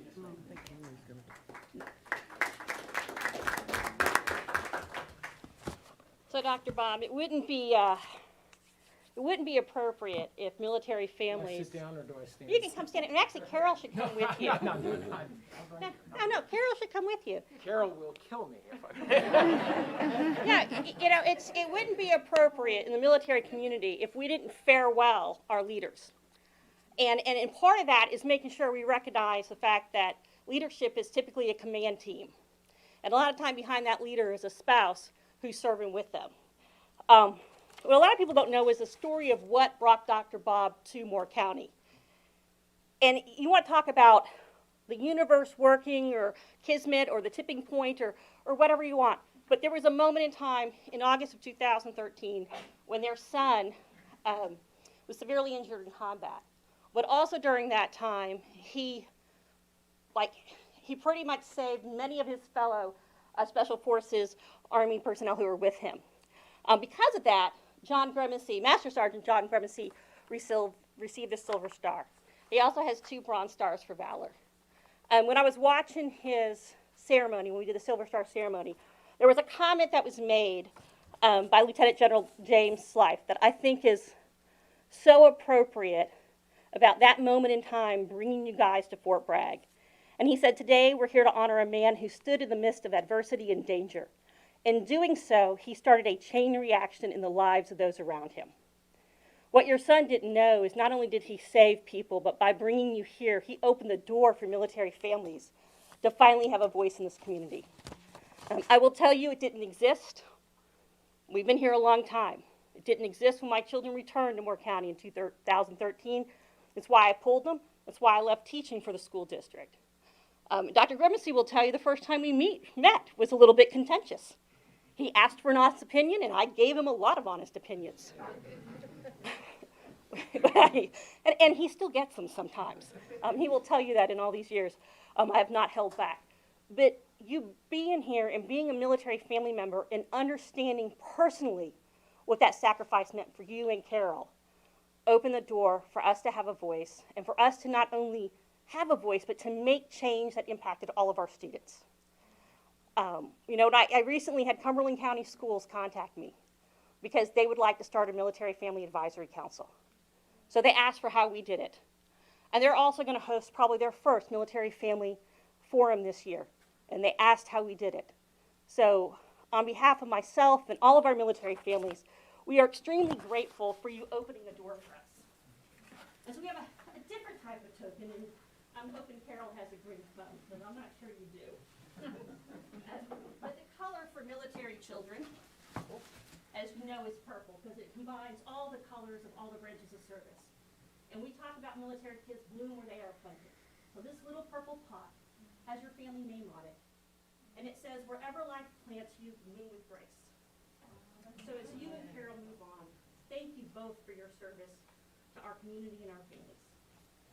Thank you.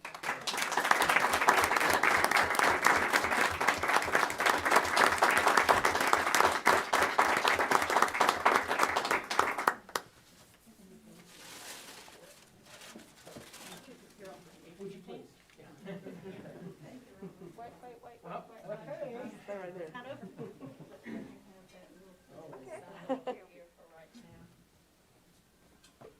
Will you guys join us? Oh, for sure. Okay, so I'm not known for speaking without emotion. We wanted to give you a little reminder from the board.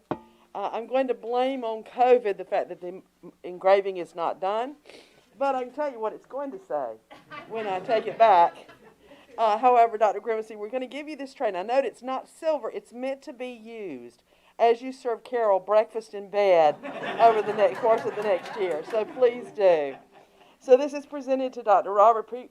Grimesey, Jr., Dr. Bob, with deep appreciation for your dedicated service to the children of Moore County. Moore County Board of Education, January 2022. So it's time.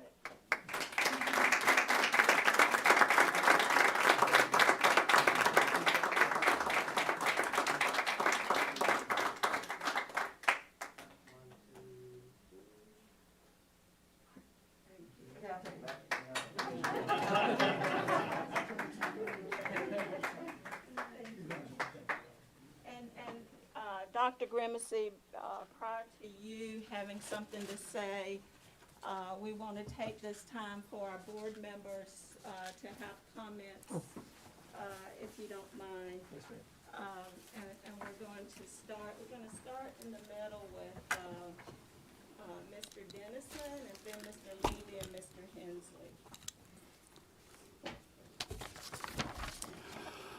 Bob, I've worked with 5 superintendents in 2 states, and Dr. Grimesey has by far been the most effective of them all.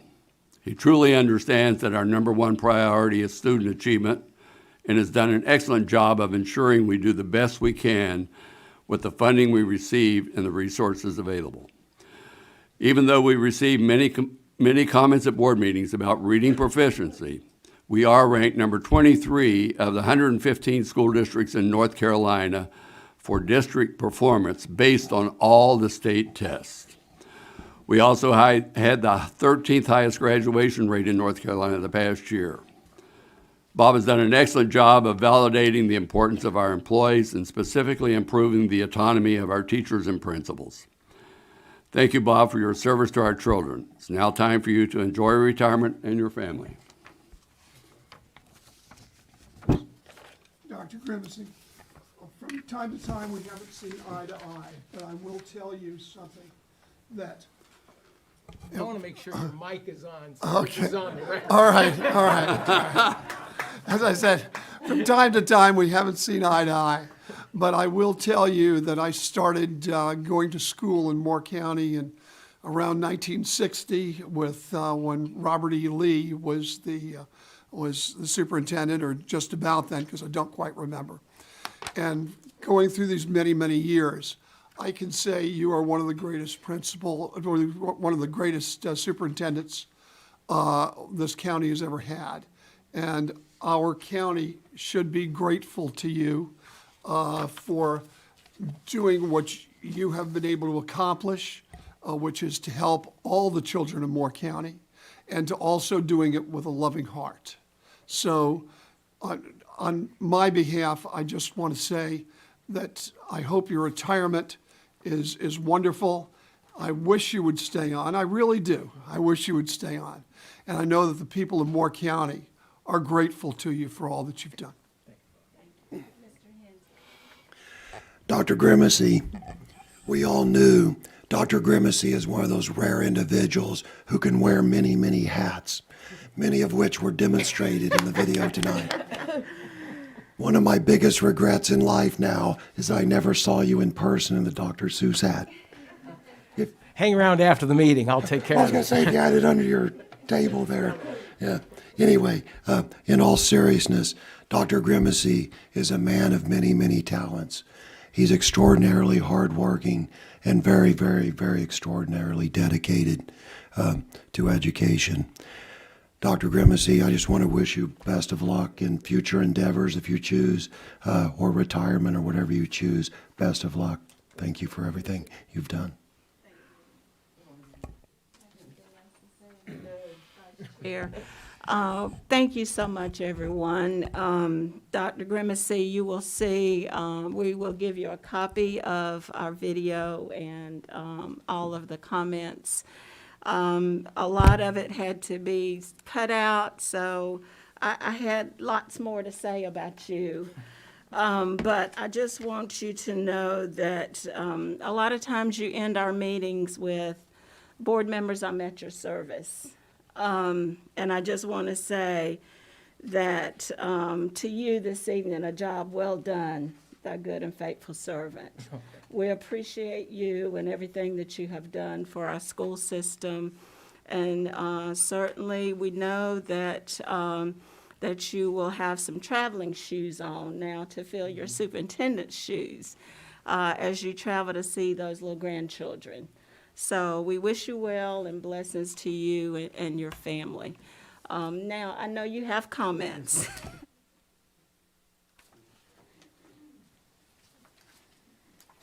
Audience, I told them that I would have some comments knowing that they would keep theirs shorter, knowing that I still had time to come. So we're in this together here. But Charlie, if you could, thank you. I just want to open by making sure that appropriate attention was given to this photo that was in the presentation. Didn't know it was there. I asked Charlie to have this prepared this evening for my remarks. As you all have been able to meet tonight in the back row, that's my wife Carol, my bride, and she and I will celebrate our 40th wedding anniversary on March 20th of this year. And so Then in the middle is my daughter-in-law, Rebecca, who is Air Force veteran. You already heard about my son John, Air Force veteran, went to Virginia Tech. As you can see, all families have their dark secrets. And then you've met Hannah this evening, back row on the right, and then across the front, my daughter Sarah, and her on the other side, my son-in-law Eric. Teachers, he was from Iowa, she was from Virginia. They met in Bulgaria when they were teaching in Europe, taught in Europe for 4 years, and then in Taiwan for a year, and now they teach together in Iowa. And sitting on Sarah's lap is Martin, and sitting on Eric's lap is Caroline. I'll finish up with them in just a second. And in the middle is my uncle Smitty, Wilbur Smith. My uncle Smitty served on Okinawa right after hostilities. The mobilization for the invasion of Japan was in progress, and so he was he was very, very young at the time, and he went to Okinawa in the aftermath. They would have probably been mobilized in time, but he was there at the time the bombs were dropped and the hostilities were concluded. But this photo was taken over Christmas, and my uncle is going to be 95 very soon, very much the patriarch of our family. And I want to make sure that I introduced him to you because he and his wife, my Aunt Annie, who is my mother's sister, adopted my younger siblings. When my father, in 1977, my dad died of a heart attack at age 47. My mother died had been diagnosed with cancer a couple of months before that, and she passed away in 1978. And at that time, I was already about 21 years old. But Smitty and Ann adopted my younger siblings, and so combined with my 4 cousins, we all sort of became one big family. And I guess that sort of emphasizes the sense of family. Even when we have disagreements, families can squabble, and at the end of the day, still be very much in love with one another and very much dedicated. And that's a good lead-in to concluding about Moore County. But before I do, next picture, Charlie, when people say, well, why are you retiring now? I said, well, there's a lot of reasons. I think I'd have to say that getting to know my wife on a different level while we're still young and have enough energy to do some things together is part of that. The other part would be my birth certificate, date of birth, 1956. If we include a year of graduate assistantship I did at James Madison University, I got 40 years in the business. There aren't many people with 40 years in the business. So when you get to 40, you need to actually look in the mirror and say, do I still have the energy and the imagination and that sort of thing. And so, but then again, now along come these 2 other reasons, and these are the slam dunks. That's Caroline in the front and Martin in the back. And I think the picture states itself. So those were the trump cards. These are the 2 I've been having an affair with without you all knowing it. And they're the ones that are pulling me away. So Charlie, thank you for sharing that with everybody. Well, Madam Chair and members of the board, I'm unique in a lot of ways, but one way where I think I'm really unique is that this is the first time that any school superintendent has said farewell to a school board twice in his career, okay? And I look back on the first time that I said farewell to Moore County, and I shared some rather genuine words that day, and those circumstances were much different from where we are today. But it was a moment in time where there wasn't a whole lot of time to think. One just had to share from one's heart.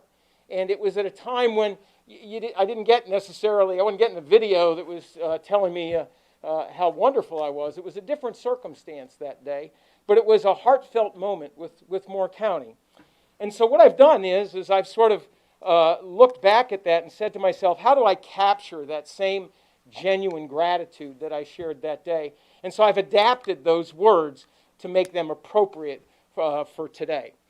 And so I would like to say to each of you all, and to all staff members and friends and fellow citizens and students and parents, that I tonight accept the judgment of time and its impact on one's ability and capacity to provide the energy and imagination and vision that a school district of this nature deserves. I respect the judgment of time and respect its capacity to restrict one's formal career. I now encourage all parties to support Dr. Tim Locklear as interim superintendent and to sustain our attention on serving the needs of our children. We're doing some grown-up stuff to here tonight. We're recognizing a grown-up, the superintendent, and he's leaving. But we will never forget why we do what we do. One's career may be so restricted by time, but a calling may never be denied. I was called to serve the children, employees, families, and other citizens of Moore County, as well as those in the communities I served prior to 2014. And by most indications, it would seem that I've fulfilled that obligation. My formal career will conclude at the end of this month, but my calling will remain intact. During the past 7.5 years, my wife and I have been the recipients of an incredible outpouring of love, support, and affirmation. In particular, I have enjoyed reading the many emails in which teachers, coaches, music and theater directors, and others have shared their reflections on my visits with their students, as well as those in which parents have shared comments from their children made after their encounters with me. One in particular was a teacher who was a parent. They were discussing dinner one night and, how did your day go at school today? There was this, there was that, and then I did this, and Dr. Bob said this, but I corrected him, and then we went, and she goes, wait a minute. Did you say Dr. Bob? Well, yeah. You mean our school superintendent? Well, yeah, Mom. What, you mean the superintendent was in your classroom today? Yeah, Mom. What's the big deal? Well, he's the superintendent. Mom, it was just Dr. Bob. To me, that's a win. All of this outpouring symbolizes the warmth that we have felt since the day I became superintendent of Moore County Schools. To my countless Moore County Schools student and graduate friends, I offer my compliments for all of your hard work, your politeness, your senses of humor, your creativity, your achievements, and even your opinions. I share the pride that your teachers and parents have in you. To my 1,600 or so fellow Moore County Schools employees, I offer my gratitude for all of your hard work, creativity, support, and devotion that you invest every day in our children. It has been my genuine privilege to serve with you. I'm going to look at the camera because I'm talking to some of them, not just the board. To the countless Moore County Schools parents with whom I've become acquainted, I am pleased to report that your children form a community of young people that is quite extraordinary. They are very courteous, very intelligent, very hardworking, and a whole lot of fun. You've done well, and I thank you for your support of our schools. To the countless community groups and individuals with whom I've met over the years, I offer my congratulations and compliments for the safe, secure, prosperous, and enduring Moore County community that you continue to build. It has been my honor to add a small measure of value to the service that you were providing long before I arrived, and that includes all you, everybody in here. Agree or disagree? I believe that with all my heart. To the countless active members of the military veterans and their family members, I retain a debt that I'll never repay. You are among my chief reasons for coming to Moore County. I hope that my family and I have added value to your children's educational experience during my brief tenure. As a military-connected parent myself, it has been my honor to serve you in some small way. And to the many individuals who have shared kind messages of gratitude and love with me since I announced my retirement, I have done my best to respond. Unfortunately, I fear I may have missed a few along the way. Just rest assured that every word has been read, pondered, and appreciated. I ask everybody in here and everybody in the community only 3 things to make sure that you stick with as I move on. 1, never forget where we were. Number 2, never forget how far we've come. And number 3, always remember why we do what we do. Let there be no mistake. If I had it to do 100 times over again, I would accept the call to serve as your superintendent of schools. I do not regret any moments that we have shared during the past 7.5 years. It has been my honor and privilege, and my prayers and best wishes will always be with all of you. May God bless Moore County. Thank you.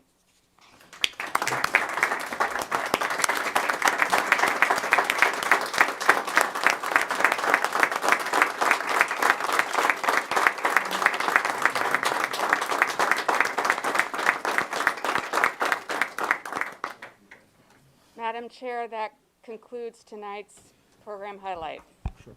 Thank you. At this time, we'll take a 5-minute break.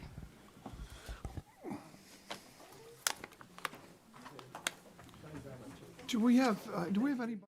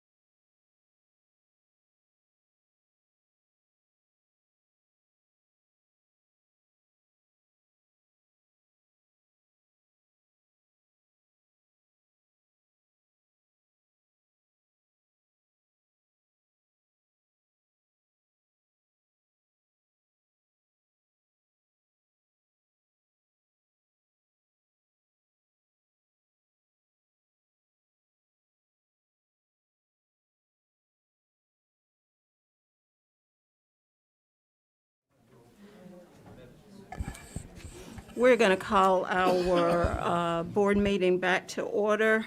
I know our board member, Mr. Dennison, there he comes.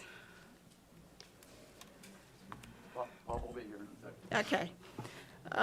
Next item on our agenda is approval of our consent agenda. Is there a motion? So moved. Second. All in favor? Aye. Aye. Any opposed? The motion carries. And now we have a public address to the board. Madam Vice Chair. Thank you, Madam Chair. We have 14 speakers this evening.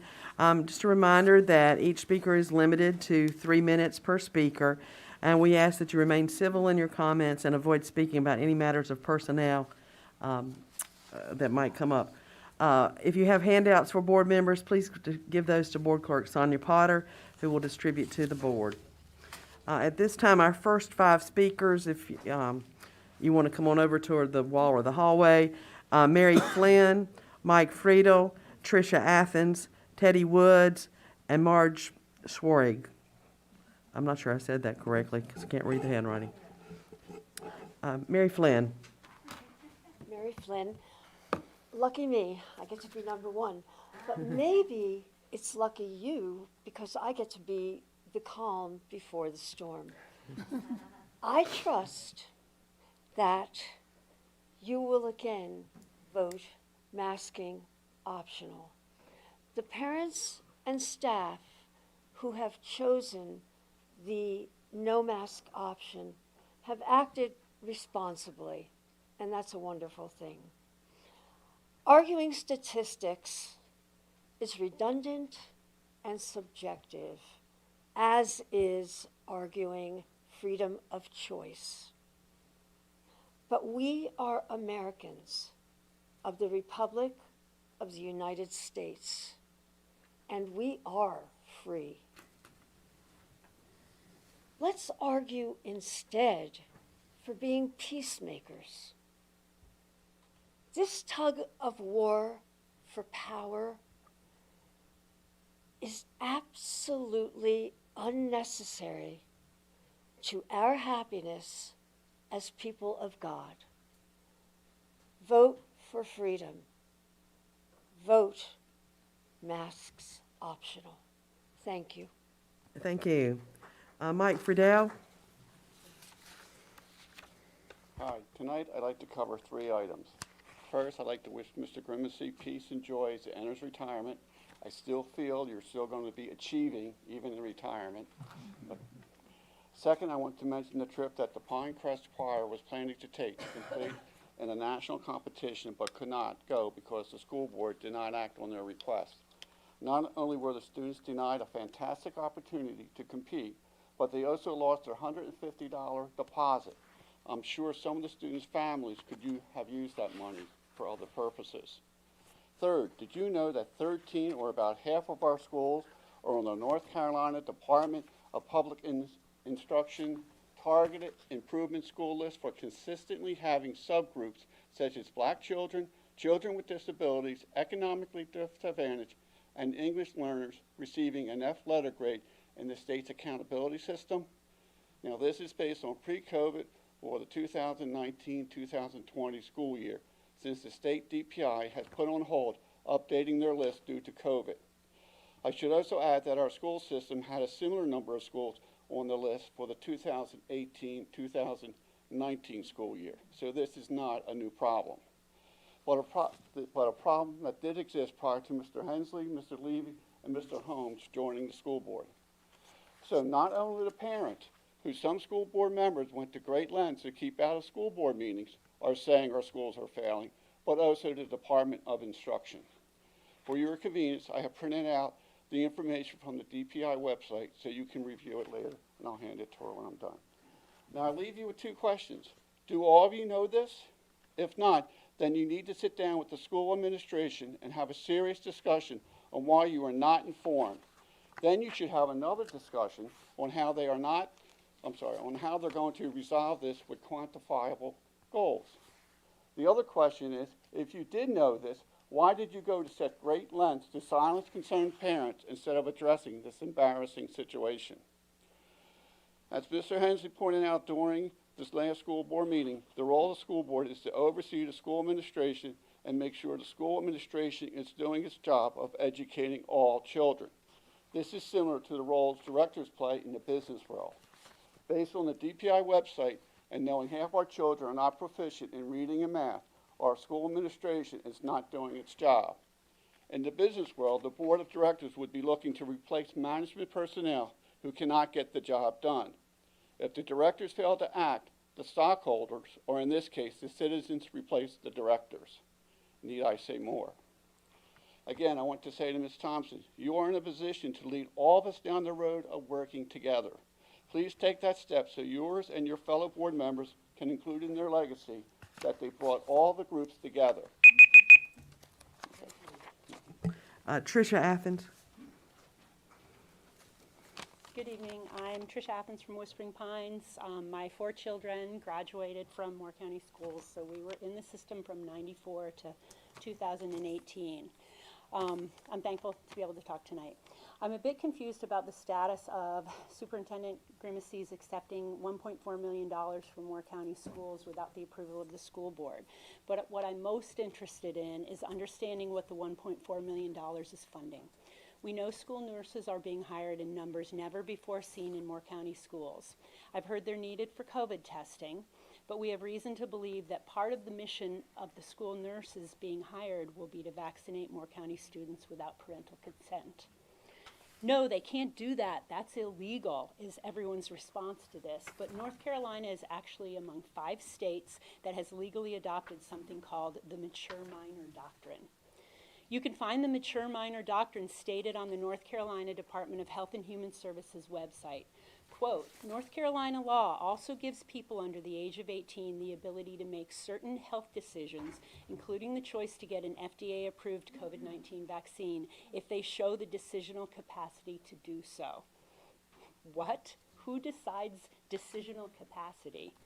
Using the Mature Minor Doctrine in Canada, public health officials have conducted vaccine clinics in schools to vaccinate children as young as 10 or 11 without parental knowledge or consent, so there is precedent. Dr. Grimesey, don't let this be your parting blow to the students of Moore County.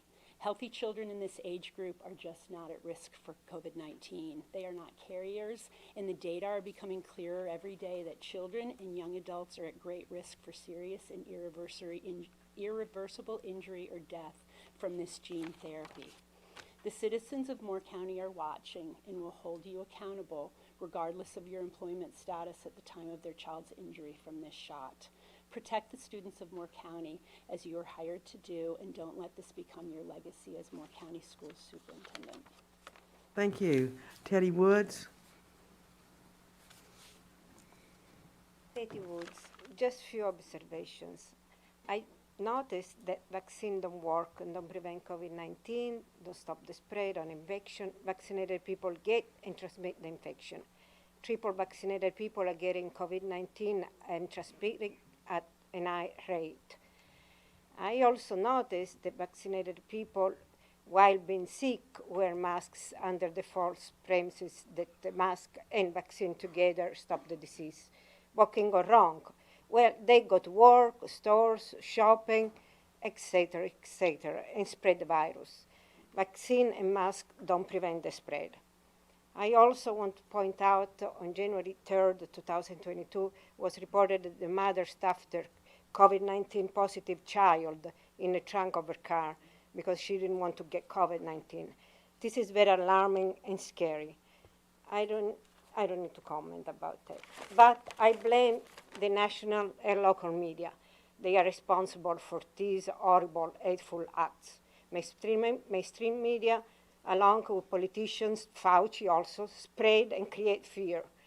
They are responsible for this feeling of despair that is taking place before our eyes at national, international level. Hope that the Board of Education, considering the lack of efficacy of masks, that vaccinated status doesn't change any outcome, and also that natural immunity is real, it will make the right decision to keep masks optional in Moore County School. Thank you. Thank you. Before our next speaker, let me go ahead and call our next five. Tom Lasapio, I believe it's Luke Krotzer, Jim Peterson, Chevelle Godwin, and Vic Allen. And it's Marge Swierge. Yes. I'm sorry. Thank you very That's all much. right. That's all right. Yes, I'm here. I'm hearing an awful lot of spin. We hear that in the news. A lot of spin from the CDC, from Michelle Walensky, you know, changing things. The Supreme Court was changing. Oh, you're okay, Bob? Oh, yeah, sure. Thanks. Back and forth, changing data, misinterpreting data. We've had a lot of spin going on. In the end, like others have said, masks are not working, they're not being effective, and having it optional would allow parents to be responsible and feel that they are taking care of their children, vaccines as well. But awful lot of flip-flopping from the CDC, and we don't know who to follow, who to be thinking of, where is the science going, but science too is questioning and thinking about how does this apply to me, what happened in other countries, how is it going to affect my children. We have increased depression, increase in suicides. So this is not good, and we have to think about those things. Even having the mask on encourages more breathing of CO2 and coughing, like Libby might be experiencing right now. I mean, it's not normal. It's not normal to be wearing a mask, right? But anyway, the school board needs to think about this. I was reminded about a story. It's kind of off the topic, but a couple of months ago was in the news, a NFL player was driving down very recklessly in Los Angeles and rams into a car, kills the passenger, kills the driver, driving at 128 miles per hour. His alcohol level was 1.8 or whatever, and his argument and his lawyer's argument was that the car burst into flames, and it was because the fire trucks, the fire officers didn't respond quick enough, and that was the reason why the woman in the car died.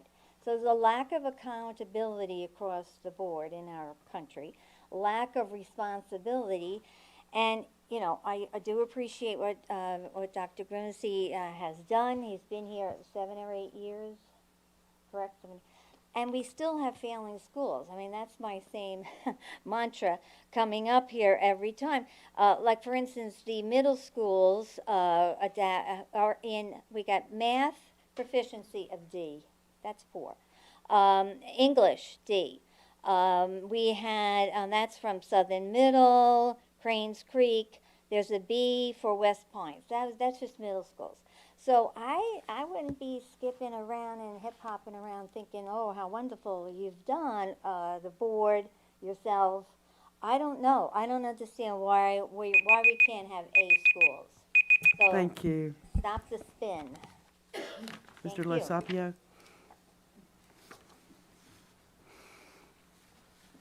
Good evening.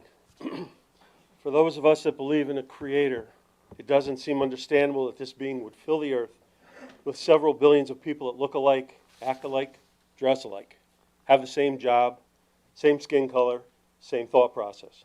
The thought of us being billions of clones makes no sense to me, and I hope it makes no sense to all of you. Yet members of our multicultural, multi-talented population feel that we should be just that, billions of clones living not for life, liberty, and happiness, but for equity. We must all be the same emotionless, simple-minded comrades these egomaniacal world influencers want us to be. Billions of their dollars are spent weaving and spreading a massive lie that we are too afraid to see for what it really is. As of December 24, 2021, 20,002 people have died directly to COVID injections that were going to save the world. I give you the face mask that many of you are wearing, and I sense which way the vote may be going tonight. The world science tells us that our children must wear masks to protect themselves and others from transmitting the Omicron virus. However, the science of the world tells us that these masks do nothing to prevent the spread of this virus. Maybe some of us get a false sense of security from these masks. But if we look at all the science, not just the propaganda science that some members of this school board and County Board of Health blindly hide behind, we can learn that we all have been duped. School boards, hospitals, certain businesses all receive federal funds to share the same horrific story of death and doom. And the supreme storyteller, Fauci, a proven liar, continues to get it wrong at every turn. The days of trusting our current leaders are long gone. Let's look at what the federal government has done. I have a heart issue, and I go into the hospital, and they test me for COVID with an unreliable machine. And this machine says I have COVID. I'm no longer a heart patient, I'm a COVID patient. And the hospital just made $3,000. And while I'm there, I die of a heart attack. But I have COVID in my body. I'm declared a COVID death, and the hospital just made $30,000. Hospitals are there to make money. They are businesses. So maybe our kids will continue to have their smiles hidden by masks. They will continue to be unable to read the emotions of others that are also hidden behind a fabric and a fabricated story. I am not an anti-masker. Wear as many as you like. But don't tell my grandchildren that they must wear a mask based on a worldwide fraud.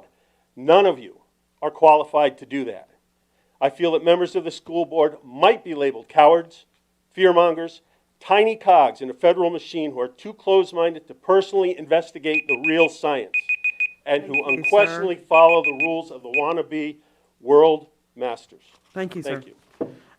Mr. Kreutzer? Hello, my name is Luke Kreutzer, and I'm a junior at Pinecrest High. I've been living in North Carolina for about 2 years, but I was originally born in Clarksville, Tennessee. When the first months of the pandemic started in Tennessee, my school never required a mask mandate or contact tracing. Instead, they just told you to stay home if you were positive with COVID. So it was very strange when I moved here and had to go through the abusive policies that you claim were for my own benefit. But you are wrong, and here's my proof. During the month of November, I went to the school cafeteria without a mask on, which at first didn't seem bad because my school never required me to wear it while in the cafeteria before. However, on that day specifically, they were enforced me to put one on. And I refused because not only was the school staff not wearing their own mask properly, but also I have seen numerous students receive their food with their mask completely under their chin, which is equivalent to not wearing a mask at all. On that day, I was denied food by Moore County school staff. And let me point out, if my parents are found not feeding me, they will be in jail for child abuse. I'm going to say that again. If my parents are found not feeding me, they will be in jail for child abuse. So let me ask you, the school board members, what's your excuse? How come you're able to get out of this scot-free and I receive the punishment? Where is my justice? Who is fighting for me? Because you all took an oath to defend the children of Moore County schools. My father is in the Army, and he puts his life on the line to defend the freedoms and liberties of America. And now his own son is being denied the basic right of food right here in Moore County under your leadership. We have been in this mask mandate for too long. And just when you decided to finally let us breathe again, you are now saying we have to go back. Ladies and gentlemen, I don't think it's any coincidence that right before the election, they decided to make the mask optional. Now that the election is postponed, there will be a vote again tonight in regards to the mask. COVID is not going anywhere. And in all your efforts to stop the spread of COVID, you have not been successful and instead exhibited abusive practices on the very children you swore to protect. I only hope when election day comes, we can make sure the people responsible for these tyrannical behaviors get voted out for good. Thank you. Thank you. Mr. Peterson?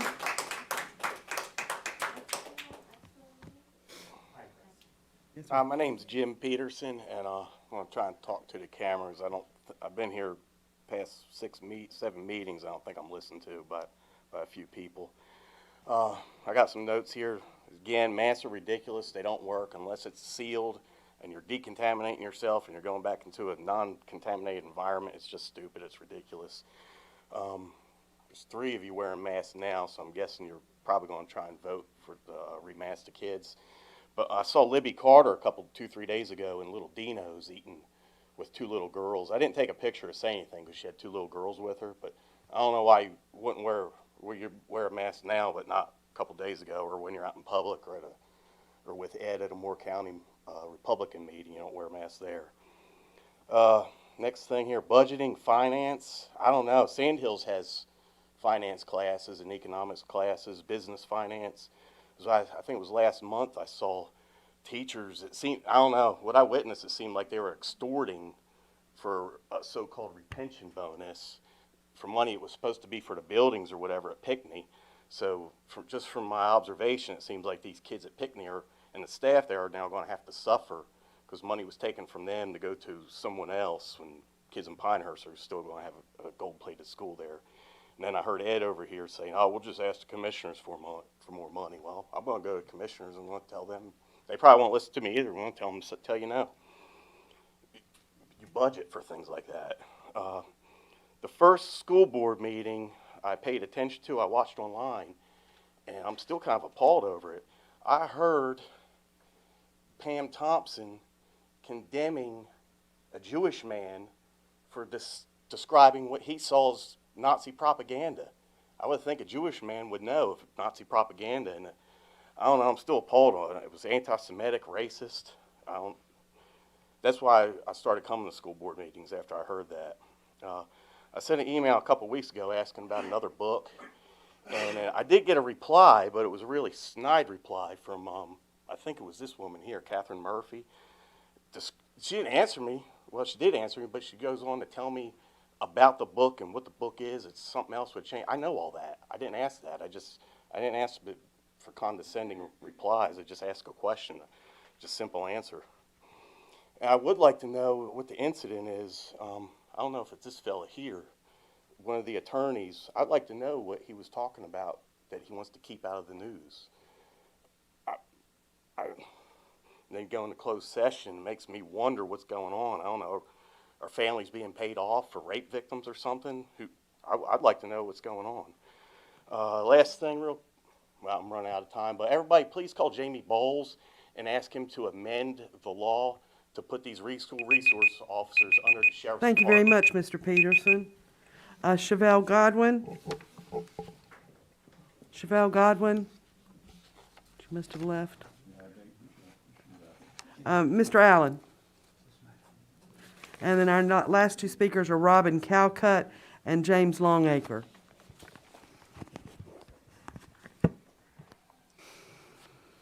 Read out of Proverbs.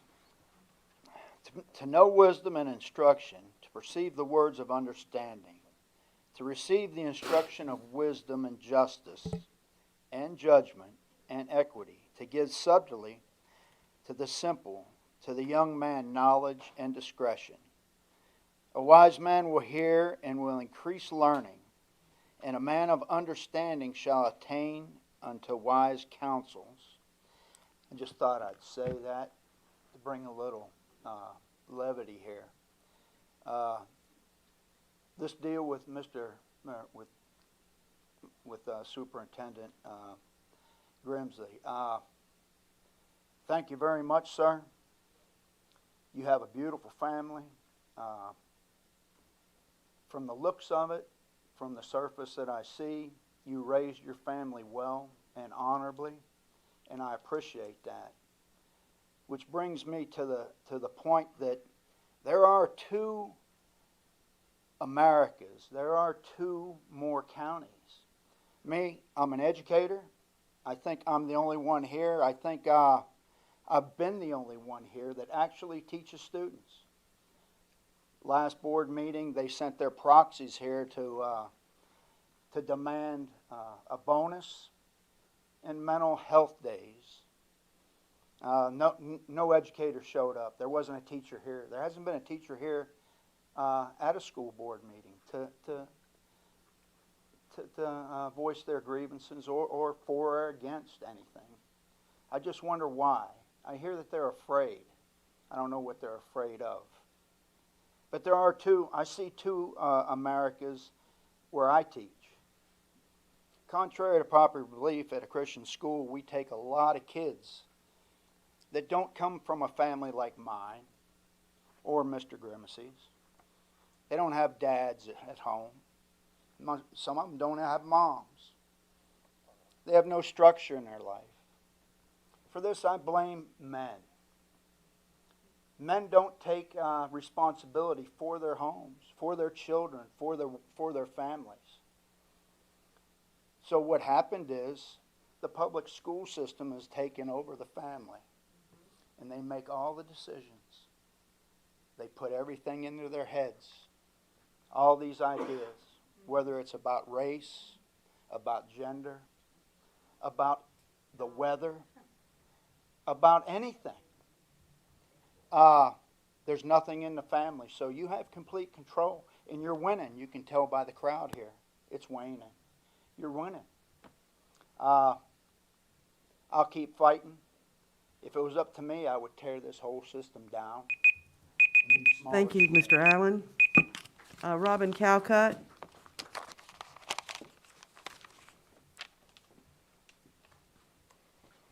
Good evening, Chair Thompson, Dr. Grimesey, and board members. My name is Robin Calcutt, and I live in Southern Pines. My purpose for speaking tonight is to express my sincere appreciation for the dedication and fortitude that Moore County Schools employees and board members have demonstrated over the past 2 years. Our employees, students, and their parents have persevered despite the many challenges caused by the pandemic and societal conflicts. One person that I especially want to congratulate while I still have the chance is Dr. Grimesey. Because of your leadership, we have a stronger working relationship with our county commissioners.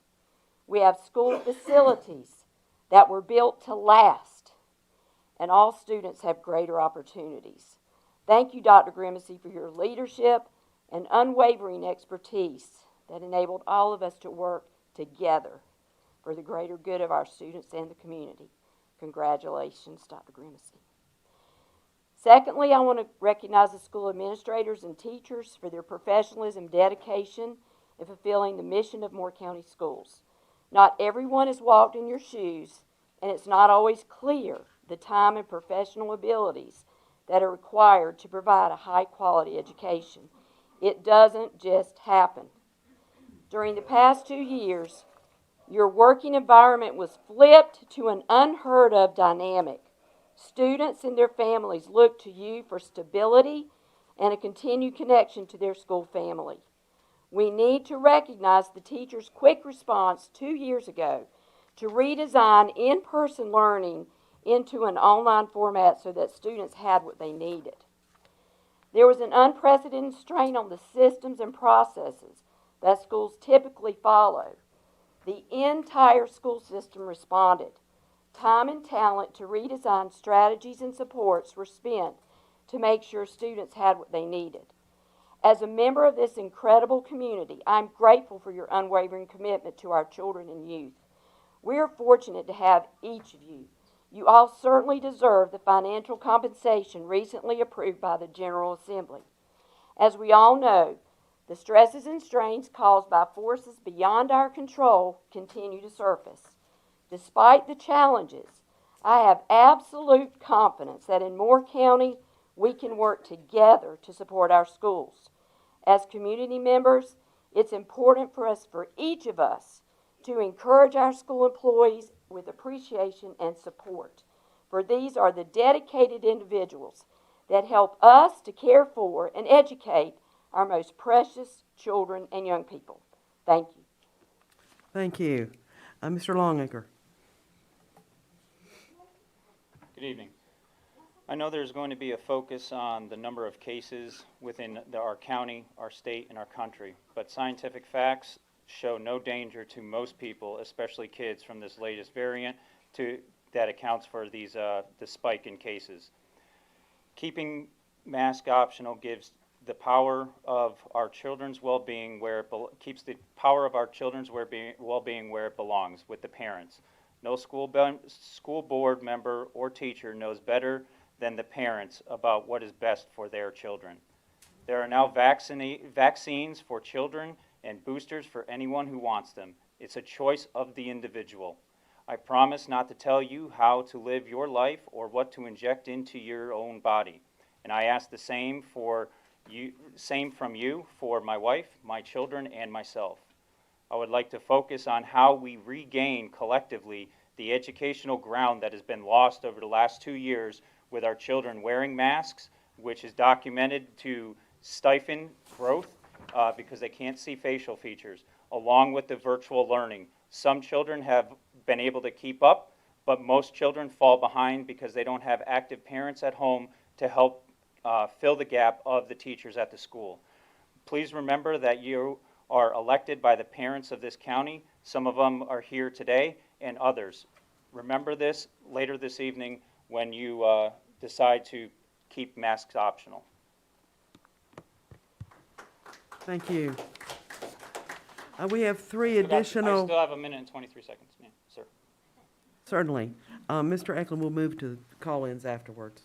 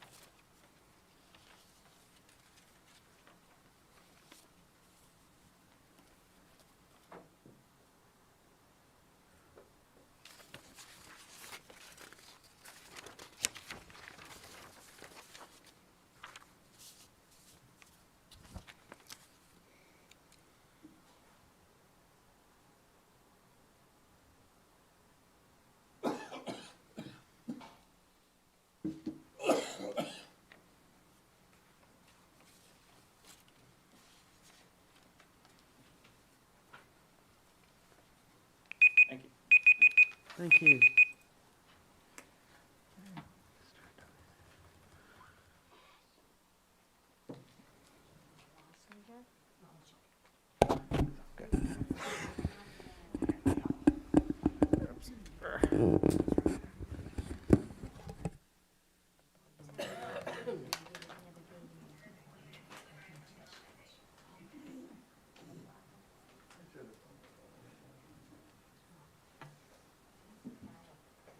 First speaker.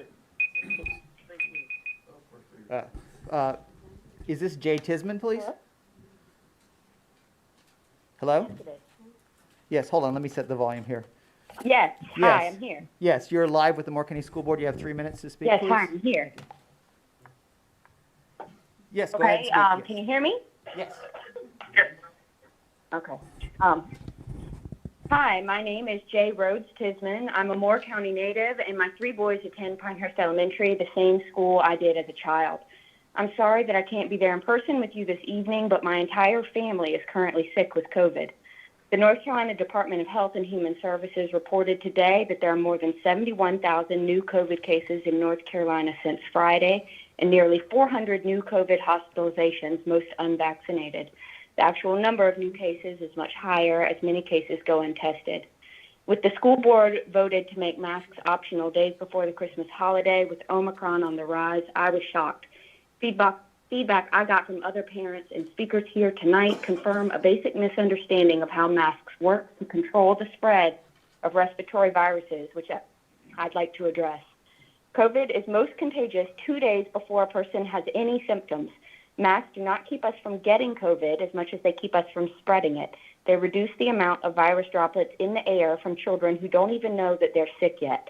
A healthy child, even one wearing a mask, does not stand a chance of not contracting the virus in a classroom where most children are unmasked. My 3 boys all report being the only children in their classrooms wearing masks. I confirmed this in my 2nd grader's classroom when I attended a field trip before the Christmas break. When we go maskless as a society at a time when community spread and hospitalizations are at an all-time high, we are essentially saying that we don't care who we or our children infect. It's worth repeating that our kids are most infectious before they show any symptoms.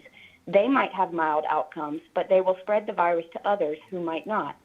My husband and I are lucky enough to have both sets of our parents living here, all in their mid to late 70s. Both of our dads have heart conditions, and my mother has an autoimmune disease that makes her unable to get the booster and highly susceptible to a bad COVID outcome.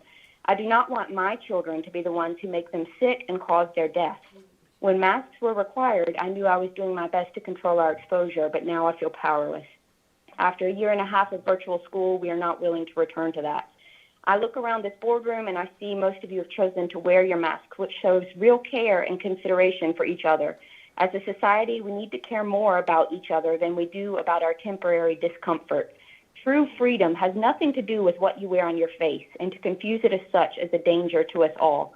To conclude, please vote yes for public health and reinstate the mask mandate.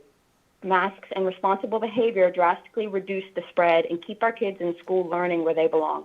Finally, I'd like to add that just this evening I got the call that 3 more classrooms at Pinehurst Elementary are fully closed and the rest of the school is affected by staffing shortages.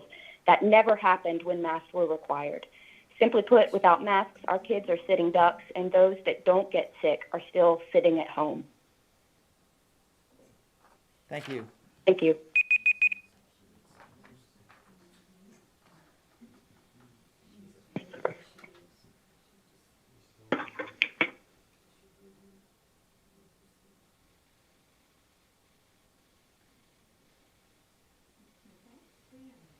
That never happened when masks were required. Could you please mute the stream, Simply please? put, without masks, our kids are sitting ducks, and those that don't get sick are still sitting at home.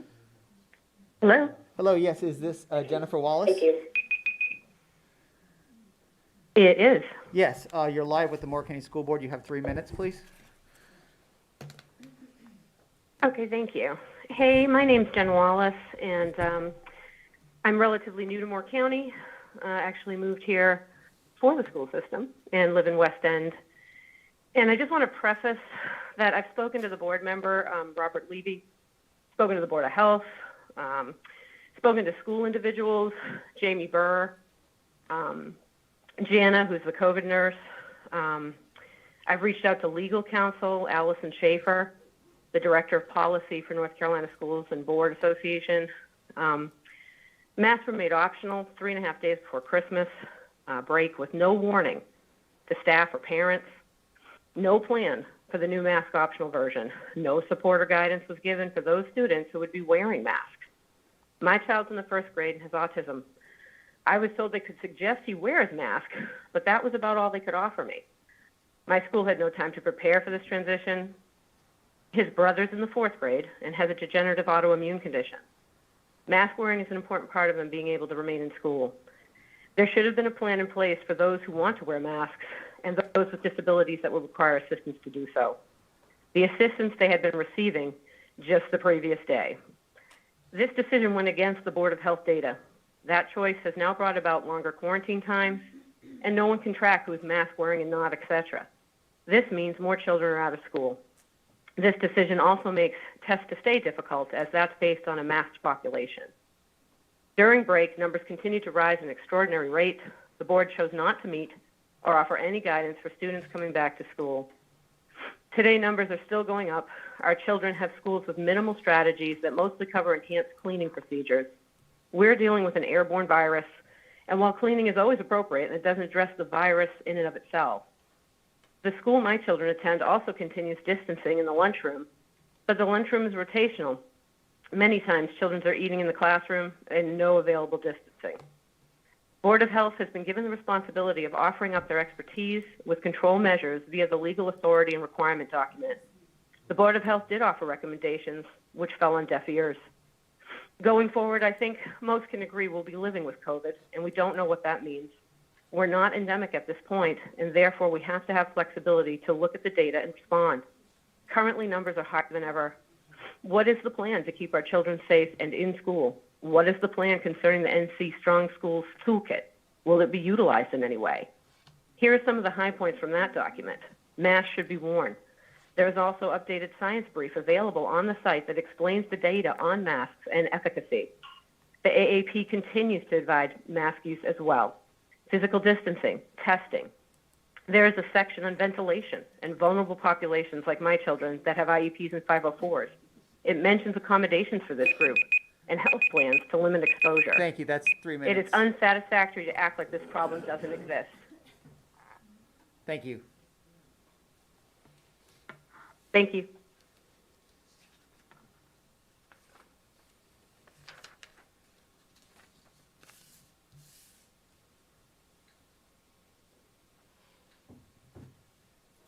Is this William Vreeden? Mr. Vreeden? Repeat that. Hello? This is Ann Lock. I'm sorry, you're signed up to speak to Board County School Hello? Board? Yes. Yes, I am. Okay, you're live with the school board now? You have 3 minutes? Okay, thank you. Hi, my name is Ann. I am calling concerned about our Pinecrest High School. I can't understand how a school can have a teacher to teach the wrong curriculum for the whole semester, and then also have a teacher to not put in the children's homework assignments and school assignments into their grades, and giving these children a failed grades, knowing that it's the teacher's fault that the assignments is not put in. Also, they took the last 3 weeks of our school break to be studying for a test because they did not have the right curriculum, so they had to learn the right curriculum because they didn't have a test for the curriculum that the teacher was using. Also, then you're stressing out the kids because they are trying to figure out how to learn this curriculum, the new curriculum, within the 3 weeks before the testing of this week. Then they have after-school programs, which was good, to try to help them catch up. But then when they had a teacher inside the class teaching them one way, then they go to the auditorium to teach them another way, and then have the teachers holler at the student, being that they cannot comprehend the way she's been teaching than what the other teacher was teaching. Now, this is how we get failing grades in our schools. And I had brought this to attention to the principal and the assistant principal for them not to contact me back, all the way back from September. So now we wonder, now you can see why we have failing grades in our schools. Some of these students were so stressed out that they didn't even want to go and take these tests. Some of them did not even go to take the tests. They're going to do the makeup test to give them an extra 5 days of studying. So now you ask yourself, how can a high school teacher be teaching the wrong curriculum? Isn't there a protocol for who tells what teacher or what kind of paperwork? I don't know, because nobody won't tell me. So maybe y'all can do this. And as Mr. Grimesey, glad to see that you're getting retired.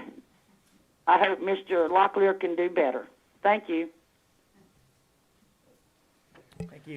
Madam Chair, that concludes public comment.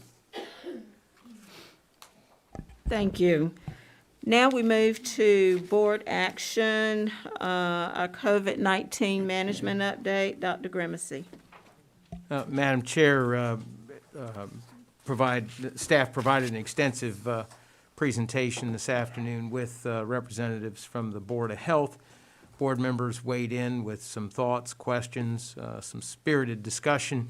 Recommendation was presented by Dr. Locklear at that time, and it's my intention to forward his recommendation to you, and that is that we restore the mask mandate on all 3 levels as presented this afternoon through your next meeting in February, with the hope that the current crush of infections that we're seeing will mitigate by then, and we can reconsider masks optional at that time. Board members, you have heard the recommendation from the superintendent to restore mask mandates and revisit this in February. Is there a motion? So moved. Madam Chair, so moved, support the superintendent's recommendation. Second. now we have discussion. Madam Chair, before we start the discussion, there's lots of people here who didn't see this afternoon's presentation, and I don't know that we need to review the entire presentation, but I think that slides 12 through 14, which show the quarantine procedures, the proposed quarantine procedures, and slide 20, which shows what we're actually voting on. I just think we should cover selected slides.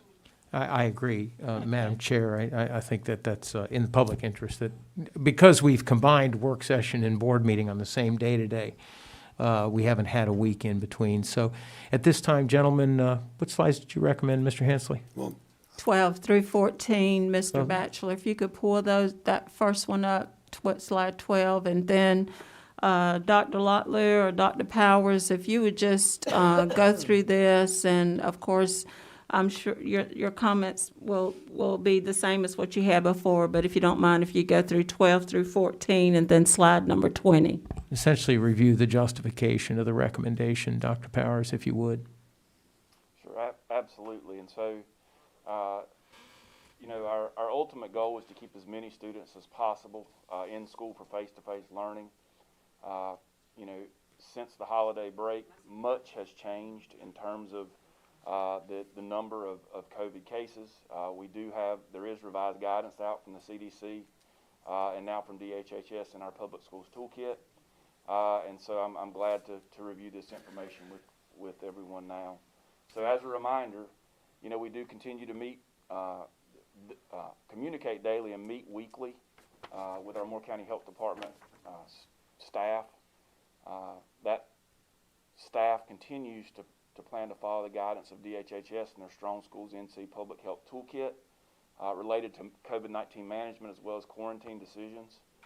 Staff continue to monitor both the County of Moore and our district and school level COVID-19 metrics in terms of making any suggested changes.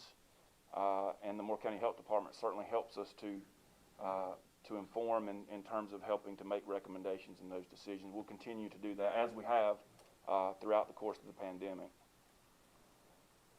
So the new guidance from the Moore County Health Department, we did have Matt Garner and Melissa Fraley with us this afternoon or earlier today to share their suggested guidance related to isolation in a mask optional environment, which would be students who test positive for COVID or are presumed positive based on symptoms are directed to isolate for 10 days from symptom onset. Students are not eligible to return on day 6 through 10 because it is nearly impossible to account for if they are wearing a well-fitting mask consistently and appropriately for the remainder of their 10-day recovery period while at school, which is the suggested guidance from CDC and DHHS. For staff who test positive for COVID, it is the same. However, they can isolate for 5 days and then from symptom onset, and then they may return on day 6 if their symptoms are improved and they have been fever-free for 24 hours and they wear a well-fitting mask consistently and appropriately for the remainder of their 10-day recovery period. Mr. Hensley. It's not on the slides, but an important point on this slide, if I recall correctly, is that if Moore County Schools votes to wear masks and make masks mandatory, then it's the position of the Moore County Department of Health that students would then be able, students who test positive for COVID or exhibit symptoms would be able to return to school after their 6th day of isolation wearing a mask. Correct. If we were to go back mask required, students could be treated the same way as the bullet for staff.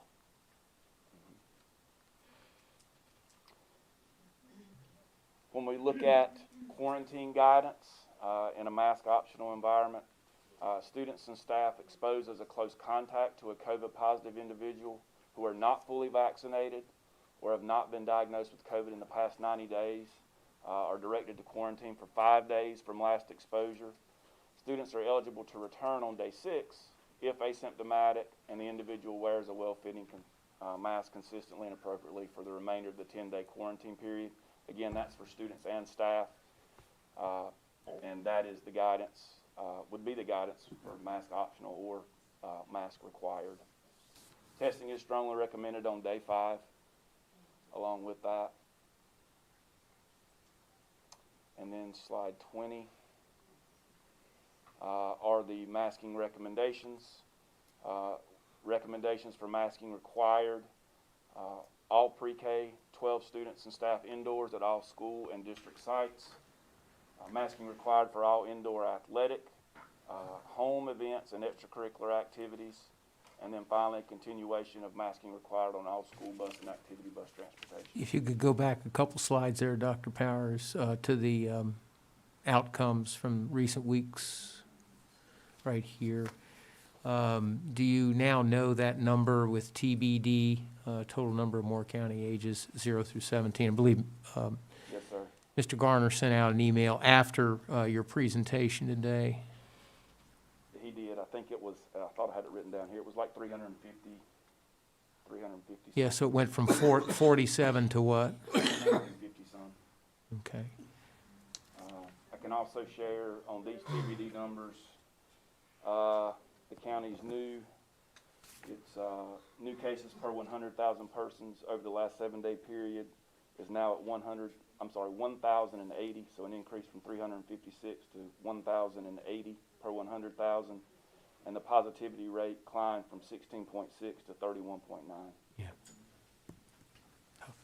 And Dr. Powers, you had mentioned earlier that we had 4 schools that were on the verge of closing due to the high infection rates. Did you name those schools? I don't remember. We did not. You did not? Okay, all right. Any additional comments, Mr. Dennison? Yes, I do. I compared the last week of school before Christmas, where we had a mask mandate, to last week where we had mask optional. Positive active cases for students went up 589%. Positive active cases for teachers went up, or employees went up 700%. Currently under quarantine, the quarantine went up 180%, and the number of staff quarantine went up 580%. And then I would like to make a comment on wearing the mask. Masks are most effective when everyone is wearing a mask. We don't wear masks to protect each other. We wear masks to protect each other, not just to protect ourselves. Excuse me, please. Would you keep quiet? Please realize that this is a business meeting, please. You don't need a study to know that your breath travels further if you are not wearing a mask when you cough, sneeze, or breathe than it does if you're wearing a mask. Please refrain That's it, so quiet. that we don't have to ask anyone to leave, please. Can you submit that the audience be able to ask several questions of this gentleman since it's our case? No, No, I gave you the facts. It's on. If you look at the tracker report. Does any other board members, That's it for me. please? Let's on my behalf, and you know how I'm going to vote on masks, but this doesn't help. You know, everybody's had their stay, and they're going to get contrary opinions. So let's. No, what tests are being used? Let's just. We're going to keep it orderly, and I'm on your side. Believe me, I'm on your side. But we need to keep everything orderly, and get through the meeting. Win, lose, or draw. Sometimes it feels good to be right, and so not everything has to be openly said. But let's just go on. Madam Chair, please continue.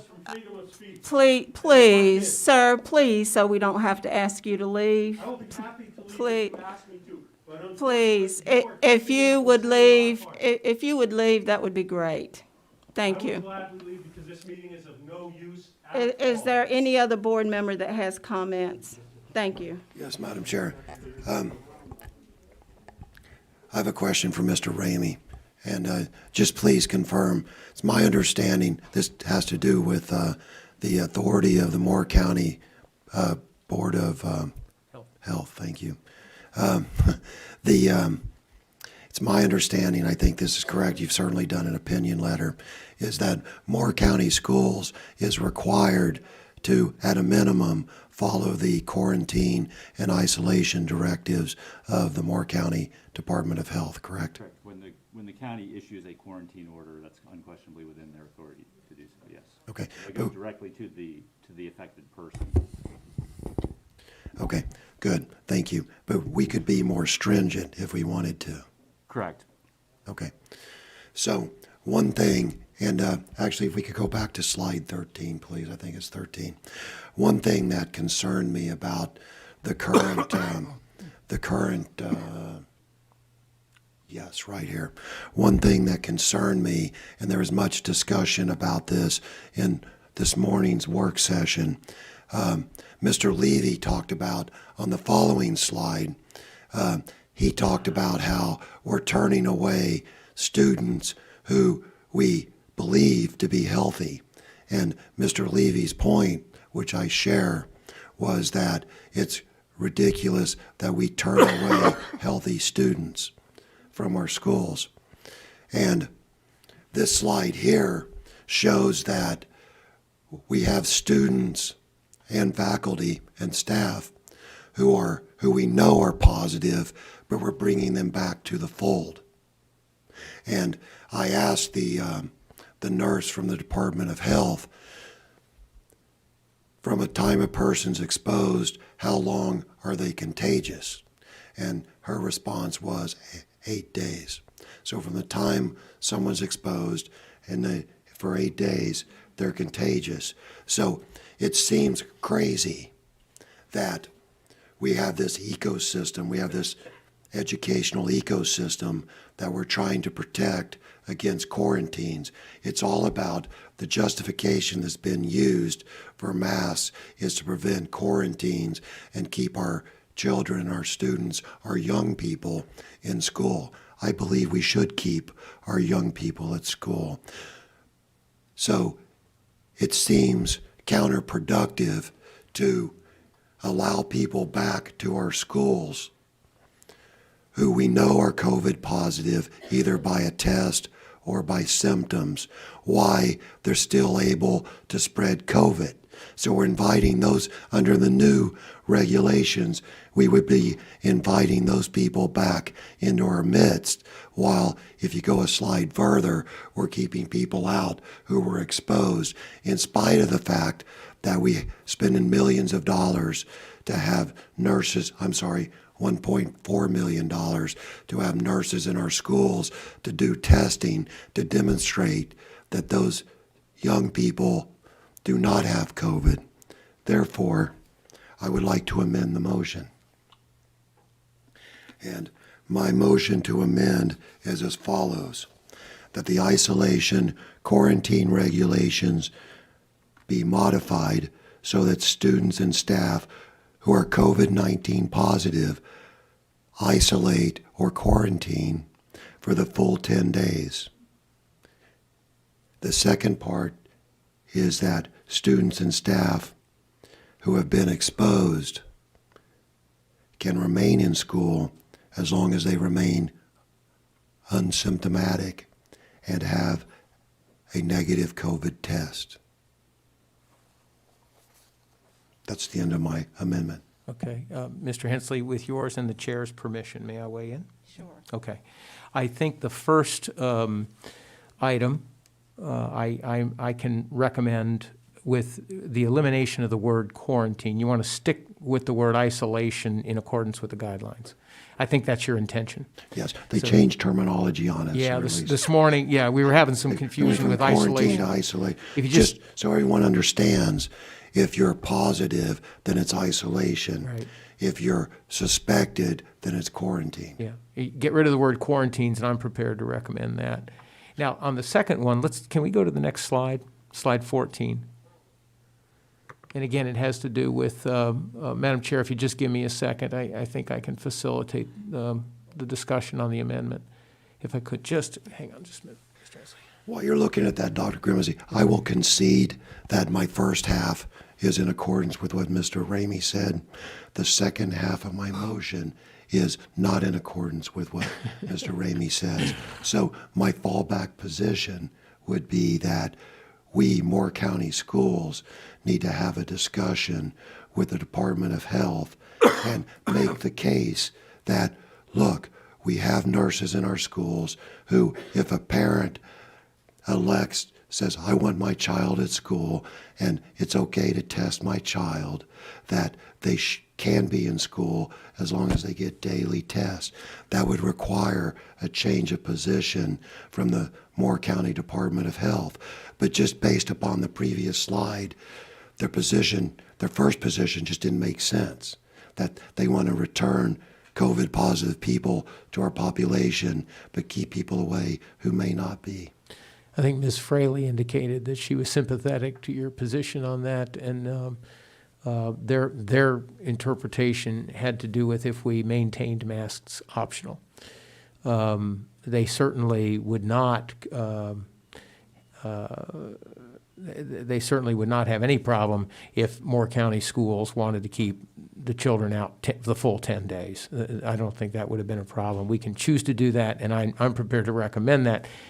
On this one, though, just to make sure I'm clear on the amendment relative to a recommendation, leave it up to the board to decide. But so you're suggesting that even though it's the state DHHS that says that those exposed must be out till day 6, you're saying that we should just ignore that they shouldn't be out at all. Is that what you're saying? Yes, as long as they exhibit no symptoms and they have daily tests administered by the school nurses who we hired to administer those tests. Okay, daily tests would be pretty strict. Let me defer to legal counsel on that. Yeah, I mean, I think Mr. Hensley's already correctly surmised that that second part of that motion is not consistent with the toolkit, which, in addition to the fact that their isolation and quarantine orders are actually coming from your local health department, which has a separate source of authority, the toolkit requirements, some are recommendations, some are listed as requirements. The DHHS takes the position there are communicable disease control measures, and that local school administrative units can adopt stricter standards but not laxer ones. So for both of those reasons, I think the law, on both of those arguments, you get to the same outcome, which is the law does not allow you to go with the second part of Mr. Hensley's motion. Okay, but his first suggestion is First that we suggestion do is within the exceed board's that. authority, it would Okay. be stricter than the requirements in the toolkit. So I can legally Yes, support that, but the second one, my own recommendation would be bumping up against. Against the orders, isolation orders from the health department, which they have authority to issue, so you can't disregard those, and also from the requirements in the toolkit. And I don't mind being on the public record that I'm sympathetic to your view, just like Ms. Fraley was sympathetic to your view earlier. I can support the first part of the amendment with a recommendation for whatever it's worth, but I'm just not in a position to support the second part of the recommendation for what it's worth. Yep. I wouldn't have even brought this up except for on one hand, they're returning COVID positive people. On one hand, both the Center for Disease Control, the North Carolina Department of Health and Human Services, and by inheritance, our health department is okay with returning students and faculty and staff that they know are COVID positive and they know are within the window where they spread it. They're perfectly okay with that. But on the other hand, they want to keep people away who, probably aren't. But Are you interested in trying going to two separate amendments? I am. Because I can support one, I just can't support the other. Okay, so, do you have any comments? Yeah. What is your amendment now? And there So, hasn't been a second. so right if you want- now. Yeah, I'll so second you it. clarify. Oh, I'm What sorry. it is. Okay. Oh, I'm sorry. Okay, maybe you ought to clarify Specifically- before I second it. I All right. jotted it down before we got to this. A motion to amend is that the isolation regulations, that we amend the isolation regulations so that students and staff who are COVID-19 positive or display symptoms have to isolate for the full 10 days.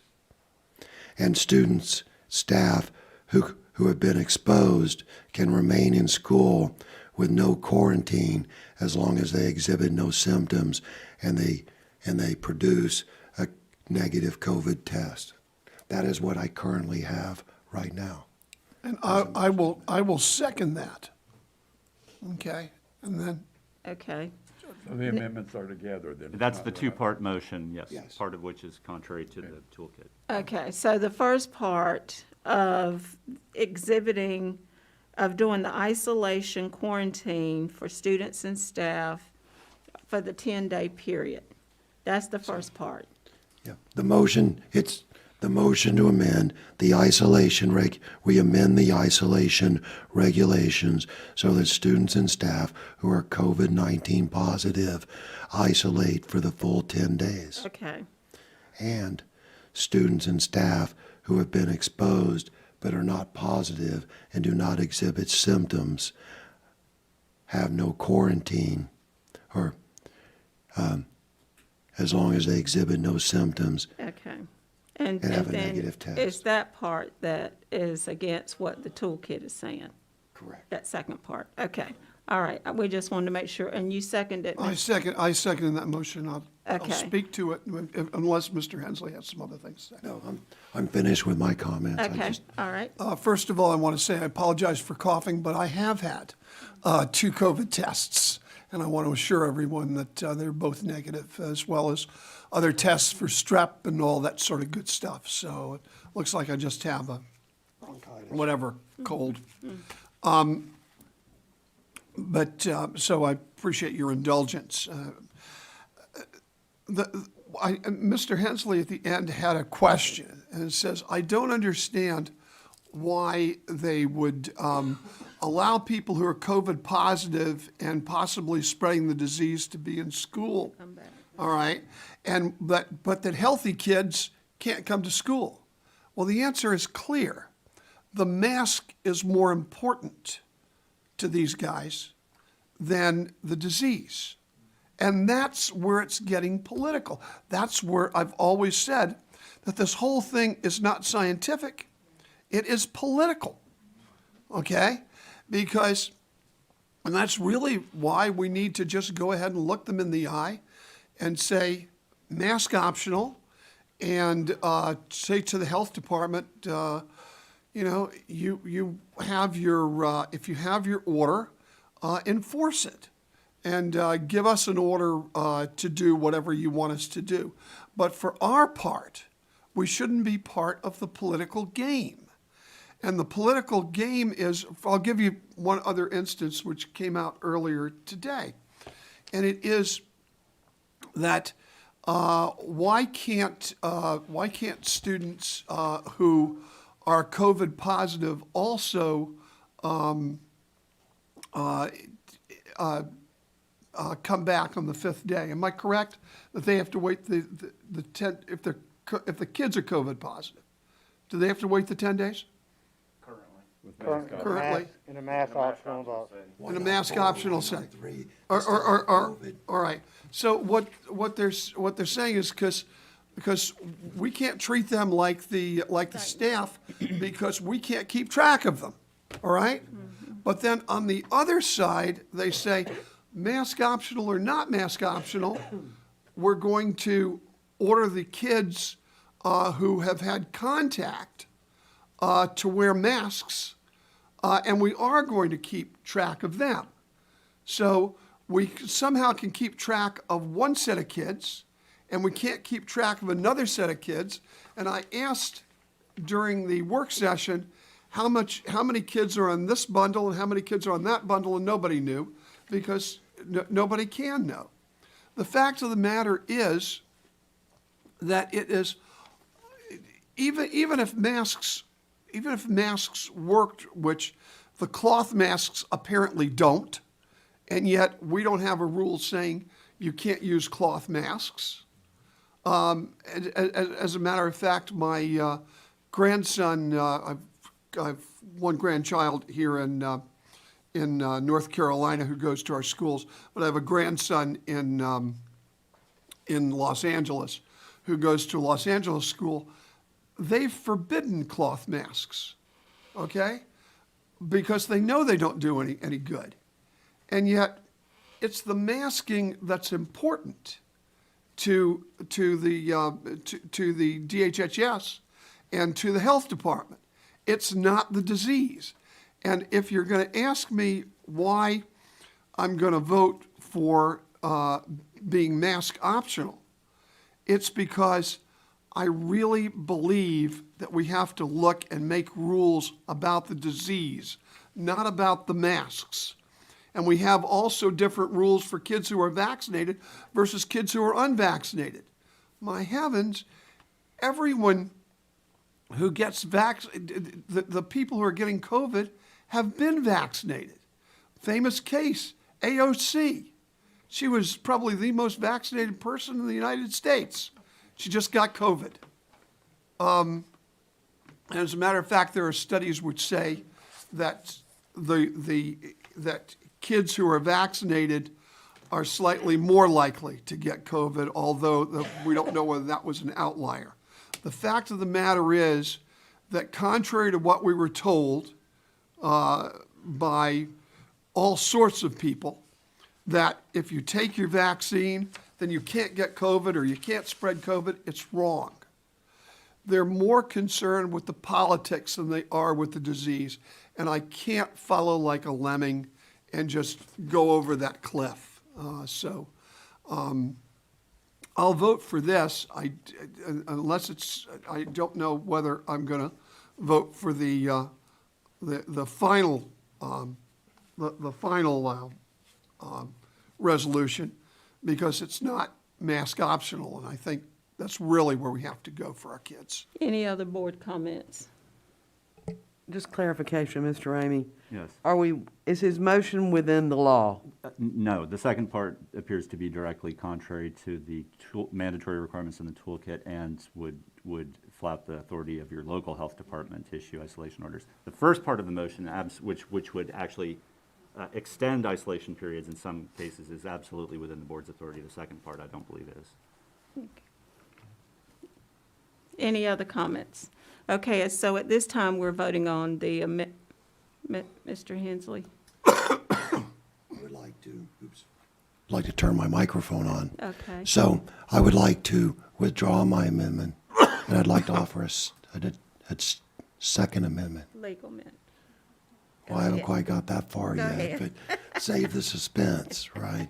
Okay, this is still going to be a two-part motion, but I would like to amend the motion. The first part's going to be the same. Save you some writing. Okay.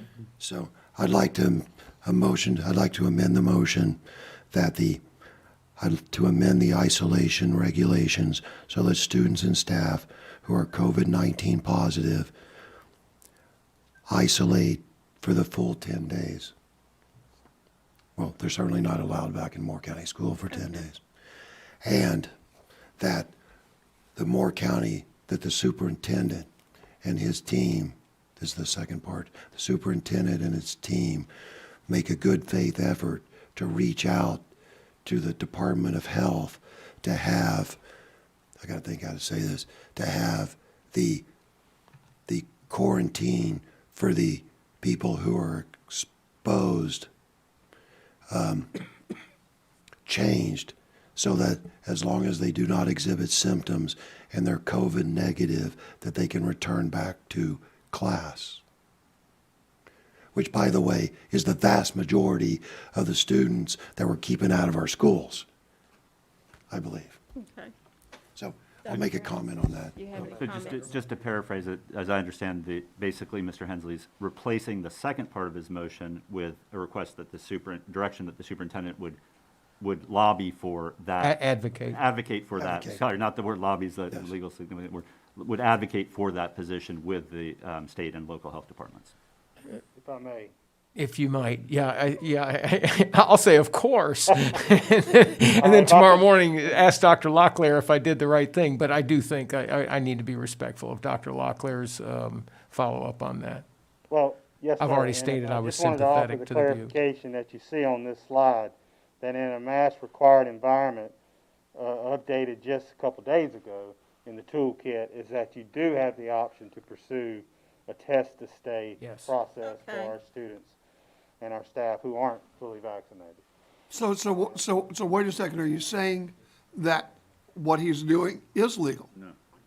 In a mask-required environment. Well, we can let's pursue that make with the following assumption, okay? And I don't think this is a big leap, okay? That we pass mask required. So let me make the following suggestion to Mr. Hensley, even though I might vote against it. That if the board does vote for mask mandatory, then no child who is uninfected, it's a double negative, no healthy child should be kept from school who is tested negative. The only issue with this slide is, it's my understanding, this is what the toolkit says. This is not what the Moore County Department of Health says. What's on slides 12 and 13 is what the Moore County Department of Health says. Yes, sir, and those were written for a mask optional environment in slides 12 and 13. Well, we can remedy that very easily, assuming the concurrence of the Moore County Department of Health. And I wasn't trying to confuse things there or send it off in I another think you direction. helped. If you could go back to that slide, I'd appreciate it, please. Yes, sir. Yeah, if we just read it out loud and slowly. I'll go past it. Yeah, you went past the test-to-stay provision. There we go. Okay. Individuals in a mask-required school setting do not need to be excluded from school after close contact exposure if they have no symptoms, period. Okay? The individuals should get tested on the day of notification of that exposure and as close to day 5 after exposure as possible, and must wear a mask in school settings for 10 days following exposure. So this, in effect, says that under this circumstance, that particular staff member or a child would never miss school unless they tested positive. Correct. The only issue I have with this is, again, the Department of Health did not say that they would support this. The Moore County Department of Health. I can share that. This just in. Yeah, no, in the health department, if we go mask required, is prepared to follow the toolkit related to test to stay. So if masks are required, this would be an option for our students. Yeah, the challenge would be a month from now, if we wanted to go to masks optional, they may or may not be supportive on that, but that would be next month's problem, not this month's problem. But for the time being, it supports your amendment. So you can go back to the full amendment. Mr. Ramey, under the circumstances of this particular slide, it would suggest that if we were to follow the protocol outlined on this particular slide, This one. then in effect, this, for those parents that would agree to have their child tested as close as possible to the exposure, and then again 5 days later, then that child might never miss school if they have no symptoms from the point of exposure.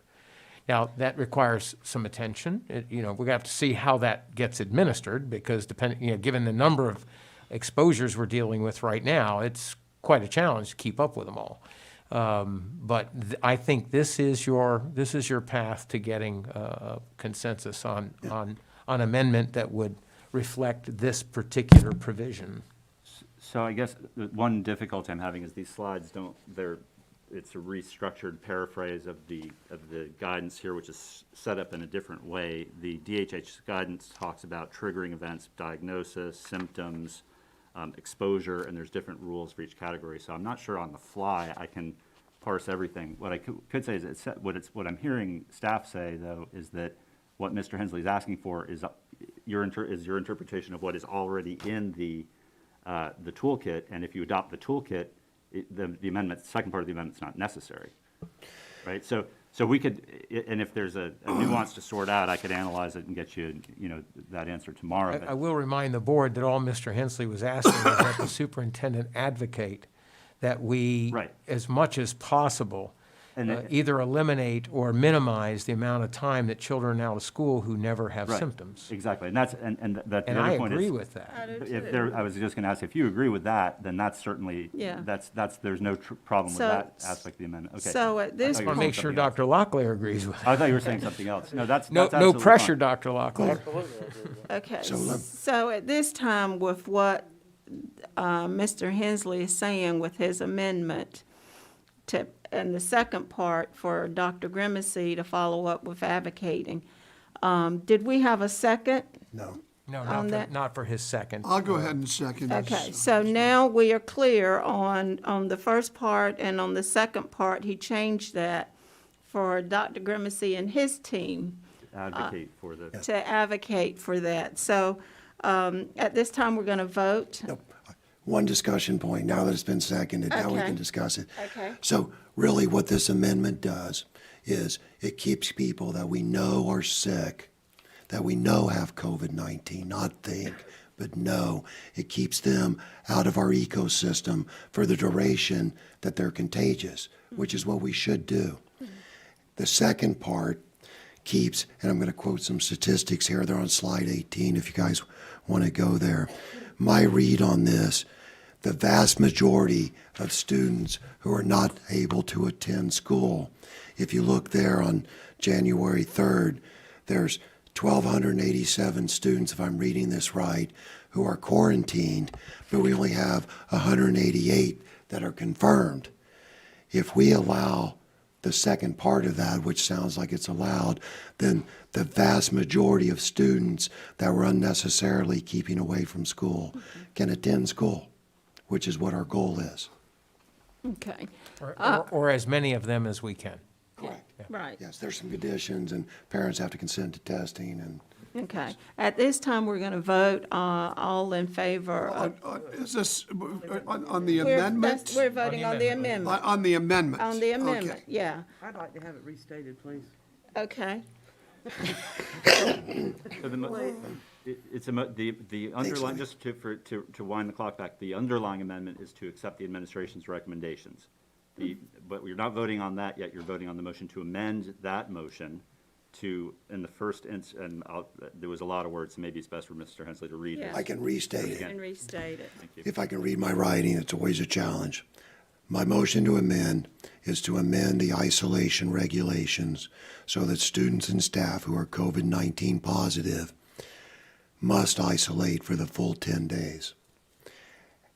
And students and the second part, and the superintendent will advocate that to the maximum allowed by law, that students and staff who've been exposed but do not exhibit symptoms and have a COVID-19 negative test can remain in school As much as possible. as much as possible. Okay, we've heard, Mr. Hensley's amendment, all in favor of his amendment? Say aye. Any opposed? Okay, his amendment carries. Next, we're moving to, the motion of. As amended, you're now ready to vote on the motion as amended, which would be to adopt the administration's Okay, so- recommendation with those two changes. noted. Thank you. So now we're ready to vote on the motion as amended. And it is the superintendent's recommendation that you restore the mask mandate through the February school board meeting as amended. Am I correct? Yes, sir. All in favor? No, you need a I thought we motion had and a second. second. The No, we- motion's been made. Yeah, Made and it's been made and seconded, seconded, I and we're ready to think. vote. Forgive me. Yeah. All in favor? Aye. Aye. All opposed? Nay. Okay, and the motion carries 3-2.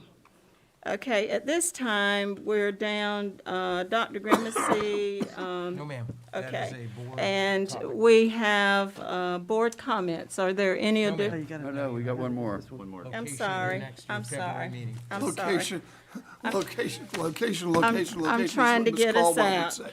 Location of your February meeting. Our final board action is location of February Board of Education meeting. And at this time, we had planned to have our Board of Education meetings here at the central office. And I will say that for the last 2 months, we have had Dr. Metcalf has done a really good job of manning our community citizens who are coming in to speak, to get everyone from outside in and sitting down. So we had no one standing outside for our last 2 months. So, board members, at this time, do you have any comments? I move that we have our next business meeting at a venue at one of the high schools, preferably Northmore, because they see too little of us in the northern part of the county. But I would leave that to the discretion of the chair. Is there a second? I'll second it. All in any discussion? Yeah, I have a couple discussion points. There are many good, there are many good reasons to have board meetings outside of this chamber. One is to allow more people to attend by having it at different locations in Moore County. Two is to showcase our facilities and let people, to include board members and the public, to see our facilities. There's been many excuses not to do that over the past year since I've been on the school board.